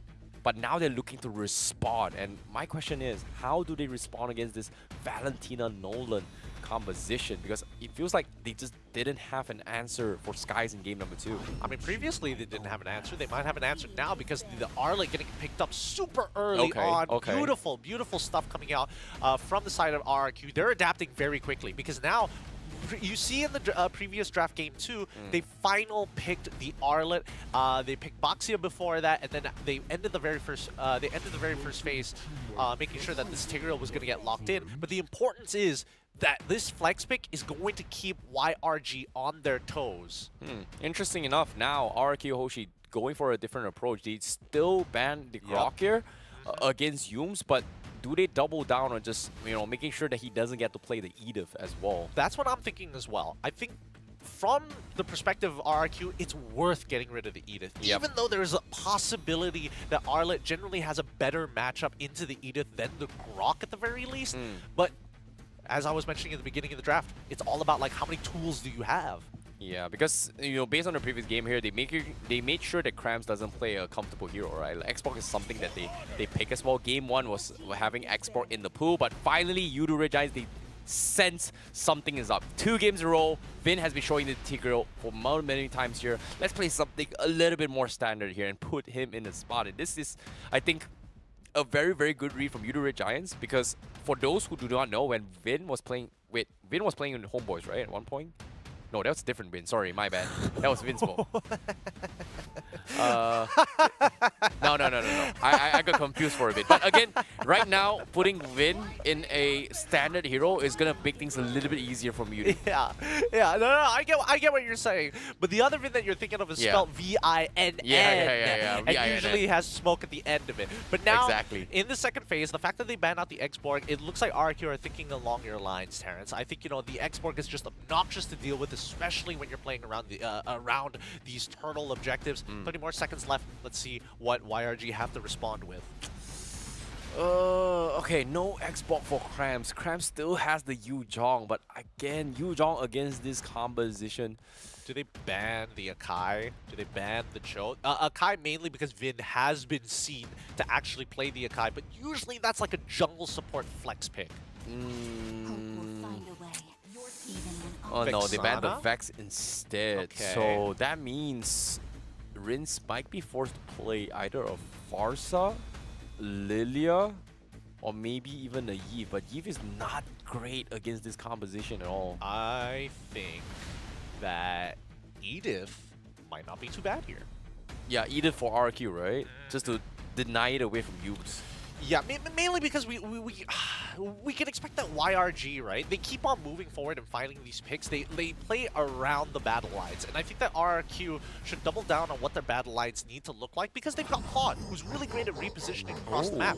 But instead, they're gonna go for the Thamos just to make sure, hey, EXP is a winning lane. Okay, Thamos was banned off in the Thamos was actually banned off in the previous game. This could be CC. This time, getting prioritized from the side of RRQ Hoshi, but CC, nah, I don't This think could be CC, this could be X-Borg, both of which are like totally fine in this position. Actually, CC isn't too bad, considering that, RRQ Hoshi, they need to clump up together regardless. I think as of right now, like, Yums needs to consider what options he actually has. I think they could still go for the Edith if they wanted to, but can it be better? I think it's all up to Krams, because he needs a strong frontliner to actually do this. And yeah, Rizzler is a very strong frontliner, considering that they need somebody. But no, they bring in the Minotaur. Like, they're too squishy. They need 2 frontliners and no Edith this game. This is really interesting, because now YRG, they're showing something else. They're, instead of saying, hey, you have the Thamos, therefore I have to give up the initial turtle, how about let's change the plan entirely. When you get to the turtle, you can sit on the turtle first, but we're going to be bringing the full force of the team when it happens. Okay, Vin is going to be playing the Arlet, so they need a mage coming from RRQ Hoshi. So what's a good mage? Like, Lunox is great for tanky compositions, but I don't think we've seen a lot of Lunox in this Novaria patch. Yeah, Novaria is pretty good. Okay. Yeah. Farsa. Okay, fine. A lot of these mages are going to be used as zoning tools, right? And more importantly, it's to chunk out some of the main win conditions from the side of Udure Giants. Like, Sakai's cannot take too many feathered airstrikes. It's hard to hit him, but if he so happens to get locked down by first 6 or maybe even Vin, it could easily turn this fight around. And at least Rinzia gets to play the game than having to play the Angela. Yeah, RQ Hoshi's got a very tanky composition, right? Like, the only 2 heroes are afraid of Skies is none other than Claude and the Forza. But again, if first 6 gets on top of Skies, he's gonna get chain CC'd. Ooh, I think that the very first turtle, if the side laners don't hit level 4 in time, like they usually do with the mid laner, EXP and mid don't hit 4 on time, I think they just give it up. You just back away, give it up, let them have that first turtle, start taking everything else across the map. Oh, let's do a little bit of count here. Game 1, Game 2, Udare Giants, they win their first turtle engagements. Like, RQ Hoshi has always been trading, so I don't think RQ Hoshi worries about that too much, but we shall see, we shall see. Ladies and gentlemen, this is going to be the equalizer here. Match point for either of these teams. It is going to be Udare Giants versus RRQ Hoshi to fight on who will advance in the GSL format here at the Snapdragon Pro Series. Now, both of these teams have very distinct play styles, and I think with the compositions that they've been handed, it's kind of up to Sakai's to individually find advantages against First Six, whether it be just like stealing away camps, or at the very least having his mid duo do the scouting for him. Well, speaking of scouting right now, like it feels like Udare Giants has figured out a way and they are actually slowing down to try and force rinse late rotations. And because of this, Udare Giants, they're getting ahead. But again, this is the adaptations coming from game number 2. Again, they are pressuring the neutral objectives. And I'm not sure if Rince here actually stole the creep though. Oh, Skylar's playing this lane so well. Oh, imagine if he had Master Assassin. He has tenacity because he's worried about getting ganked by Sakai specifically. But my goodness, if he had Master Assassin, this lane would have been done for Innocent. Yeah, but Yums is there to provide a little bit of assistance with those heals, so he's going to be A-okay for now. Meanwhile, we do see an attempt here. Sky's taking a little bit too much damage here. Vin looking for the finish here. One more HP, flickers forward, wins, gets the kill. Skies took too much damage, and we can see, not even 2 minutes of the game, extra damage on towards people who invade. Nicely done by Vin. He's just using the early game advantage of the Arla's base damage being so high that he's like 1v1ing Skies without having too much to worry about, knowing that he doesn't even have a component done yet. Oh boy. Now, Yums is gonna, force to clear the middle lane here, soak up XP to get his early 4. Stormy down in XP lane as well. And it looks like they will get the lane clear as RRQ will finally get a first turtle of their own. Yeah, no flicker though. On to Cram. This is still very winnable for either side. Ooh, so close to the 4. Rincia just got it as well. Stormy has it, but he doesn't have a stolen spell yet. Does he want to steal Vin's ultimate here? Looks like he will settle with Arla's ultimate instead. Oh, this is great for the side of Udare Giants because now they get to maintain their waves while slowing down this turtle take. Sakai's is already a full level ahead of First Six, and he's back. Oh, looks like they are going to commit to the fight as well. Minon's rage connects on 2, and they are going to get one-shotted as well. Fredrin with the blast comes in, but the turtle's still surviving. But Skies, he outplayed First Six. He baited him. He was just waiting for First Six to panic this, and they got everything. Oh man, Sakai's just waiting for an animation from First Six. As soon as he sees the animation comes out, the rhetoric comes down before First Six can respond. What a play here coming in from Yums, right? Gets the initial knock-up, but even Cram getting involved, it's so important, right? That penalty zone keeps them in place so that Yums can guarantee the engagement. That was so sick of Skies as well. The fracture on 2 men on the Minon rage was on point as well. Udare Giants just, finally showing us why they are MPL MY's champions. Game 1 was it seems like a fluke, a little bit of warm-up, but Game 3, Game 2, sheesh. Admittedly, I will say that YRG was playing kind of sloppy in game number 1, but I think, RRQ, they're very much the momentum-based team. So once we start seeing them pick up that pace, we're expecting them to start snowballing out of control and see Red Giants on the defensive. Look at Cram, just so annoying here. But top side, Innocent What did I say? getting picked off. What did I say? Every single time, right? RRQ Hoshi, they're playing towards their goal lane. They're simplifying their plan even more. Well, speaking of plan here, are they simplifying the plan? Because as of now, Vin is just doing his own thing and he's able to find individual picks all by himself. Whereas Yums now, well, he's trying to hold the lane, freeze the lane for Innocent, but he has no choice but to concede it. And that's going to be wasted goal in the hands of him, whereas Innocent is going to be behind now. Meanwhile, Versik getting person down, better extra comes in. The Appraiser's Wrath! The Appraiser's Wrath turns the tides and Cram all falls!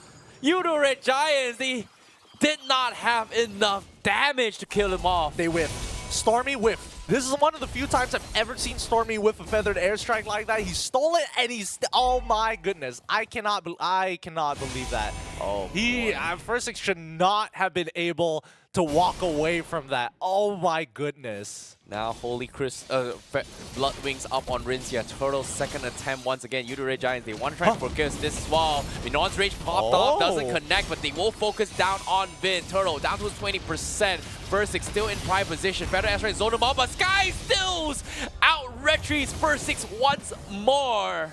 Outplayed by Skies. 2-level difference. 2-level difference. It's really difficult for First to actually win this. No, he's fine. He's fine. Without the extra bit of help from the rest of the RQ members, Innocent isn't going to be losing to Skylar in a 1v1 situation. Not yet, at the very least, right? Yes, Skylar is slightly ahead because of the assist, but for the majority of this game, we're expecting Innocent to be pretty passive, right? And oh, look at the interception from Rinzia. This is why I want him on a Farsa, on a Valentina, on any other mage other than this Angela, because he's so effective. Oh, they lose a tier 1 up top for Yudu Red Giants, but fortunately for them, Innocent still survives. But RQOshi, they're looking for trades across the map, and as we had 1k net worth difference for Yudu Red Giants for now.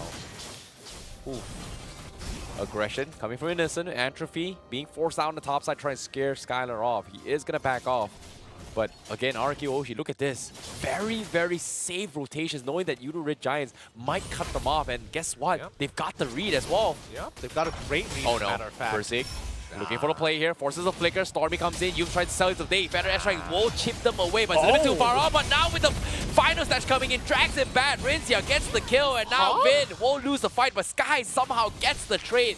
1-1, Cram now in an awkward situation. Dawn trying to pin him to the wall, but he eventually flickers out. He's going to be able to get out. Innocent with the Entropy baits out the Blazing to West Skylar. Can they get the trade? Sky's looking to intercept, but did not see him at all. Ariel kill Hoshi now forced to back off. A bit of a weird engagement coming in from the side of RQ Hoshi. Feels like they kind of jumped the gun in terms of timing of the execution, because First Six jumped and then the Feather Airstrike had already popped out before First Six actually landed the CC. So I do think that RQ, they gotta breathe. Oh no, Vin, he's being chinned his way through here. He's got the sustain. They need to finish him fast. Not quick enough. Cram gets the kill.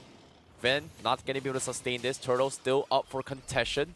Not gonna be resetted to the Lord anytime soon. RQ Hoshi, they have to play this a little bit safe, but again, Sky's nowhere to be found once more. Still getting up his levels, and this is gonna be RQ Hoshi. Just might say they have to give this, unless for a sec. No, not happening. It's not happening. Not without Vin. Without Vin, it's really, really tough, because what Vin can do is use that final slash to either set up a fight or at the very least slow down the rest of the YRG members before he dies, allowing the rest of them to live. Oh no, Sky got caught out. He needs to run away. The Feather Strike comes in. Vin almost stealing the kill, but Skylar gets the job done. Gets a tier 1 as well. RRQ Hoshi once again funneling him once more. Yes, this is really good from the side of RQ Hoshi, because that means they've adjusted their plan to make sure that Sakai doesn't get as much free farm across the map, because previously in game number 2, he's pushing the top side, he's pushing the mid side, and RQ Hoshi could not keep up with that type of fast-paced game. Now, they're making the reads early.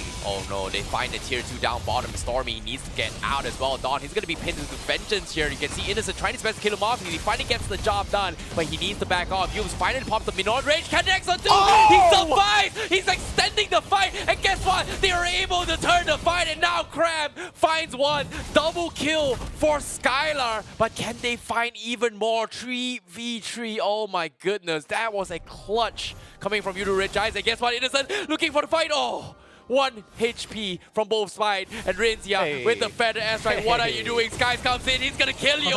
Goodbye, Rinzia. Well, okay. The very last kill was weird. Everything building up to that point, nicely done for both RRQ Hoshi and as well as Yudu Red Giants. I mean, if we look at the replay of specifically what Yumes did there, he saved Stormy's life multiple times in that one sequence. Oh boy, still extending the fight was what they needed, and guess what? Backup was on his way, and it was in time to trade 50-50s. But for now, Arkeoshi, they have to defend in this tier 1. It seems like they are going to try and send on tier 1 will fall, but from behind Vin, he's looking for the fight. He's going to focus on Stormy here, but Cram with the penalty zone saves the day. Stormy gets out and Vin will fall. Yudu Red Giants manages the great save, and Vin not able to do anything about it. Man, Yums is sharp. Cram. Cram should be okay here. But Yums is really, really sharp. Every single time he sees the animation of the final slash about to go off, instantly he cancels it. Every single time, right? We've seen him slow down Vin on these engages, which would have caught multiple members of the side of YRG, specifically Innocent and Stormy. Yeah, now 5v5 Versik gonna be showing himself here. The rest of Yudu Red Giants, they're trying to jump Rincia. They don't really know where he is, but now he shows himself. Final Slash comes in. They're going on Versik here, but Rincia gets one-shotted by Skies. Versik, he survived, but they take Rincia once more. Stormy gets out to safety, and now Innocent dying to this fight. RQ Hoshi trades 1-for-1, a gold lane for a mid laner. But again, Skylar still has the damage here. They need Versik with this red tree, but it's nowhere to be found. Yudu Red Giants, they can't threaten this. Skylar takes a little bit of damage here. Vin with the final slash. Vin on rage connects on 2. Where's the rest of the team? They lose Vin. Versik a little bit too late. Oh, mistakes were made. Now taunted up on Stormy. Arkeoshi has to give up control. Oh, this just goes to show how valuable this Minotaur is, man. In that range 1, the healing is so relevant. Sakai survives the engagement, so does Stormy, and we're right back to square one. But RQ missing a mid-tier 1 because of it. Oh my goodness, this is so unfortunate for our Arkeoshi. But again, Yudu Red Giants, fantastic job at just zoning and finding the right targets here. Wait a minute, Rinse, what? Okay, thanks, bye. What? Gone in an instant. Blink and you miss it. Oh my goodness, guys. This is like, you know what, Rinse, you're out of position. I'm just gonna one-shot you. Now, again, Arkeoshi put in this situation, 4v5.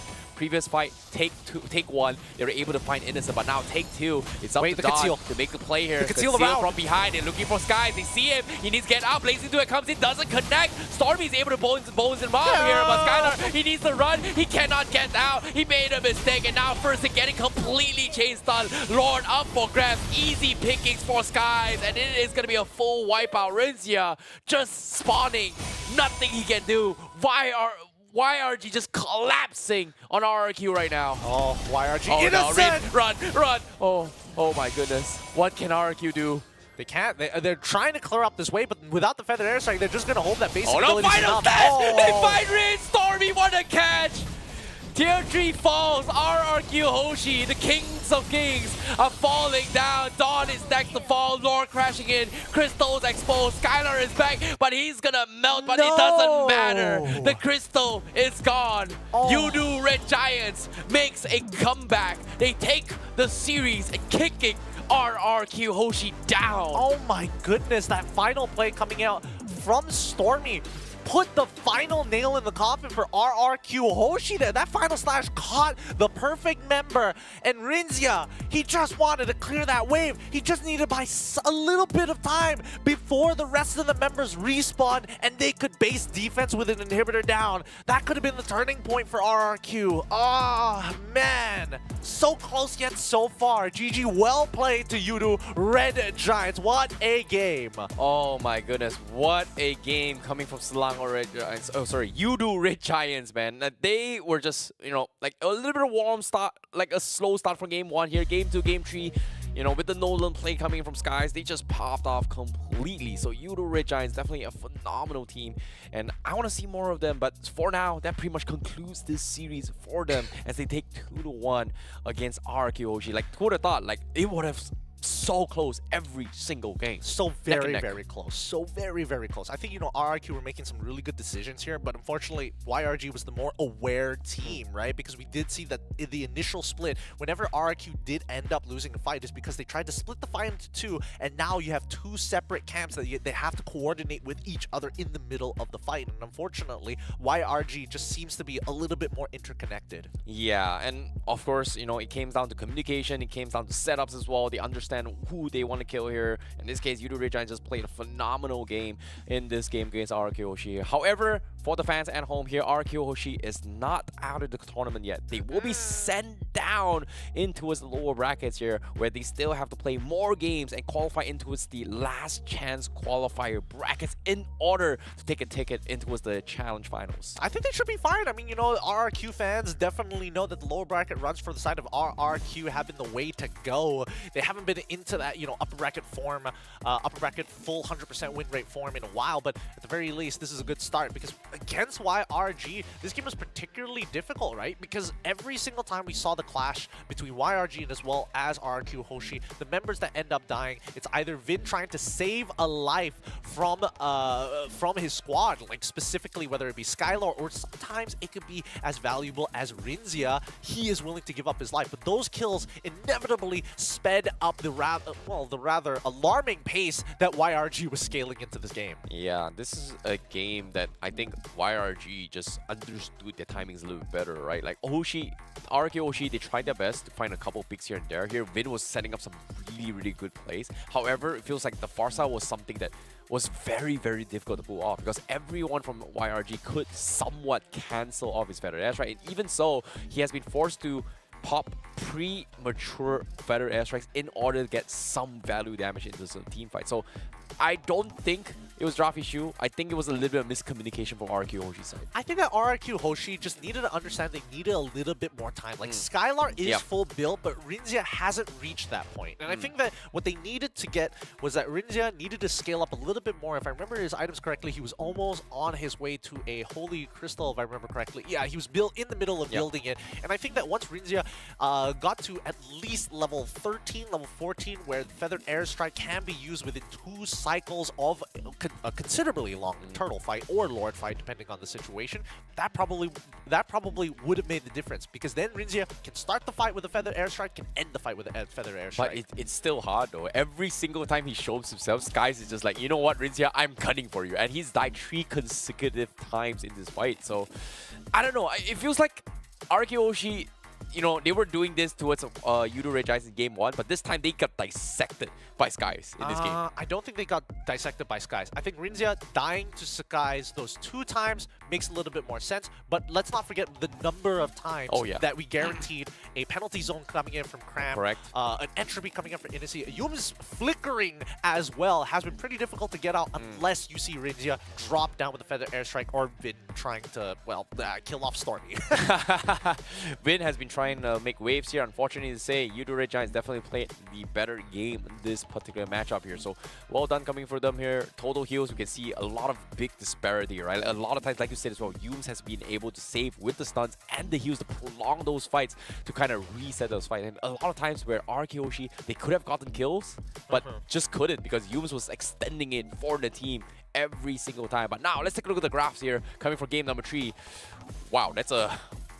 well... it's an overwhelming majority, right? And that's to be expected, because Yudo Red Giants, they were prepared to deal with RQ Hoshi by having lane priority. And a lot of it just coming in with the help of Cram and as well as Innocent getting involved in these fights. Yums making sure that Stormy is able to walk out of his lane very freely against Rinzia, because most of the time we didn't see Vin hang around that mid lane. He doesn't have a lot of tools to help clean up that lane as quickly in comparison to Yums. And Vin is most proactive when dealing with some of the weaker members who don't have their items, like Skies in the early game. That's why you see Vin just actively walking into the jungle, trying to figure out where's Skies, and then taking active trades against him. Yeah, I really like how Vin has been playing for the team, right? Like, he's doing the right things from the side of RK Hoshi, but again, it came down to how do they deal with the Yudo Red Giants, and understanding that Yudo Red Giants has figured out on how to play defensively and trying to bait RK Hoshi every single time.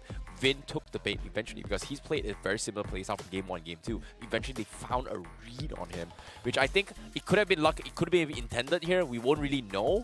But what I do know is that Yudo Red Giants, they will advance for now. Well, they will advance for now, and I think, RRQ Hoshi's biggest problem is the disconnect between Skylar and Vin with the rest of the team, right? It's a pairing of 3 and 2. I think Vin and Skylar see eye to eye on a lot of the different angles. If Vin says, hey, come, let's go for a flank, Skylar knows exactly what he means, but Don Versix and Rinzia probably need to play with them more to get on that same page. But let's give it up for our MVP of this game. Give it over to Yums from Yudu Red Giants. This man just cancels out final slashes for breakfast. Yeah, I think this was a big moment coming from Yums, right? Like, Skies, yes, he may have gotten the crucial kills, but before Skies could even get to that point, Yums was the guy that actually made the fight so difficult for RRQ Hoshi every single time, right? Non-rage comes in, connects on 2, boom, gets chain stun.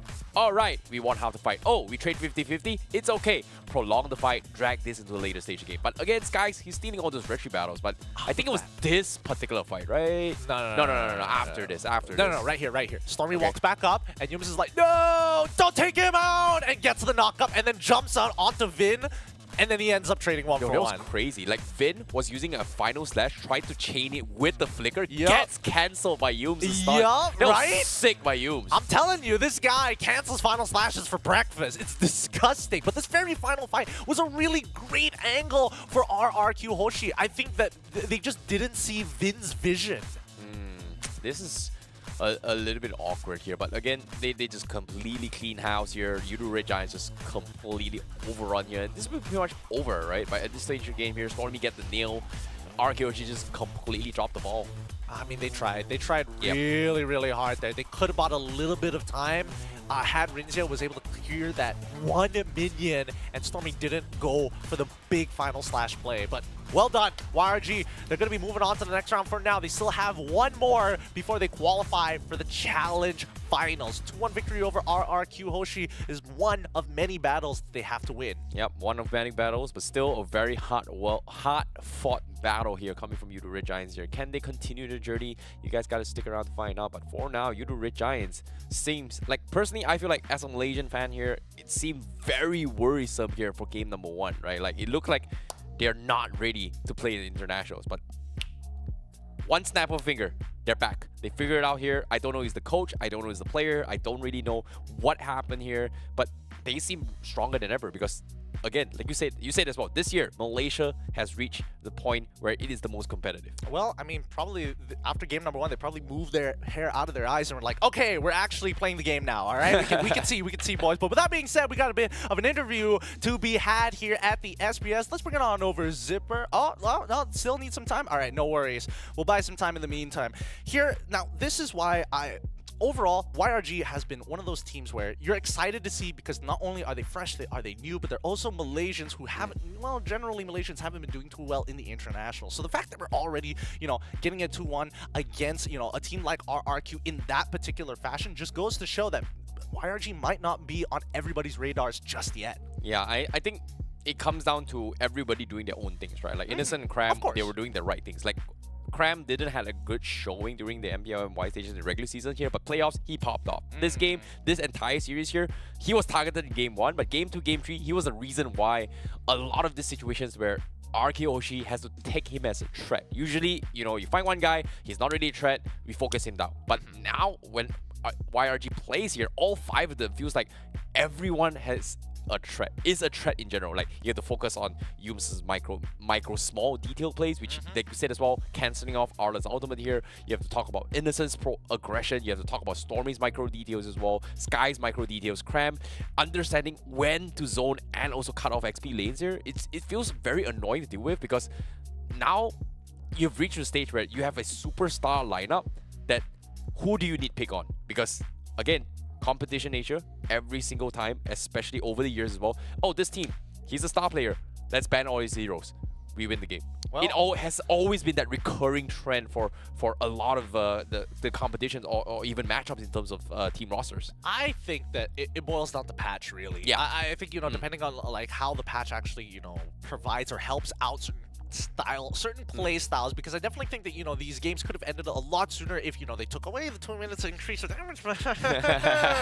Oh, I don't know why they keep on doing that. But hey, with that being said, we have an interview ready. Thank you, Zipper, so much. Let's throw it over to Arcadia and as well as Innocent live up on the stream. Hello, Arcadia, Innocent, can you guys hear me? Hello? Yeah, we're totally the same orientation. Hello, Coach Arcadia. Hello, Innocent. Good to see you guys. Hey. Hello.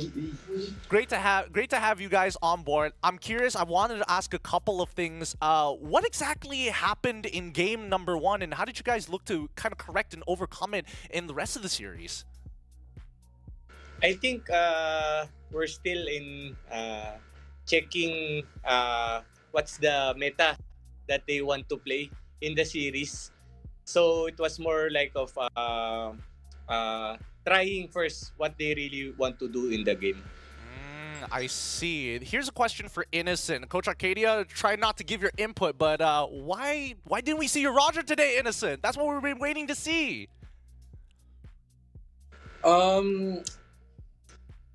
Maybe tomorrow or next game, yeah. Okay, fair enough. Arcadia, you can come back in on this conversation. Why didn't you give him the Roger? What happened? The Roger is a secret weapon. Secret weapon. Okay, I've got a little bit of question here. This is going to be a little bit serious here. I know that a lot of Malaysian fans has been saying that, hey, SRG, or in this case, Yudu Red Giants, has been the team that, is going to beat the international stage. But now, after your first match here in the international stage against RRQ Hoshi, what do you guys think about that match just now? I think the match was pretty intense in the game 3. And we're really excited to perform in the international stage. That's why the experience that we get from this series is really important for us as a team.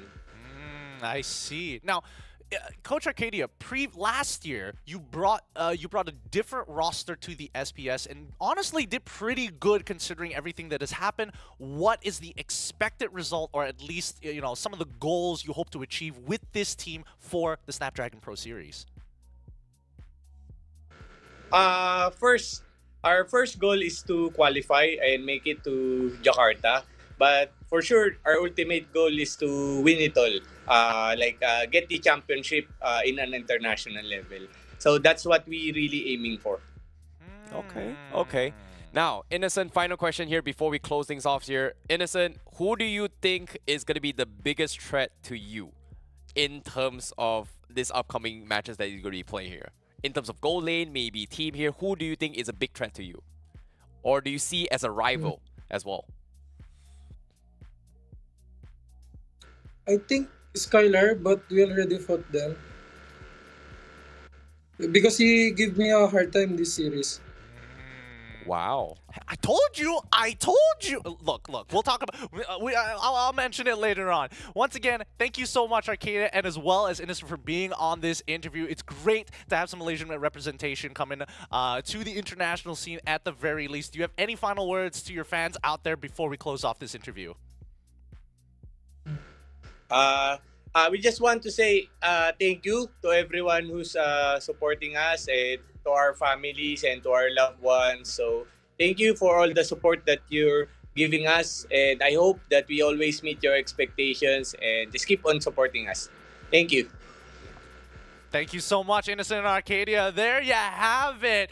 Two very accomplished. Well, Arcadia is very accomplished. Innocent looking to get more accomplishments underneath his belt, because, my God, this team is definitely a team to keep your eyes out for. Well, respects towards Skylar. That's something I did not expect. I told you, if he didn't respect him, he would have locked in that Roger, called it GG, well played, and ended the game fast. Skylar was giving him a hard time. Not gonna lie, 3 games in a row, right?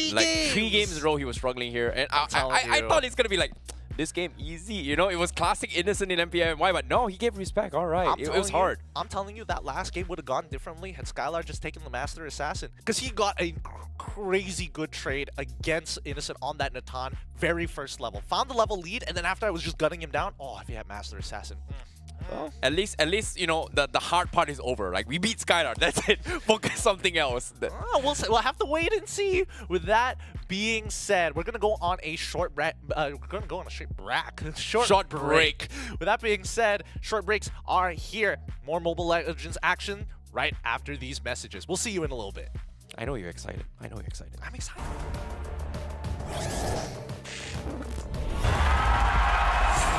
Here we go! The Snapdragon Pro Series is brought to you by Snapdragon Elite Gaming, Monster Energy, and DHL.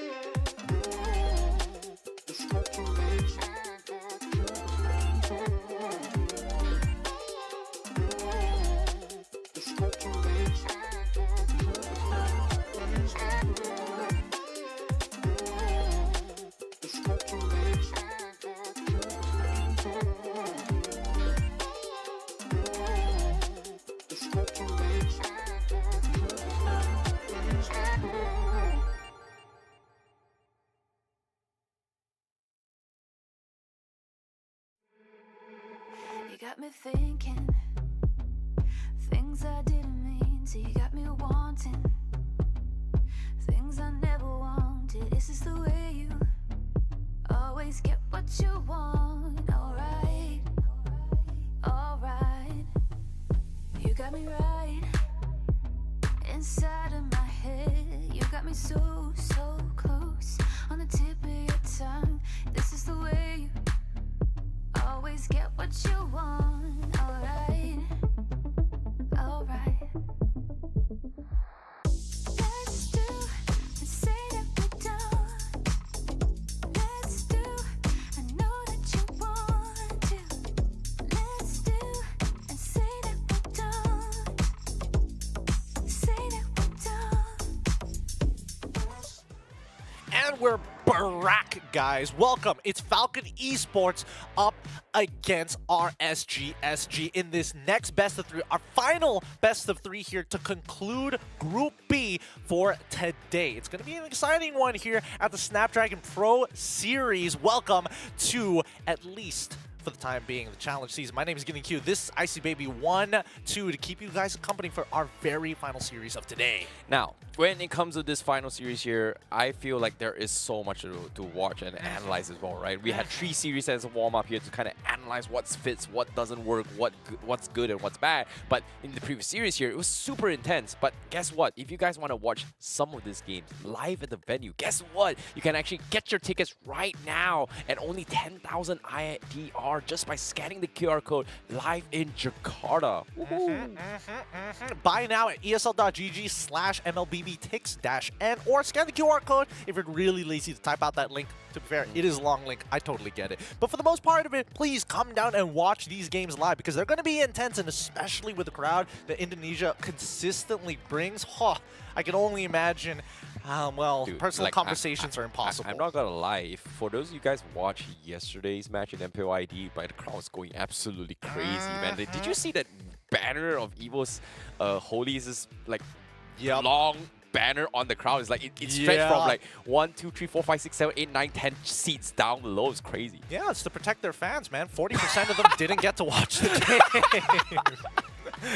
Because they were all underneath that one banner.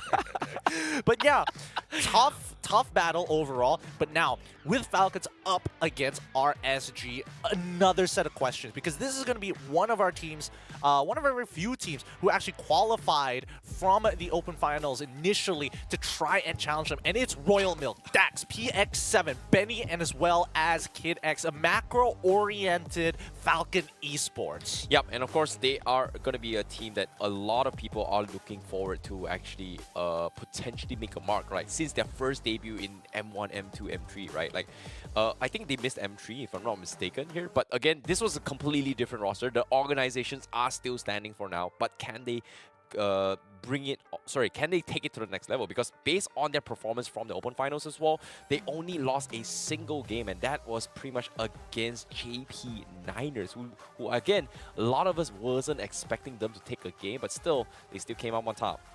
Yep, I mean, if they had lost another one, they probably would have been here, right? That's the general gist of it. But Falcon Esports, very macro-oriented team that likes to make decisions based on how their opponents usually respond. And once they have tempo, man, Falcons, they can be real dangerous. But they're going up against veterans. They're going up against namestays here. Their opponent is going to be up against RSG Singapore. Now, from RSG Singapore here, we have Crow, Nan, Closer, CS, and Bray. All very, very experienced in the region as well here. Bray definitely going to be one of the players that really stand out the most for me. I feel like Bray does have improved a lot in terms of his roaming position, but the problem is, can he fit the current meta here? That's something that I feel like he's known for his aggression playstyle. I want to see him play an Enchanter playstyle. Well, I think it might be different here because overall, I think that this is the next generation of RSG. They're investing in some of these younger players that eventually grow into superstars later down the line. The real question is, when does that stardom actually begin? Does it begin here at the SPS, or do we have to wait further down the line once they've completed their their playoffs even for MPL Singapore? Yeah, and of course, when it comes to RGSG, definitely they do have the experience to play a little bit more compared to Falcon, right? Like, what I mean by compared to Falcon is because of the fact that we don't have an MPL anymore, unfortunately to say. So in terms of rinse and repeat their training here, obviously Singapore does have a little bit more experience. But for now, Falcon Esports, they've played more games. That's what. They played more games in the Open Finals. They've reviewed more strategy. But guess what? They also beat a game against Fnatic Onyx as well as Dewa United. That's something that I think not many teams can pull off at this current match. Well, I would agree as well. If we're talking about like preparing for this match, RSGSG has quite a lot of material to work against Falcon. But the same can be said about them, right? They have been playing in the regular season of the MPL. It is recently concluded, but at the very least, their playoffs hasn't concluded just yet, which is what everybody is kind of waiting for to see what are the prime strategies that these teams are going to lean more towards to. Yeah, and speaking of leaning on towards the match as well here, they have had a lot of roster shift over their years here, where I think on April 22nd here, Sayla was previously from RGSG. Diablo as well. So it seems like a complete rework coming from RGSG, and I don't know if it's good enough to be on the international stage, because in terms of experience, obviously we talk about Diablo, Zayla, they are the guys that have a lot of experience during RGSG days, but now the only ones remained is Brave. Yep. Oh, Adamir as well. Yeah, Adamir Adamir. also moved Yeah. as well. I think that's why this is the next generation of RSG. They are invested in younger players who could eventually reach their prime at a steady age before they start considering, military service is something that they have to worry about in Singapore as well. So the younger they are, at the very least, or if they're done with military service, that gives them a lot of free time to actually dedicate themselves to the game, which is what they're hoping to do here. I think it's going to be a very, very difficult task for them to overcome here, but again, not many orgs are willing to take that risk, right? Sometimes experience values over talent to a certain degree here. Inexperience plays a huge factor. But I think the only other team that has willing to do that is actually Yudu Red Giants. And guess what? They're doing well right now. I mean, they're doing well, but this has been like a long time coming. This was like the big 2-year plan, and they were really trying to shape and mold these teams. Like when Coach Arcadia first initially came, it's like, I am looking to create the super team. A super team, Echo, similar to what he did with Echo initially before he started moving on. But hey, that's what we're hoping to see here today, whether RSG has what it takes to take on Falcon, who's been playing for quite some time compared to the next generation of RSG. Yeah. Now, speaking of next generation here, I want to see how well they fare off against Falcon Esports, because Falcon Esports, they've proven themselves from the Open Finals. Like, yeah, Fnatic Onyx PH here, great. We can say it's not the main roster. Sure, I understand. It wasn't the main roster, it was a sub-team. But still, it is still a W as well here. But now here's a little bit more stats for you guys here from Benny, who has who played during the Open Finals, on how well he's performed so far coming from Falcon. You can see his marksman so far, obviously 100% win rate, Moskov, Cloud, and Natan 66%. But again, this is a very, very consistent stat that he's played, even though he's played more than 5 games so far.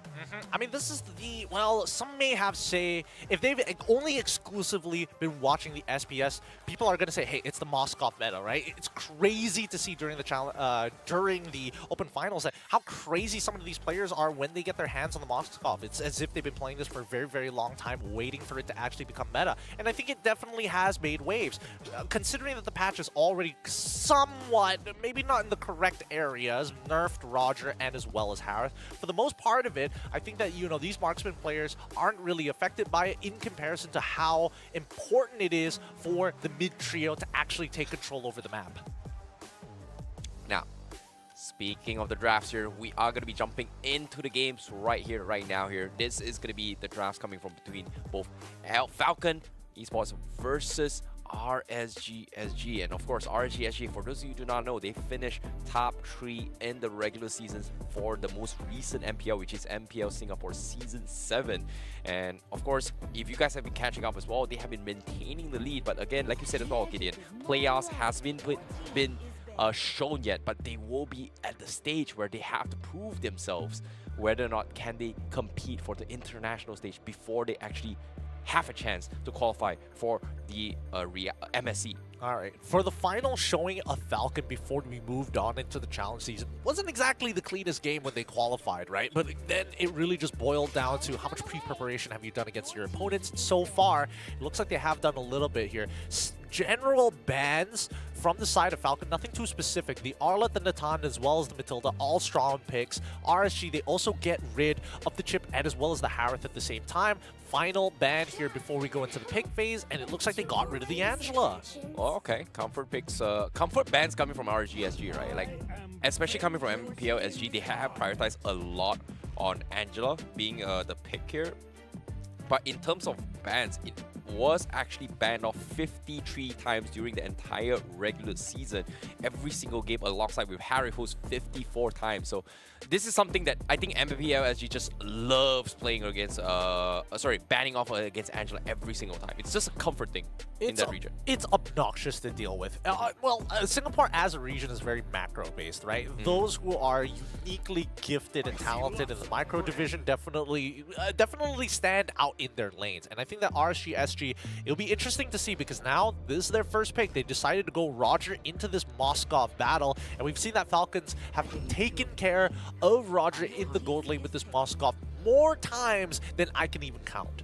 You know, it's interesting that to see that I think the top 4 most contested heroes coming from MPOSG was Barats, Fredrin, Roger, and Yujong, most picked or banned regardless of situations, right? And for them to prioritize Roger after this most recent patcher, it's a bit weird for me. Like, I would have preferred the Moskov, I would have preferred maybe even going for the Claw in this scenario, which I think just now was a good example, right? Like, they strayed away from the Roger coming from Innocent from YRG. Hey man, it's not the plane, it's the pilot. And I think that's a really, really important factor to take into consideration. For those who are willing to pick up Roger, take the challenge of learning how to play Roger in the gold lane, inside of lane and outside of lane, it's pretty goddamn difficult. It's not easy to be able to identify every single situation in comparison to Moskov, but hey, at the very least, it just goes to show how confident that RSG is in their gold laner in winning out in that lane. Doesn't mean that it's going to be a fair 1v1, but at the very least, the idea is in place. Now, jungles here. Do they go for the Barat or do they go for the Baxia coming from RSGSG? Because as of now, I think this is an Akai angle, to be fair. Ooh, an Akai into a Fredrin. Do they want to prioritize it? I think they're going to let this through and just focus on getting an XP laner, maybe even an Export or a Terizla. I think it's too early. I think it's a little early to go for an Export. It's definitely a jungle pick for sure, but they decide to go for a Nolan. This is quite the aggressive lineup for the side of RSG. They've got plenty of damage. The question is, who are going to be their frontliners? Ooh, okay, they definitely need a very, very solid, strong frontliner. In a sense where they need somebody who's really, really tanky, right? This was the question that I think I poised towards YRG in previous game. Once you get this composition, 3 very, very squishy target means their final 2 need to be extremely tanky. In this case, it comes down to what kind of tanky XP laners that Falcon is going to be banning. Well, RGSG is going to be shutting down all the mages. So Vexana is going to be one of those heroes that needs to be taken out. Faramis completely ignored from both sides though.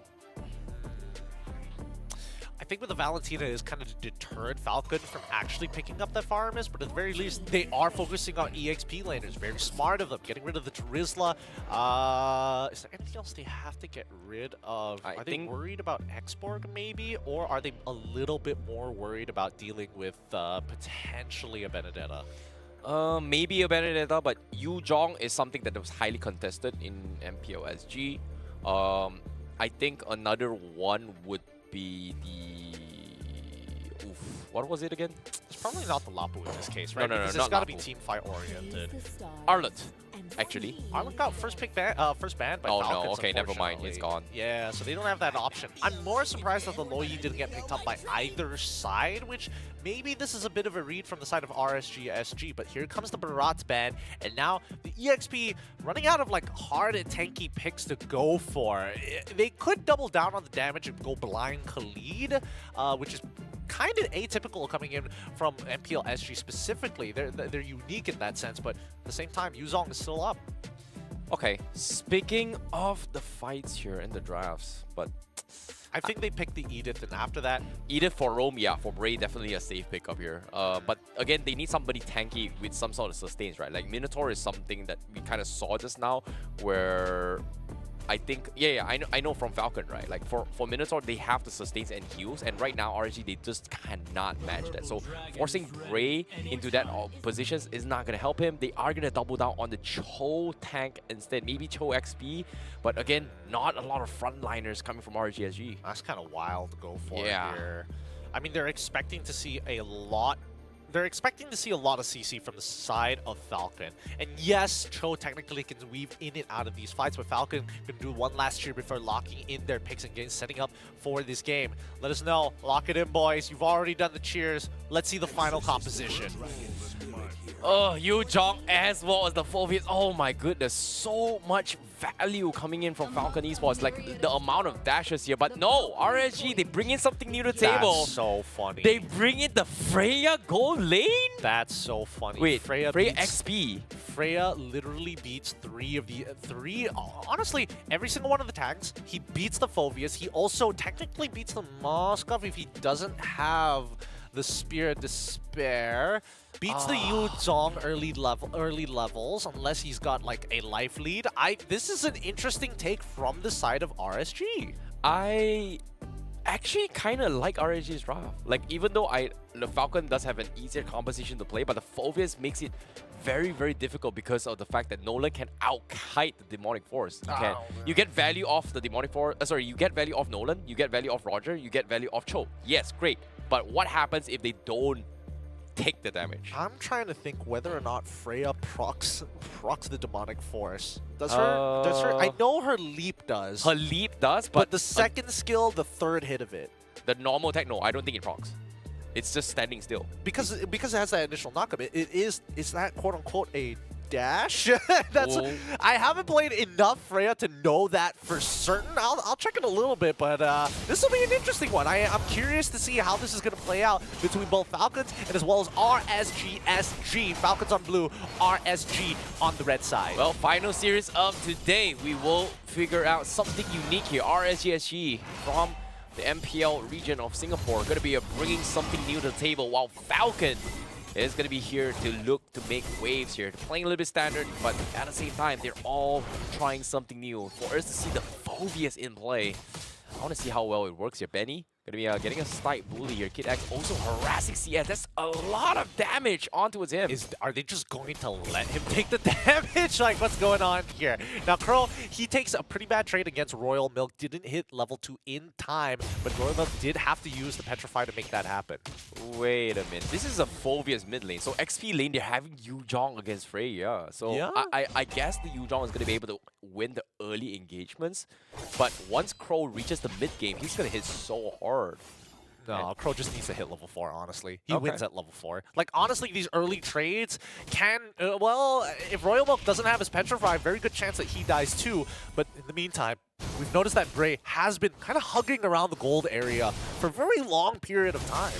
Yep, speaking of a fight here, Royal Milk able to sustain this from the Residue Shard, and now Closer dies. That's going to be first blood in the hands of Dax. Falcon takes first blood. Yep, and I was wondering how Closer lost this flicker, and got the answer almost immediately here. Kid X doing a really good job at spacing out CS. Again, Benny is having the time of his life because he's being babysit, but more importantly, CS is just losing his kill potential because he's so strong in the early game. He won't be relevant until he gets either, well, I would want to say a component, but I think he's going to need more than that. Okay, retreat battle in the hands of Dax, and now Bray, he's going to be in a little bit of trouble here. He tried to flicker out, he missed the wall, and he's going to die. Now PX7 catches up to Closer. RSGSG getting completely shut down in this first turtle engage. Yeah, I think that Falcon Esports is going to completely outscale RSG64. Oh boy. I think it's going to happen sooner than we would like to imagine. These side lanes are not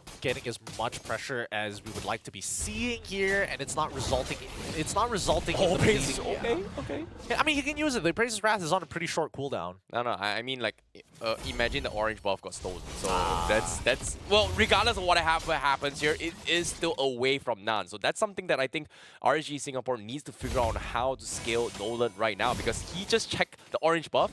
He has no creeps. That means he is a level behind Dax, or even matching him right now. and he needs to get the kill. Royal Milk is trying to sustain his way through, but RGSG, they're a little bit late with the response. We see the damage coming from Crow. Black Dragon comes in, completely walks out scot-free, and he might kill Crow. He's gonna go for it. So greedy. So greedy from Royal Milk. I respect it. I respect it from Royal Milk. He saw a kill angle on Crow. He didn't know that Bray was hiding in the bush. And Bray still had to commit an ult. That's 3 ults for a Black Dragon form and a Petrify. I don't know about you, but personally for me, and especially since PX7 is able to absorb that next wave, it's no loss. No harm, no foul. Fair enough, fair enough. But now, Nan secures the purple buff. Falcon looking to get a little bit more aggressive here. Mistakes were made coming from a Falcon, but RGSG, they finally find a little bit of a pick-off. They need the perfect kick. In this case, Bray, he's looking for it as well. PX7, oh, he doesn't have the flicker to do so. Dax looking to try and stop him in his track here. But it seems like Falcon not able to find the opening that they need. 4 more seconds. Black Dragon form still hasn't come off the cooldown, and Bray so far just being really obnoxious to deal with against Falcon Esports. Here looking for the kick, a little bit off angle coming from Kid X as well. Bray needs to get out. He's just gonna walk out of it, knowing that PX7 will not be able to catch up to him if he does not go for those dashes here. Bray giving time for HP. Nan looking for the dive here. He's looking for the turtle snipe. Arrow comes in as well. The spear comes in. Do they get the steal? Nan secures the deal. Mignon Rage has been popped off, but Falcon, they can't seem to get the pick off as well. RSG gets the biggest steal. Hit and run Huge away. steal. Very huge steal. But wait. Okay. He doesn't go for any more. I'm surprised that Kid X wasn't able to deny Nan from getting in on that pit. I think, you know, Nan, he really took his time here, really played it well, and I think for the most part, like for Royal Milk, this is unwinnable for him, right? He can take these short trades, and if he gets resources out of Crow, that's a bigger win for Royal Milk than it is the other way around. Yeah, first item, Blade of Despair up on Crow right now. He's gonna hit even harder right now, but eventually Falcon Esports, they need to keep up some aggression because as of yet, RSG, they're getting so much space in this game. That's so funny. Wait, he first item BOD, no shoes. First purchase BOD, no boots, nothing. Okay. This is so funny. And he currently has the same farm as the Frederick. Okay, fair enough. But now Bray looking for the kick as well. They do find Royal Milk, but Crow, he doesn't have the ultimate. He's got the lifesteal available as well. Royal Milk forced to use the Black Dragon. He's looking to try and turn onto his Bray, but he needs to get out, and that's going to be RGSG missing the kill onto his Royal Milk. But unless Royal Milk, okay. No. Royal Milk, he's learned his lesson, but at the very least, he's outplaying these situations like really, really hard. I mean, Bray has to commit a full kick onto him, and Royal Milk is like, okay, let's try again. Oh no, Royal Milk, he needs to get out. Yep, he's going to be fine. But like, he's eating so much pressure. He's eating so much pressure. Nan looking to get out as well. Razor Drop comes in. PX7 misses the Demonic Force. The spear doesn't connect, so Nan will be able to escape this. Falcon trying their best to catch all these slimy, slippery players, but unfortunately, just very, very difficult. Now, Bray getting another time. They need to back off. Falcon just saying that it's not time yet. But RGSG, they're perfectly happy just trading 50-50s right now. Yeah, and I think that CS, now that he has that level, he's got the gold. He's part of this fight. Oh, here comes the kick as well. Kid not going to have the Minor's Rage get now. Finally pops it, but it's the stolen Minor Rage right closer to stop them in aggression here. Royal Milk, he melts before he can do anything in this fight. Now PX7 are going to be dropping Demonic Forces on everyone from RGSG. They need to get the kill. And guess what? PX7, he finds one, he finds two, and now Scroll diving to his tier 1s, but he's not going to be able to finish him off. So it is going to be a 4v3 all-out brawl in favor of Falcon Esports. But Falcon Esports still walk away with a single kill more, and this is where, unfortunately, the Freya is going to struggle, right? In these types of fights, we see the big initiation coming in, and Royal Milk, honestly, knowing that he doesn't have too many resources because they dived him like 2 or 3 times onto the top side of the fight, it seemed like a good idea. But PX7, check this out. Boom, finds one, and the Asterisk Eye finds a second so he can jump again. Wow, but at the same time, Crow is doing some serious damage on the Fredrin and also the Moskov. So that's something that I think, you know, Falcon Esports, they have to start respecting that this Freya may be a big problem coming down the later stage of the game here. Will be a problem. The Conceal has been used, but to what avail? Well, for now, Stolen Black Dragon coming from closer. It's gotta be the counterplay for RSG SG instead of the Minon's Rage right now. Crow again taking the tier 1 there. He's gonna try and mill it down. He breaks it off, but he's left completely alone. 1v3. Fight it. All in all, he's trying his best, but he's getting pinned his way through. Benny, almost dropping down there. They get the kill there, but the purple buff stolen away from RSG says otherwise. PX7 is going to try and stall the team, but the spear comes in. RSG, they have to run and scatter, and that's going to be a big snipe down coming in from the Dragon himself. Royal Milk, he will fall, but guess what? Closer gets caught in between the crosshairs of Falcon, and they're able to find another one. Kid X, what are you doing? He's staying all by himself. Not is able to trade him off. Dax now holding them off. Benny going to try and finish him off. The stun. Oh, the arrow doesn't connect. Gold lane versus gold lane. Benny looking for the fights. Yes, we're going for the sidestep here. He's afraid of none, but Benny still alive. Means RSGSG will have to back off. Oh boy, that's so nerve-wracking.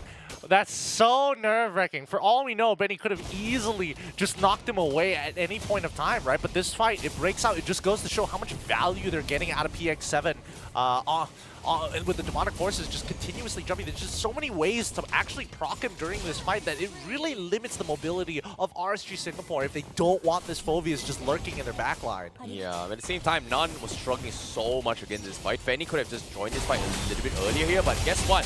We do have a Lord fight as well. It's, they are going to try and collapse on Falcon. Crow doing some serious damage. Dax is able to trade him off as well. Now from the back line, we've got Royal Milk going to try and finish off the rest of members of CS, but CS, he's got the shields. He somehow survives, and RSGSG, they're trying to kite him off as well. They've lost 3 from Falcon, and RSGSG, in one fell swoop, was able to trade everyone from the side of Falcon Esports. Oh, they got outplayed there. RSG Singapore now with a 3.3k lead under their belt. 10-12 with a 2 kill point lead so far. Oh my goodness, Bray with the kick of the century. Oh, the Lord he kills dies to the Lord, but at the same time, he got the kick of the Black Dragon. 3v3, but they need to steal the Lord here. Nun secures it. He's going to get out. PX7 going to go for the demonic force to try and finish him off. Closer, getting mowed down by Falcon right now. Benny trying to roll a little bit more damage here, but as of now, PX7 still continuing his fight against the Freya, but the damage is done. But Nun, he's so close. Wait, what? How? He should not have lived for so long. They secure the purple buff. They get the kill, and Falcon, I don't think they even realized Nun was there, but Nun, he tried anyway. I mean, he's dead, right? He's dead. And, Oh, and I boy. think that RSG Singapore, they're going to slow push until Nana's back up so they can synchronize themselves with this Lord. Falcon, they're going to start staggering. They're not going to waste any time whatsoever, but CS has been playing pretty well this game, and Benny has been struggling to get on the fights. Ray looking for a run here. BX7 still thinking if he wants to go in for the dives. RSGSG already in position for this fight. CS making work on the bottom tower here means the Falcon has a little bit more space to push up forward. Well, let's see. Next Lord Empowered and Minion Wave should be coming up real soon here. Most part of it, RSG Singapore, they've lost the majority of their advantage, but unless Falcons are calming their pants down, I don't see them dropping too much here. They've got some great coverage. They are aware that RSG Singapore is currently missing on the map, and they don't know where they're going to show up.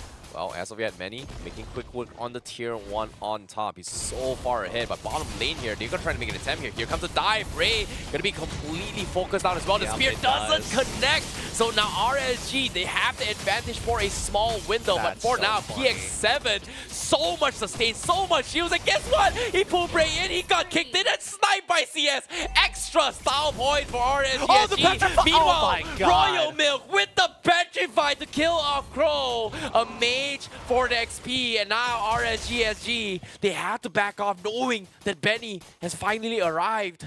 Crow is so mad. He's so mad because he knows he can take a Royal Milk in a 1v1 even at a disadvantage, but Royal Milk, man, with a Furious Dive, petrifies Crow as he takes a sidestep backwards into the Furious Dive circle after the jump and guarantees a knockup to secure the 1v1 kill. Really nicely played by Royal Milk. Now Falcon gonna try and make work on tier 2s as well. RSGSG, they're sending up Nan to clear the top side, going for a backdoor potential. But it's not happening. Falcon has got all eyes on everything in the map right now.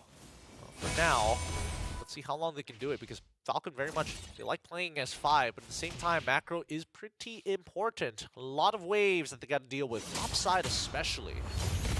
This is really difficult. Like it feels like RSG, they need to make the biggest catch or even just burst down one guy right from the get-go. But every single time they do that, it just kind of enables PX7 to get so much value with this demonic force and the vengeance on top of it as well. Oh, so annoying to play this game. That's the thing. RNG Singapore are really good at kind of breaking up that front line away from that back line, no matter the cost. And they can find like a really good kick here coming in from Bray. Oh, Bray looking for the kick. Oh my goodness, one shot on the Royal Milk as well. No Yu Jung in this fight. 9, he's going to be chain stunned as well. That's going to be the jungler down. The spear does not connect. Falcon 4v4ing this as well. Crow looking for the counter engage, but guess what? Crow, he's got damage, but it doesn't matter. It doesn't matter because why? Moscow just get free hit onto everyone. Benny just wiping everyone from RSG. Now purple buff getting stolen as well. Falcon says, I don't care about the lore. This is endable. They're focusing on the base. And guess what? Benny going forward as well. CS, what can you do? But they will just settle with the inhibitor for now unless Bray looking for the kick. It's on the Minotaur. He is going to be in a little bit of trouble here. Bray, he needs to get out. Benny is going to finish him off, but he's going to be PX7 that steals the kill. But so much damage from Falcon. Good attempt from Bray, but unnecessary. Unfortunately, unnecessary. No way to kind of capitalize on this. Dax should be able to secure this lore without too many issues. And PX7 just used as a zoning tool, right? Royal Milk has taken so much punishment for the team, and he's okay with it. Look at Benny. He's having the time of his life. Oh boy, this is hard to watch for RSG Singapore fans. This is just pure dissection coming from Falcon Esports. There's just so many things they need to worry about. Like, they've got a good team composition, but if they can't use it often, they just get completely mowed down. I think that RSG Singapore need to turn their sights to other targets, right? Yep. Royal Milk is annoying, but I think Kid X is by far even worse. Yeah, in this case, Spear does connect as well. Benny still waiting on the right moment to jump. He finally shows up, but he's going to focus down on the tier 3s first. While Nan needs to make a run for it as well. The Lord gets mowed down here. Royal Milk getting first down. He won't be able to get out with the Black Dragon. Falcon looking to disengage, but Bray! He got caught up with the Minot's Raid. The counterplay from Falcon is good. Now they're turning everything up on RSG. Nan narrowly escapes the demonic force, but the damage has been done. They lose Benny, but they still have PX7, Kid X, and Royal Milk as well. No. CS, he needs to go run for his ball. No! With the counterplay, CS still survives. Falcon, they tried the numbers game, but they did not have the burst, and now Nan is looking for revenge. Hey, Nan is in it to win it. Jumps on in with CS, and somehow CS survives. He was supposed to die to the sharp residue, but the fountain keeps him alive. And Nan, he has not been missing a beat in that fight. Now, for the most part of it, the hardest part for Falcon Esports is to penetrate that crystal, because unfortunately, if Crow is alive and standing underneath that underneath the crystal, it's really difficult for Falcon Esports to take him on. So they drag him outwards, and that's when you see Kid X unleash the Minoan Fury. That was fact that Benny went on forward, tried to kill off Nun in that fight, and while he's doing that fight against Nun, he popped his Wind and of Nature preemptively, popped the first Immortality up. But while that's happening here, he was completely mowed down by CS, so that's going to be a little bit of a problem for them. But not, oh my goodness, mistakes. That was the first mistake that RNG cannot afford, and now, without Nan, they've lost the burst potential. They need someone going for the kill. Crow immediately says, I'm backing out there as well. Closer, he's got the Minon Rage, but here comes Benny to try and find somebody. Bray running for his dear lives. PX7, does he give chase? But they say, that's not the right target right now for Falcon Esports. I mean, Falcons, as much as they want to play as a team fight composition, they have to look at the rest of the map right now. And unfortunately, CS is forcing them to actually avert their eyes from the Lord Pit down to the bottom side of the map. And if Royal Milk ends up getting picked off again, like we saw just now from Nan, then at the very least... Oh my goodness, they are going to force a fight right now. Crow, he's doing some serious damage here. Benny Finds a solo kill here as well. Crow, he's holding on, but eventually gets stunned off. Dax with the Appraiser's Wrath turns the tide on him. Brave now, trying to run for it as well. The Petrify comes in. This Cho is going to down. The Spear doesn't connect once more by the Maska, but they've lost Tree, and Falcon is going to knock on the Crystal. It's only none and Closer left, and Benny's still alive. Mid-Nord Rage comes in, but the counterplay by Closer. But the counterplay comes in. They are completely shut down. That's going to be a wipeout, and Falcon Esports takes game 1 against RSG. The highest kill count we've seen so far. It's going to be Falcons who are the one who spread their wings to fly. 1-0 match point for the side of Falcons. What a game coming from Falcon and RSGSG. Both teams pouring their hearts and soul in this game, and all-out brawl to see who comes up on top. But eventually, Falcon Esports is the one that takes game 1 against RSGSG. I mean, it was a bloody battle. Very weird compositions from both sides, but inevitably, it just comes down to who can scale better, and unfortunately, it is going to be Falcons who do scale in the later stages of this 18-minute and 4-second game. What a performance coming from both sides, but Falcon just had so much to worry about. Like in this case, they have a draft that is so disgustingly annoying to deal with. What can RNG do? Like, what was the intention with the Freya pickup? And personally, I think what I saw was like, yes, it's got damage. Yes, it's got sustain. You know what's a hero that can completely flip the table? A Fredrin's Appraiser's Draft. Well, I think that it's a couple of things. Unfortunately for Crow, I think that... I mean, I'm trying to look at the side build with our API off to the side here, and I think that unfortunately for him, right, he didn't get to the critical mass that we were hoping for him to get. Not to mention that he didn't opt to go for any kind of like spell vamp to keep himself alive here. I'm not seeing a Haas Claw at all. The most that he had was an Endless Battle, so he does have like a lot of raw bursts, but I think he should have doubled down. Instead of the Endless Battle, maybe consider a Haas Claw in that case, but no matter what, it was going to be really, really rough, right? Because he's basically free procs for PX7 whenever he shows up to the fight. He's great at melting down these thicker tanks. Dax, no problem. Kid X, stand there long enough and eventually I'll cut through you. Yeah, and even here as well, let's take a look at the itemizations real quick here on how Falcon played this, right? Like, we talked about Brute Force Breastplate as well as Oracle being a very, very popular pickup if you have an Enchanter teammate. In this case, having them up on him as well as GX7 completely gives them so much sustainability in team fights, which I think RSG was struggling to just mow down the layers of heals and shields that Falcon Esports had.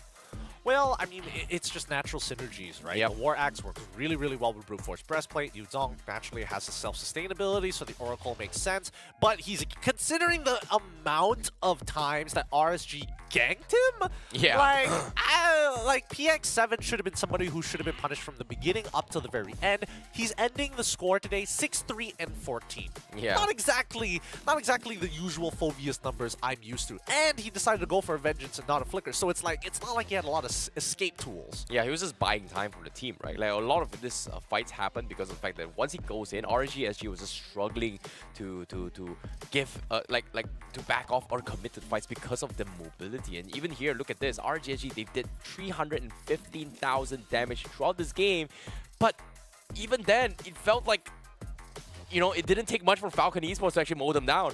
No, because a lot of that, all of this 315,000 damage weren't being invested into specifically Benny, right? Benny got to free hit so very often into this game. Most of the time, how these fights ended up playing up was either Bray or Crow goes for the initial, it starts the initial engagement, then Nan, Closer, and as well as CS. Closer plays for Peel, Nan as well as CS, look for those big finishes at the very end. But that's all dependent on getting the initial chunk. And I think, you know, once Dax got to his third item, it became very clear that they didn't really have too many answers, right? The Anti-Cuirass was already taking so much damage, and then you paired that up with the Sky Guardian's helmet. That's so much HP for Crow to get through, even if he has a force multiplier in the crits.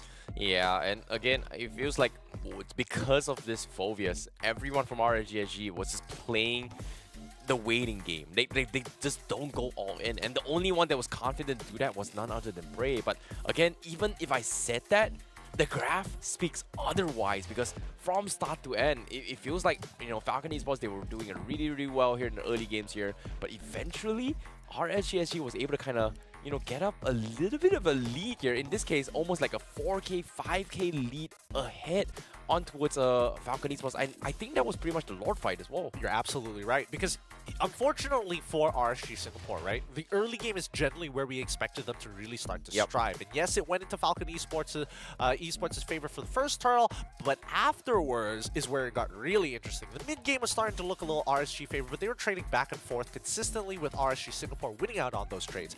Once Falcon got 3 items onto Benny, it's a completely separate story. Most importantly, with Benny securing over that Winter Transit, it's just impossible. Like, how do you expect to one-shot him, right? Even CS had moments where he was thinking like, can I actually kill him? I'm not 100% sure.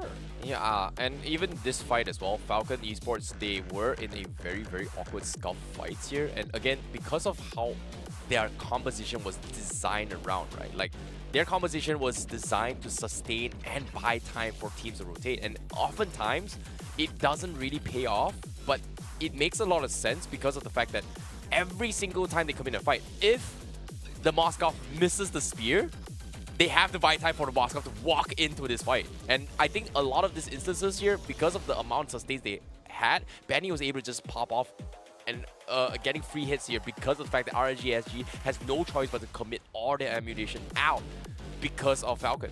I mean, that's the way they have to play.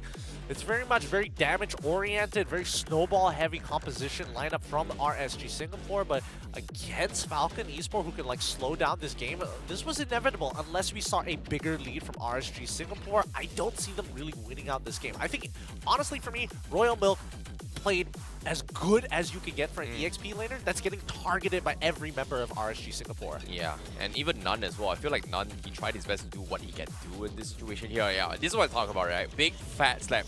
What did all the damage from Crow translate to? His own death. That is the perfect example of what Appraiser's Wrath, or in this case, Chain CC or Quick Burst here, means to Fredrin, right? Doesn't matter. Yeah, boom! Oh, that hurts. It really, really does. I mean, there was a lot of good moments from the side of RSGSG, but right now, Falcons are looking much better. It's 1-0 match point for Falcon Esports so far, but the question is whether they can actually close this game out, because I think that RSGSG, after that game, have definitely taken a couple of pointers, have learned a little from it. Yeah, speaking of pointers here, like RSGSG, they definitely need to switch up their drafts a little bit more, because it feels like they have tunnel vision in their drafts to a point that I think they were forced to pick the Freya as well as the Cho as a last resort to kind of take initiative in the drafts. Because personally, I feel like seeing the Phoveus or even seeing the Minotaur was like, oh, okay, they have a pretty standard draft. Like, they were looking to try and break tempo, but the moment they brought the Phoveus in, okay, we're messed up. I suppose. I probably will need a little bit of time to think about this, but in that meantime, we're going to have more Mobile Legends action right after these messages.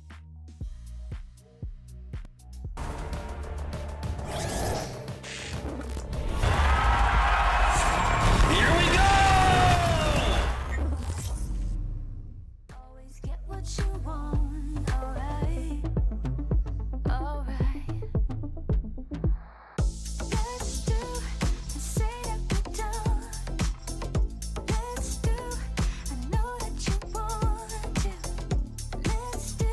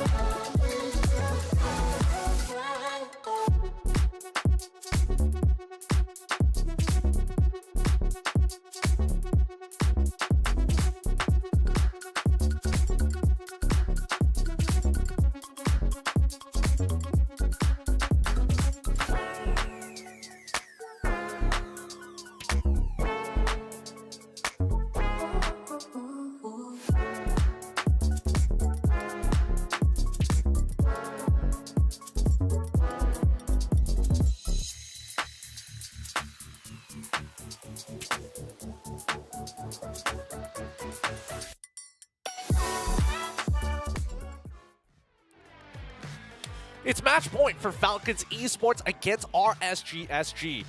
It is their opportunity to maybe equalize the score, to maybe give us a competitive game here. But first, if you guys are in Jakarta, you have an opportunity. Maybe if you're visiting Jakarta, an even better opportunity to watch the Snapdragon Pro Series live in Jakarta. We're going to be having the challenge finals there, so please come on over for 10,000 IDR. You can book yourself a ticket to walk right into the arena and watch these high-quality MLBB games live. If you've not made plans to go visit Jakarta, now's a good time to do it. Book an early flight. Book a very, very early flight. Get it cheap here. Get your tickets here and go and witness and experience what Mobile Legends Bang Bang competition is going to be looking right here. In this case, what SPS has to offer and why it's one of the very few tournaments that can show you what the vibes of MLBB brings to the table. If you're from a Western region, come on over to Southeast Asia and check out the SPS, because again, I'm telling you, it's a whole different vibe, a whole new level of excitement when it comes down to Mobile Legends and Southeast Asians. We just love it. We love it. Exactly. That's why we've got bigger, better tournaments, and every single year we're just gonna keep on growing. And of course, it's thanks to all of you guys watching here. Without you guys' support, whoever is not supporting their teams here, we wouldn't be able to make it this big. So shout out to you guys. The community is what it matters here. But now, speaking of the community here, now the important match is going to be happening right now here. It is going to be the drafts coming in between both Falcon going up against RSGSG, and now Falcon on match point to kick RSGSG down into its lower brackets. Well, let's find out here. Once again, we're seeing that Falcons are going to be on blue side. RSGSG has opted to stay on the red side. It looks like very similar bans. Oof. Okay, speaking of the bans here, okay, Moscovs need to go. It's something that I think RSGSG may have messed this up a little bit here in terms of draft here, because when it comes to priority drafts here, based on MPOSG stats, Angela was something that was a priority first ban material. So this time, RSGSG, do they let the Angela through and just ban off gold laners? In this case, Natan as well as the Moskov done, Harif is done. Fredrin up for grabs for Falcon Esports. And also the Angela. I think at this point, this is the limit test, right? Yep. If Angela is first picked by the side of Falcons, then, well, at least now it's like, all right. Okay. Don't have to think about picking it up for ourselves, right? I'm sorry, Curl, but I don't think you're going to get the Freya game you were hoping for. Okay. So Angela being denied away from from RSGSG. Falcon Esports stealing it away means that RSGSG will get Fredrin as a priority, as well as maybe even a Faramis, or in this case, Roger. Yeah, they have been prioritizing Roger first pick just now in game 1, so I wouldn't be surprised to see it for Roger again for CS. I don't think it's that bad, but it's going to force Falcon to actually play onto, most likely going to play onto the Claude. Maybe arguably even the carry now that we've seen so early on. Interesting. Okay. So they're going to go with the blind CC and also lock in that Fredrin, which means that at the very least this Angela, if you want to consider enablers, you can consider it now. If you want that Yuzong, you have to deal with the CC. If you want that Boxia, you're gonna have to deal with the Frederick, which is a little bit more favorable towards the Boxia. I'm not. What do you think about the Angel Ling here? Because we've seen a lot of Ling so far, and it's kind of worked out as well. Even in ranked games as well, occasionally Ling has been priority picked if the Angela has been picked off. I don't think they can pinch RSG SG in the draft just yet, so they need some stronger laners. I think if they want to set up for Ling, it has to happen in the second phase, right? Picking it now is very, very dangerous. Not happening. Yep, not happening. So we get the Boxia, enabler for the hard card, but we're also getting a strong laner in this Roger. So this is going to be the big difference here, because now RSG SG need to decide. CS, he's got to play something, right? I'm guessing he can go into the carry if he wants to. The Khan's already gone.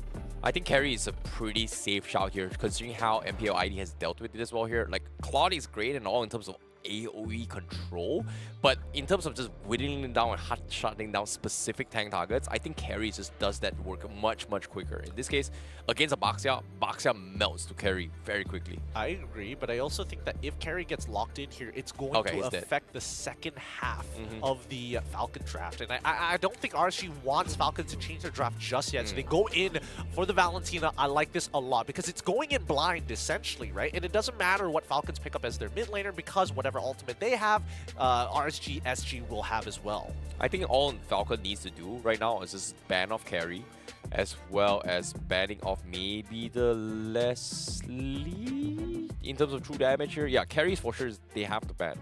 What else they have to ban? Brody as well? No, there's no need to ban Brody. I don't think there's a need to ban Brody. I think if you want to get rid of any of the marksmen, it's Claude carry. Those Claude carry, fair enough. Yeah, those are like the safest ones to play. And then we'll really see how deep CS's pockets actually are. But maybe we'll get a bit of an idea off the second half of the ban phase, where they're going to lean into. The Rizzler once more. Okay. So Rizzler ban. Yuzong's going to be next most probably from RSGSG. But no, Falcon, they don't do it. They actually ban the Enchanter. So I'm guessing they're banning the Florin and then going in for one marksman, one roamer, like in case RSG decides to go for the healing composition. But again, Minotaur is still open for prey, so Falcon might consider doubling down on the Minotaur ban instead. And just let the carry through. It's okay to have a carry. I think getting rid of the Minotaur might not actually be a bad idea. Looks like they got rid of the Gord instead, so they just want to have more control. So prioritizing their blind EXP laner, making sure that at the very least, no matter what the matchup is going to be, it's going to be all right. Okay, they ban on Minotaur, so no healing composition from RSG. Unless they get the Estes or the Rafaela, which I don't think is a good option. But at the same time, Ruby isn't that bad of an option here as a roamer, if they want to play a full sustain composition. Well, you're not wrong. You're not wrong. The Ruby is really great at peeling, but the problem is if anybody gets low, right? That means Roger has a free way to kind of jump in and chain together with everybody else. I think at this point, you're probably looking for like an EXP, EXP support flex. Not too many of those in the pool right now, unfortunately. But looks like they're going to go for the Franco instead. Okay. I mean, I respect it. I respect it. All right. Okay. Angela hard guard. You suppress the guy who's hard guarded. You technically get a 2-for-1. Okay, fair enough. It's something that I think Bray is a little bit more comfortable as well here. Like, he's been known to be an initiator roamer playstyle. Cho, comfort. Franco, not necessarily comfort, but it's something that he's not out of his pool, right? So all he needs to do is get that one big hook or the right divine judgment to catch the Boxia. You win the retry battle, but no way. I respect this. I respect this a lot. I respect this a lot from the side of Falcons. They're like, okay, if we're going to deal with this, we're going to deal specifically with this Franco, we need another layer of insurance. We may be giving the Netherrealm over to RSG SG, but I think it's more suited for us than it is for them. This is annoying to work with coming from Falcon Esports. Like, they have a very, very strong frontliner. They've got insurance plans, they've got sustains, they've got heals. But the biggest concern is, where did they get damage? Because I'm pretty sure if RSG has a way to this is actually good. They can't really outrage Falcon Esports. They're all pretty close and personal. Yep, you're seeing the angle. You're seeing the angle now, because right now this is a death ball comp from the side of RSG. They want to slowly encroach and take space onto Falcon Esports, who technically are playing with a man down until we see that Hearthguard actually be activated. But now we're seeing a big difference between the two compositions, right? Falcon, they're going to be playing for their side laners. They're hoping that Royal Milk and as well as Benny is able to create just enough space for the rest of the team to actually get in on these bigger team fights and use the potentially level difference, the life difference, and double down with the help of the Heart Guard to ensure that they get some profit. Oh boy, this is going to be a do or die here coming from RSGSG. They lose this series, they are going to be kicked down below. But if Falcon Esports takes the game, if they take a game, they are going to equalize against Falcon Esports. Do you think their drafts from RSGSG can do it? I think it's possible, right? When you have that Franco, that Iron Hook is pretty disgusting. It's a game changer for a majority of these teams. One really good Iron Hook after 100 bad ones, you'll think that Franco's a god. Okay, well, is he going to be a god or is he going to be a dog? We shall see, because as of now, this is going to be Game 2, Falcon Esports going up against RSGSG. The fight for the gods or fight for the dogs. Well, let's find out here, as both junglers going to be starting on the same side of the map.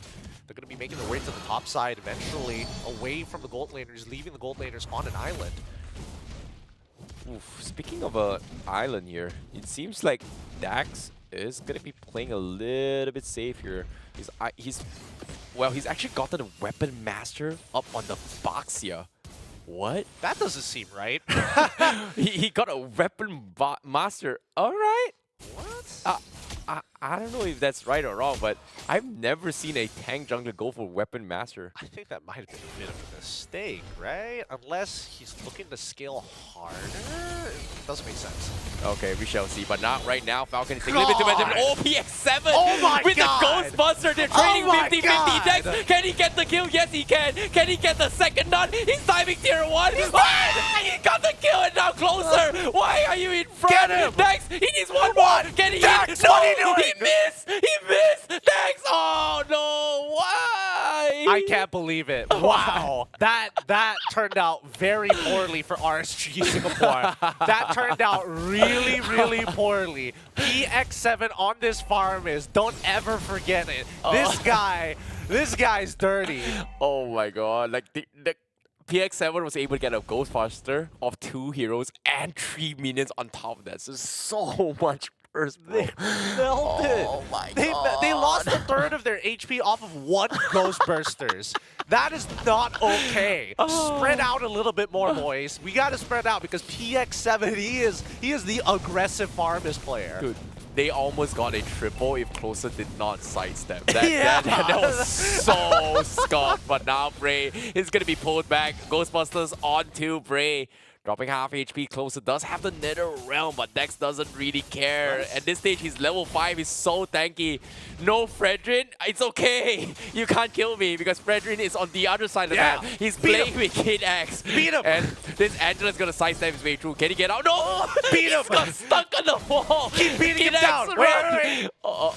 He survived. Oh my god. He didn't have the leap, and the energy eruption just came off a cooldown. CS is doing an okay job against Benny, though. Despite the aggression, he's setting up for a slow push. Done.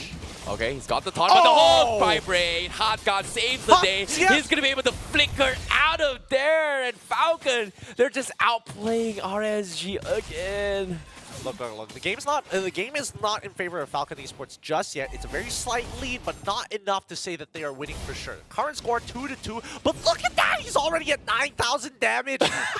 Less than 5 minutes in the game on a farm is PX7, dude. What is this game, man? Like, okay, you know, RSGSG, they have to play a little bit safe here, but fortunately for them, it's not too far of a lead. It's only 700. Okay, 700 is pretty big. No, it's not that big. It's not that big. 3 minutes in the game?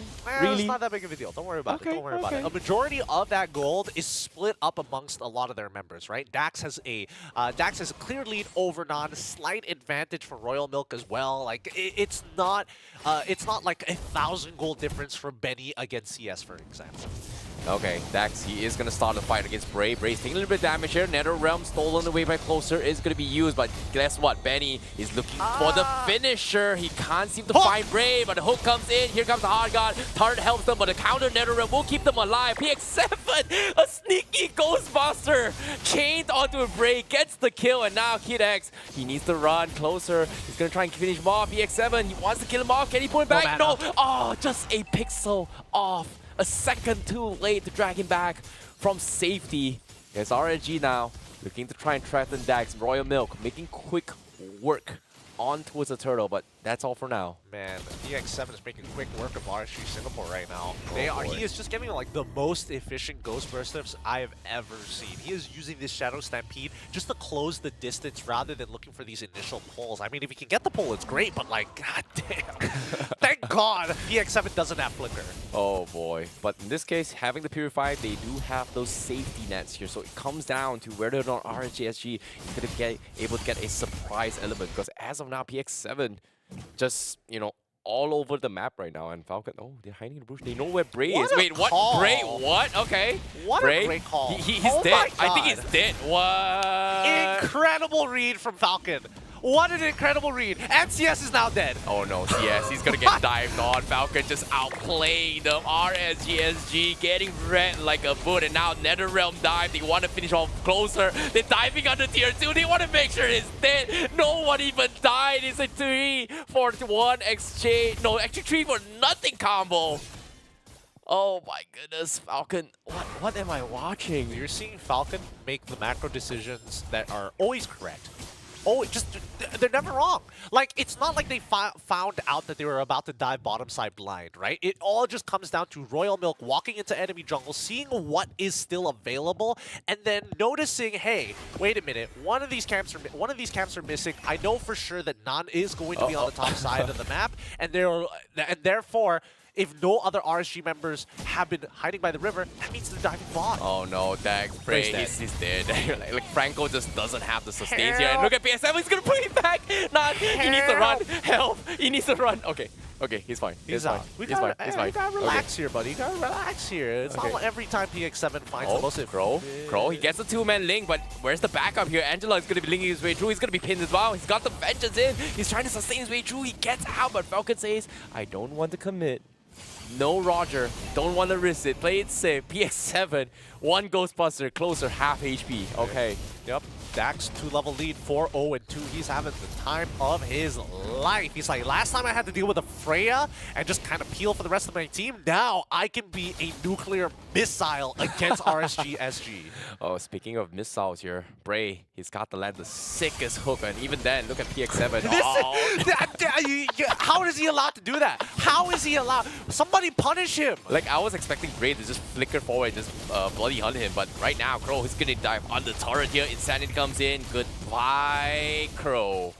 Sayonara. Back to base. I mean, I'm telling you, now we're seeing the true side of Falcon. They're not messing around. They're looking to close this game pretty early against RSG Singapore. 4K ahead of RSG. And better yet, they're just making some really hard reads onto RSG's side because they know they're playing passive.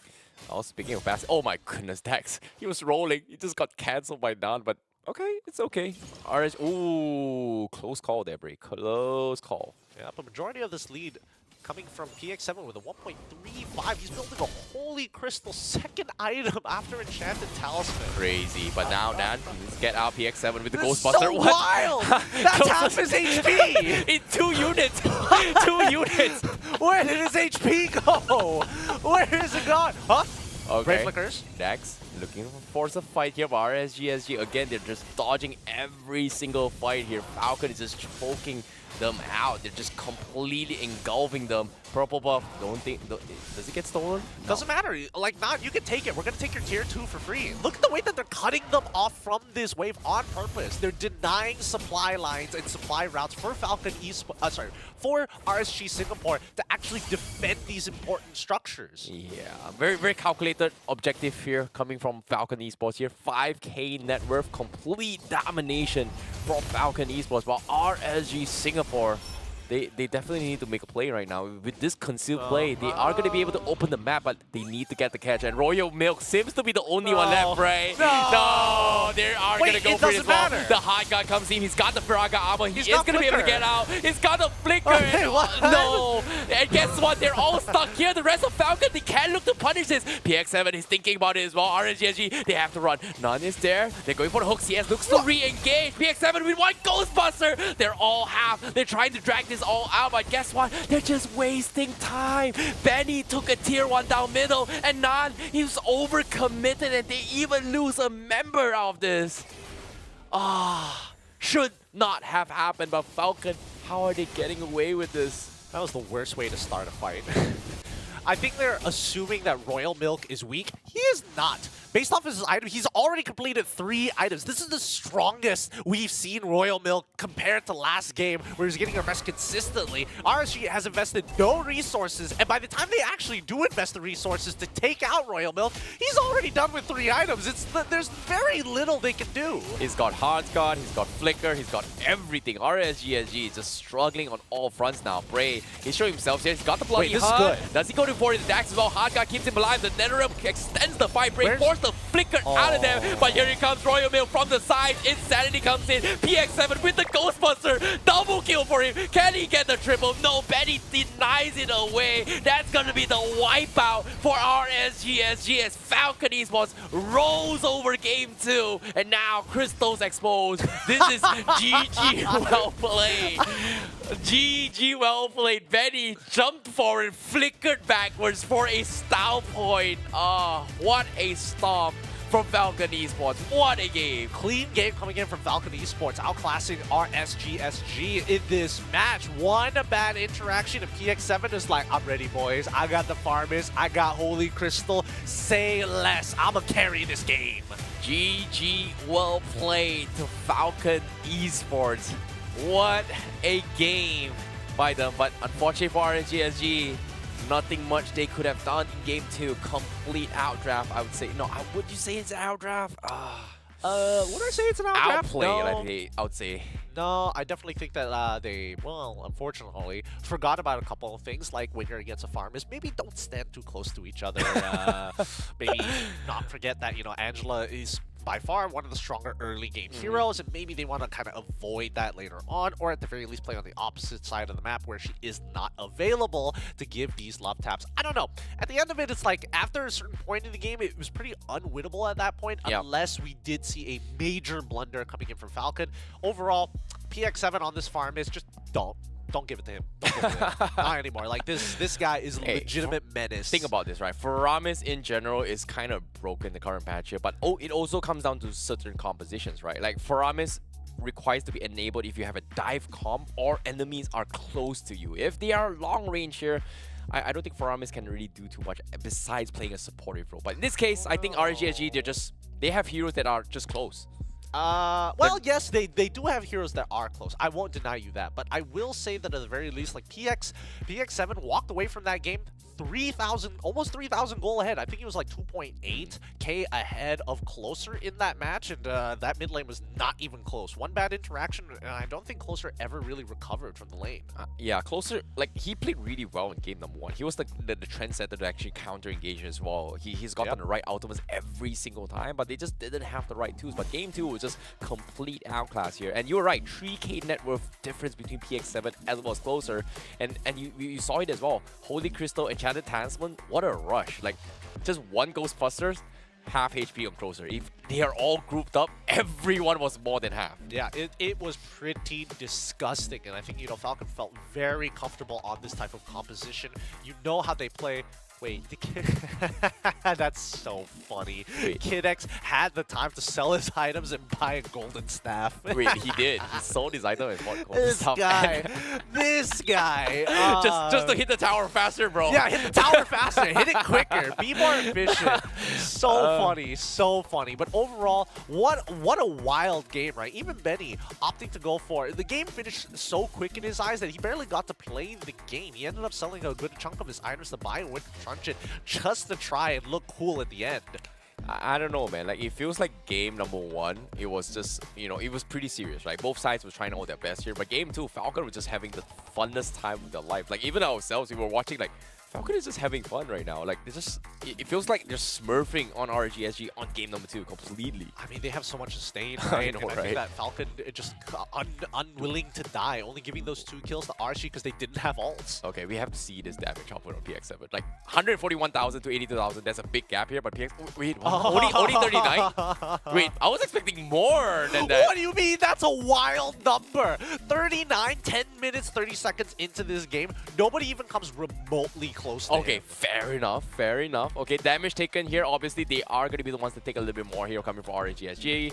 Tower damage couldn't do too much here, but total heals here, That's so 133,000. funny. Even Gold Miner is going to be Royal Milk at 799 gold per minute. That means Benny wasn't farming as hard as he should have. Kid X was having the time of his life. Oh, that's hilarious. Everyone from the side of Falcon was just having so much fun, right? Like, They were having a great time. yeah, this game was just... I think, hands down, they just straight up won every single lane in game 1. They in game did. 2. Like, XP won the lane, Jungle won the lane, Mage won the lane, Gold lane won the lane. You're right. You're right. They did win on every single front. And even Kid X, wow, 2,000 ahead. 2,000 ahead of Gray on an Angela. Rather wild. When we look at the gold and EXP graph, it is just, you are at the base. You're at base camp, man. You're just looking up at the mountain and be like, when does it stop? Yeah, it's not even close. Like 10 minutes into game, 10 minutes, 30, 10k lead. How do you bounce back from that? Because it's difficult to do so, but Falcon was able to pull it off in game 1, where they were just like, what, 6k, 5k behind? But again, that is if they get to 10-minute mark. But this is like not even past 13, 15 minutes mark, and they already gotten this lead. I mean, it's the style of the composition, right? Yeah. A lot of the early game can be kind of like be accounted to Dax actually, you know, pushing the agenda very, very often, especially when the team is kind of split up and making cross-map plays at the same time. Like RSG Singapore, you could clearly see that whenever they tried to make a cross-map play, somebody spotted them out, and usually it was Royal Milk who ended up seeing the rotation first, allowing the rest of Falcon Esports to respond accordingly, setting up for like 3 free dives in that 10 minutes towards the side of literally CS or maybe even the EXP laner Crow. Okay, the MVP for this match from Falcon Esports is going to be none other than Dax himself on that Baxia, but I don't know, man. Like, it feels like the whole team is an MVP this game because I feel like everyone did their roles really, really well. But this early engagement, a 3v2, PX7, oh my god, what is the damage, man? Literally 2v3, PX7 is just like, nah, fam, I'm gonna get all the gold, give me all the shmoney's. And Dax definitely could have killed, but definitely was like, I didn't expect potentially 3 kills to fall into my lap.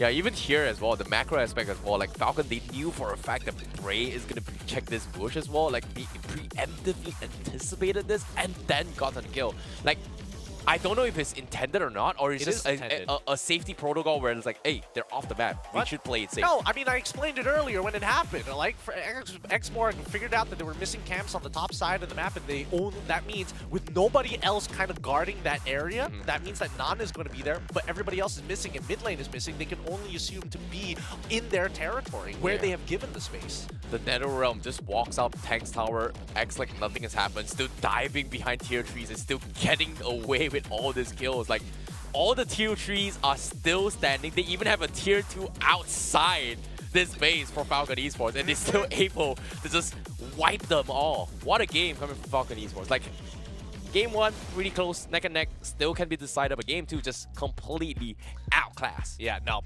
RSG did not stand a chance against Falcon in that game. I mean, maybe if they watch back the VODs, they probably could have corrected a couple of things, maybe have a more equal playing field later down the line, but not right now. I think that Falcons definitely solidify themselves here with a 2-0 against RSG. They move on to the next round. They have one more opponent to face, and if they can win that one, then they qualify for the Challenge Finals. Well, it's not over yet for them.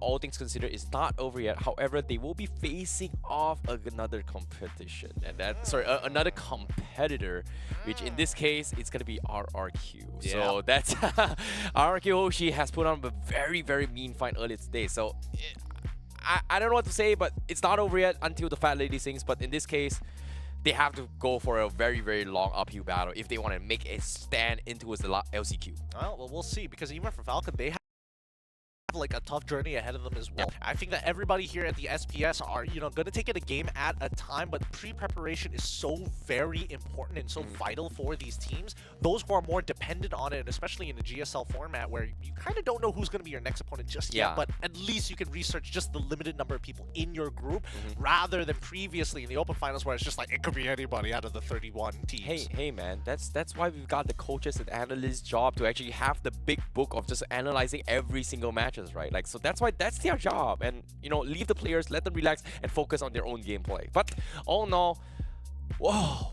Now, let's, for these guys watching at home here, if you guys have been watching throughout the entire game here, guess what? We have plays of the day every single day. We want you guys to choose your votes on social media here on ESL and why. Sorry, ESL and why, yeah. And of course, when you make your votes here, be sure to choose who's the best play of today. Is it going to be this play here coming from Clockhood, or is it going to be Dawn, or is it going to be PX7 by for the plays here? And of course, the votes will be tabulated by the end of tomorrow, and we will announce who the winner is. This play coming in from Clockhood is still so very good, but let's not forget about Dawn. Because here, like this push could have ended really, really bad for RRQ, and then Dawn decided, nah, stop. Right here, makes the save, and his final slash was so important in this game. I was hoping to see more coming out from Dawn. These final slashes would have been the game changer against you Red Giants. Yeah, and now let's take a look at PX7's play right here. What was this play? Okay, the Demonic Force. Okay, he's got Stomp, free kills, Wait Stomp. for it. Bang. Boom. Bang. He's gonna do it again. This is the fadeaway, right? Yeah. Da da da. Bang. The other one gets pulled. Boom. Bang. Oh. I'm telling you, he's got TikTok reels for days, man. PX7 just. Get him off. Get him off. Get him off. Why? Why is he so good? Why is he so good as a mid laner? I think it's kind of biased now that we've pretty much just watching PX7 on this game. Because he does things like that. Okay, fair enough. Who does that? It's not a normal thing to see in the mid lane. Like, if Stormy did it, I'd be like, I'd be impressed, but a lot less impressed compared to PX7 doing it. I'm telling you right now, that was his farmness is wild, and I think maybe the Phobias I'm not 100% on board with, but he made it look good. It looked good. Can we deny it? Yeah, we can't deny it. It was that good. Anyways, of course, that's just our personal preference here. For these guys watching at home here, be sure to check out the website here and then vote all three and choose the winners here. All the scores will be tabulated by the end of tomorrow, and then we will announce who will be the play of the day for today's matches. But of course, all things considered here, 4 series has been played here. In case you guys are just tuning in and are wondering what is actually happening here, today is the first day of the group stages for the challenge season. Now we already started things off in the first upper bracket where Evo's Holy was able to take a 2-0 against King Empire, means they will be advancing in the upper brackets for Group A, whereas RNG PH also taking a 2-0 against Evo, making them contestants to fight each other for the qualification to the challenge finals. It is going to be between Evo's Holy as well as RSGPH. Meanwhile, the teams that have lost, they pretty much get sent down the lower bracket here to fight for a chance to qualify to last chance qualifier. That is going to be King Empire versus Evo X. That's not all, right? Let's look at Group B, the games that you have just watched recently if you tuned in halfway through the show. RQ Hoshi taking a game off of YRG, but not enough to close out the series. Falcons clean sweeping RSG and will then have to face off YRG. And in the lower brackets is RQ Hoshi up against RSGSG in a best of 3, and whoever wins that match will have to face the loser of YRG versus Falcons. Means they have to play more games, and even if they win that, they still have to qualify to the last chance qualifier. So again, the top dogs here on the top side is going to be those two fighting for the ticket. Guess what? We still have more groups to come. Group C has not been played yet, and that is going to be Bigatron Beta going up against RSGMY, and then CFU going against Team Liquid PH for the matcher. And I think this is tomorrow's matches, right? Yes, these are tomorrow's matches. We're going to be concluding at least the very first rounds for Group C as well as Group D. I mean, these guys, they've been playing their hearts out, right? MV versus Rebellion, BTR Alpha versus Omega. Smart Omega, might I add. So that's gonna be a banger game as well. I mean, all of them are going to be banger games here at the SPS. Man, considering the GSL format, it's so important that teams perform well. That's why we're seeing such a large difference of like teams playing at peak while others are like not reaching that standard just yet. It forces brutality out of these, well, somewhat young humans. Speaking of young humans here, again, 4 tickets coming in from the top side if you've not lost a single game, but only 2 tickets from the last chance qualifier to actually make it in towards the challenge finals, and that means a total of 6 teams thus far if you guys are just tuning in. However, now you guys are excited here to see what the matches for tomorrow, because now we have tomorrow's schedule to start things off. We have 4 series for you guys. Yep, it's Bigatron Beta versus RSG Malaysia, CFU Gaming versus Team Liquid PH, EVOS Holy versus RSG Philippines, Yudu Red Giants versus Falcon Esports. So Group C matches 1 and 2 will happen, and then we'll go back to conclude Group A's winner brackets as well as Group B's winner brackets. Wow, this is going to be interesting here, because by the end of tomorrow, we'll be able to figure out who is the first 2 teams that actually makes it into the challenge final. So that is going to be either or these 4 teams, which is EVOS Holy, RG Philippines, Yudu Red Giants, as well as Falcon Esports. 2 of these 4 teams is going to be our first teams to make it in the challenge finals. Yep, it's going to be a long day tomorrow for these teams, but at the very least, you know, they're warming up, and everybody else who's in the other groups, Group C and as well as Group D, have an opportunity to kind of see who's the potential opponents they'll have once they qualify. Whew. Now, of course, if you guys are excited to see how the main event, the finals here in Jakarta, you guys gotta scan the QR code right now and get yourself some tickets here. 10,000 IDR is the way to go. Or, again, use the website esl.gg/mlbbtix-en. If you are a boomer without QR codes, yeah, type it out. But if not, use the QR code. Yep. Do it. Easy way of doing it. Take a snapshot if you have to. Don't worry, we'll be here all day. 10,000 IDR. If you're in Jakarta, it's even better. If you're from the West, come on down to Southeast Asia. Check out Indonesia. And also, 10 IDR is like, what, chump change. Don't worry about it. You can pay parking with it, essentially. Agreed. But again, that's only for the ticket price as well. Yeah. Travels and accommodation is all on your own expenses. Of course, you can always ask ESL to make a special promotion, maybe even a lucky draw if you get lucky here. But okay, or not happening. maybe if there was a sponsor from an airlines out there, I'm not going to state which one, any one of them would have been great to help them with that plan. Business ideas. Yes, exactly here, because people around the world wants to travel to meet events like to join us on these events here. But ideally, right now, if you guys are here and early, you get cheaper tickets as well. You can get good rates on the flight tickets, and I think it's better to start now and start planning before you get a little bit late, because tickets might sell out a little bit too fast here. Under 18-year-old fans, please ask your parents. With that being said, this closes out day 1 here for the challenge season of the Snapdragon Pro Series Season 5 for MLBB APAC region. My name is Gideon Q. This is Icy Baby 1-2. Thankfully for you guys, it's enough of us yapping. We're gonna go on a short break, and when we come back tomorrow, it's gonna be a whole new set of games, a whole new set of series, and more Mobile Legends action for you guys. We'll see you then.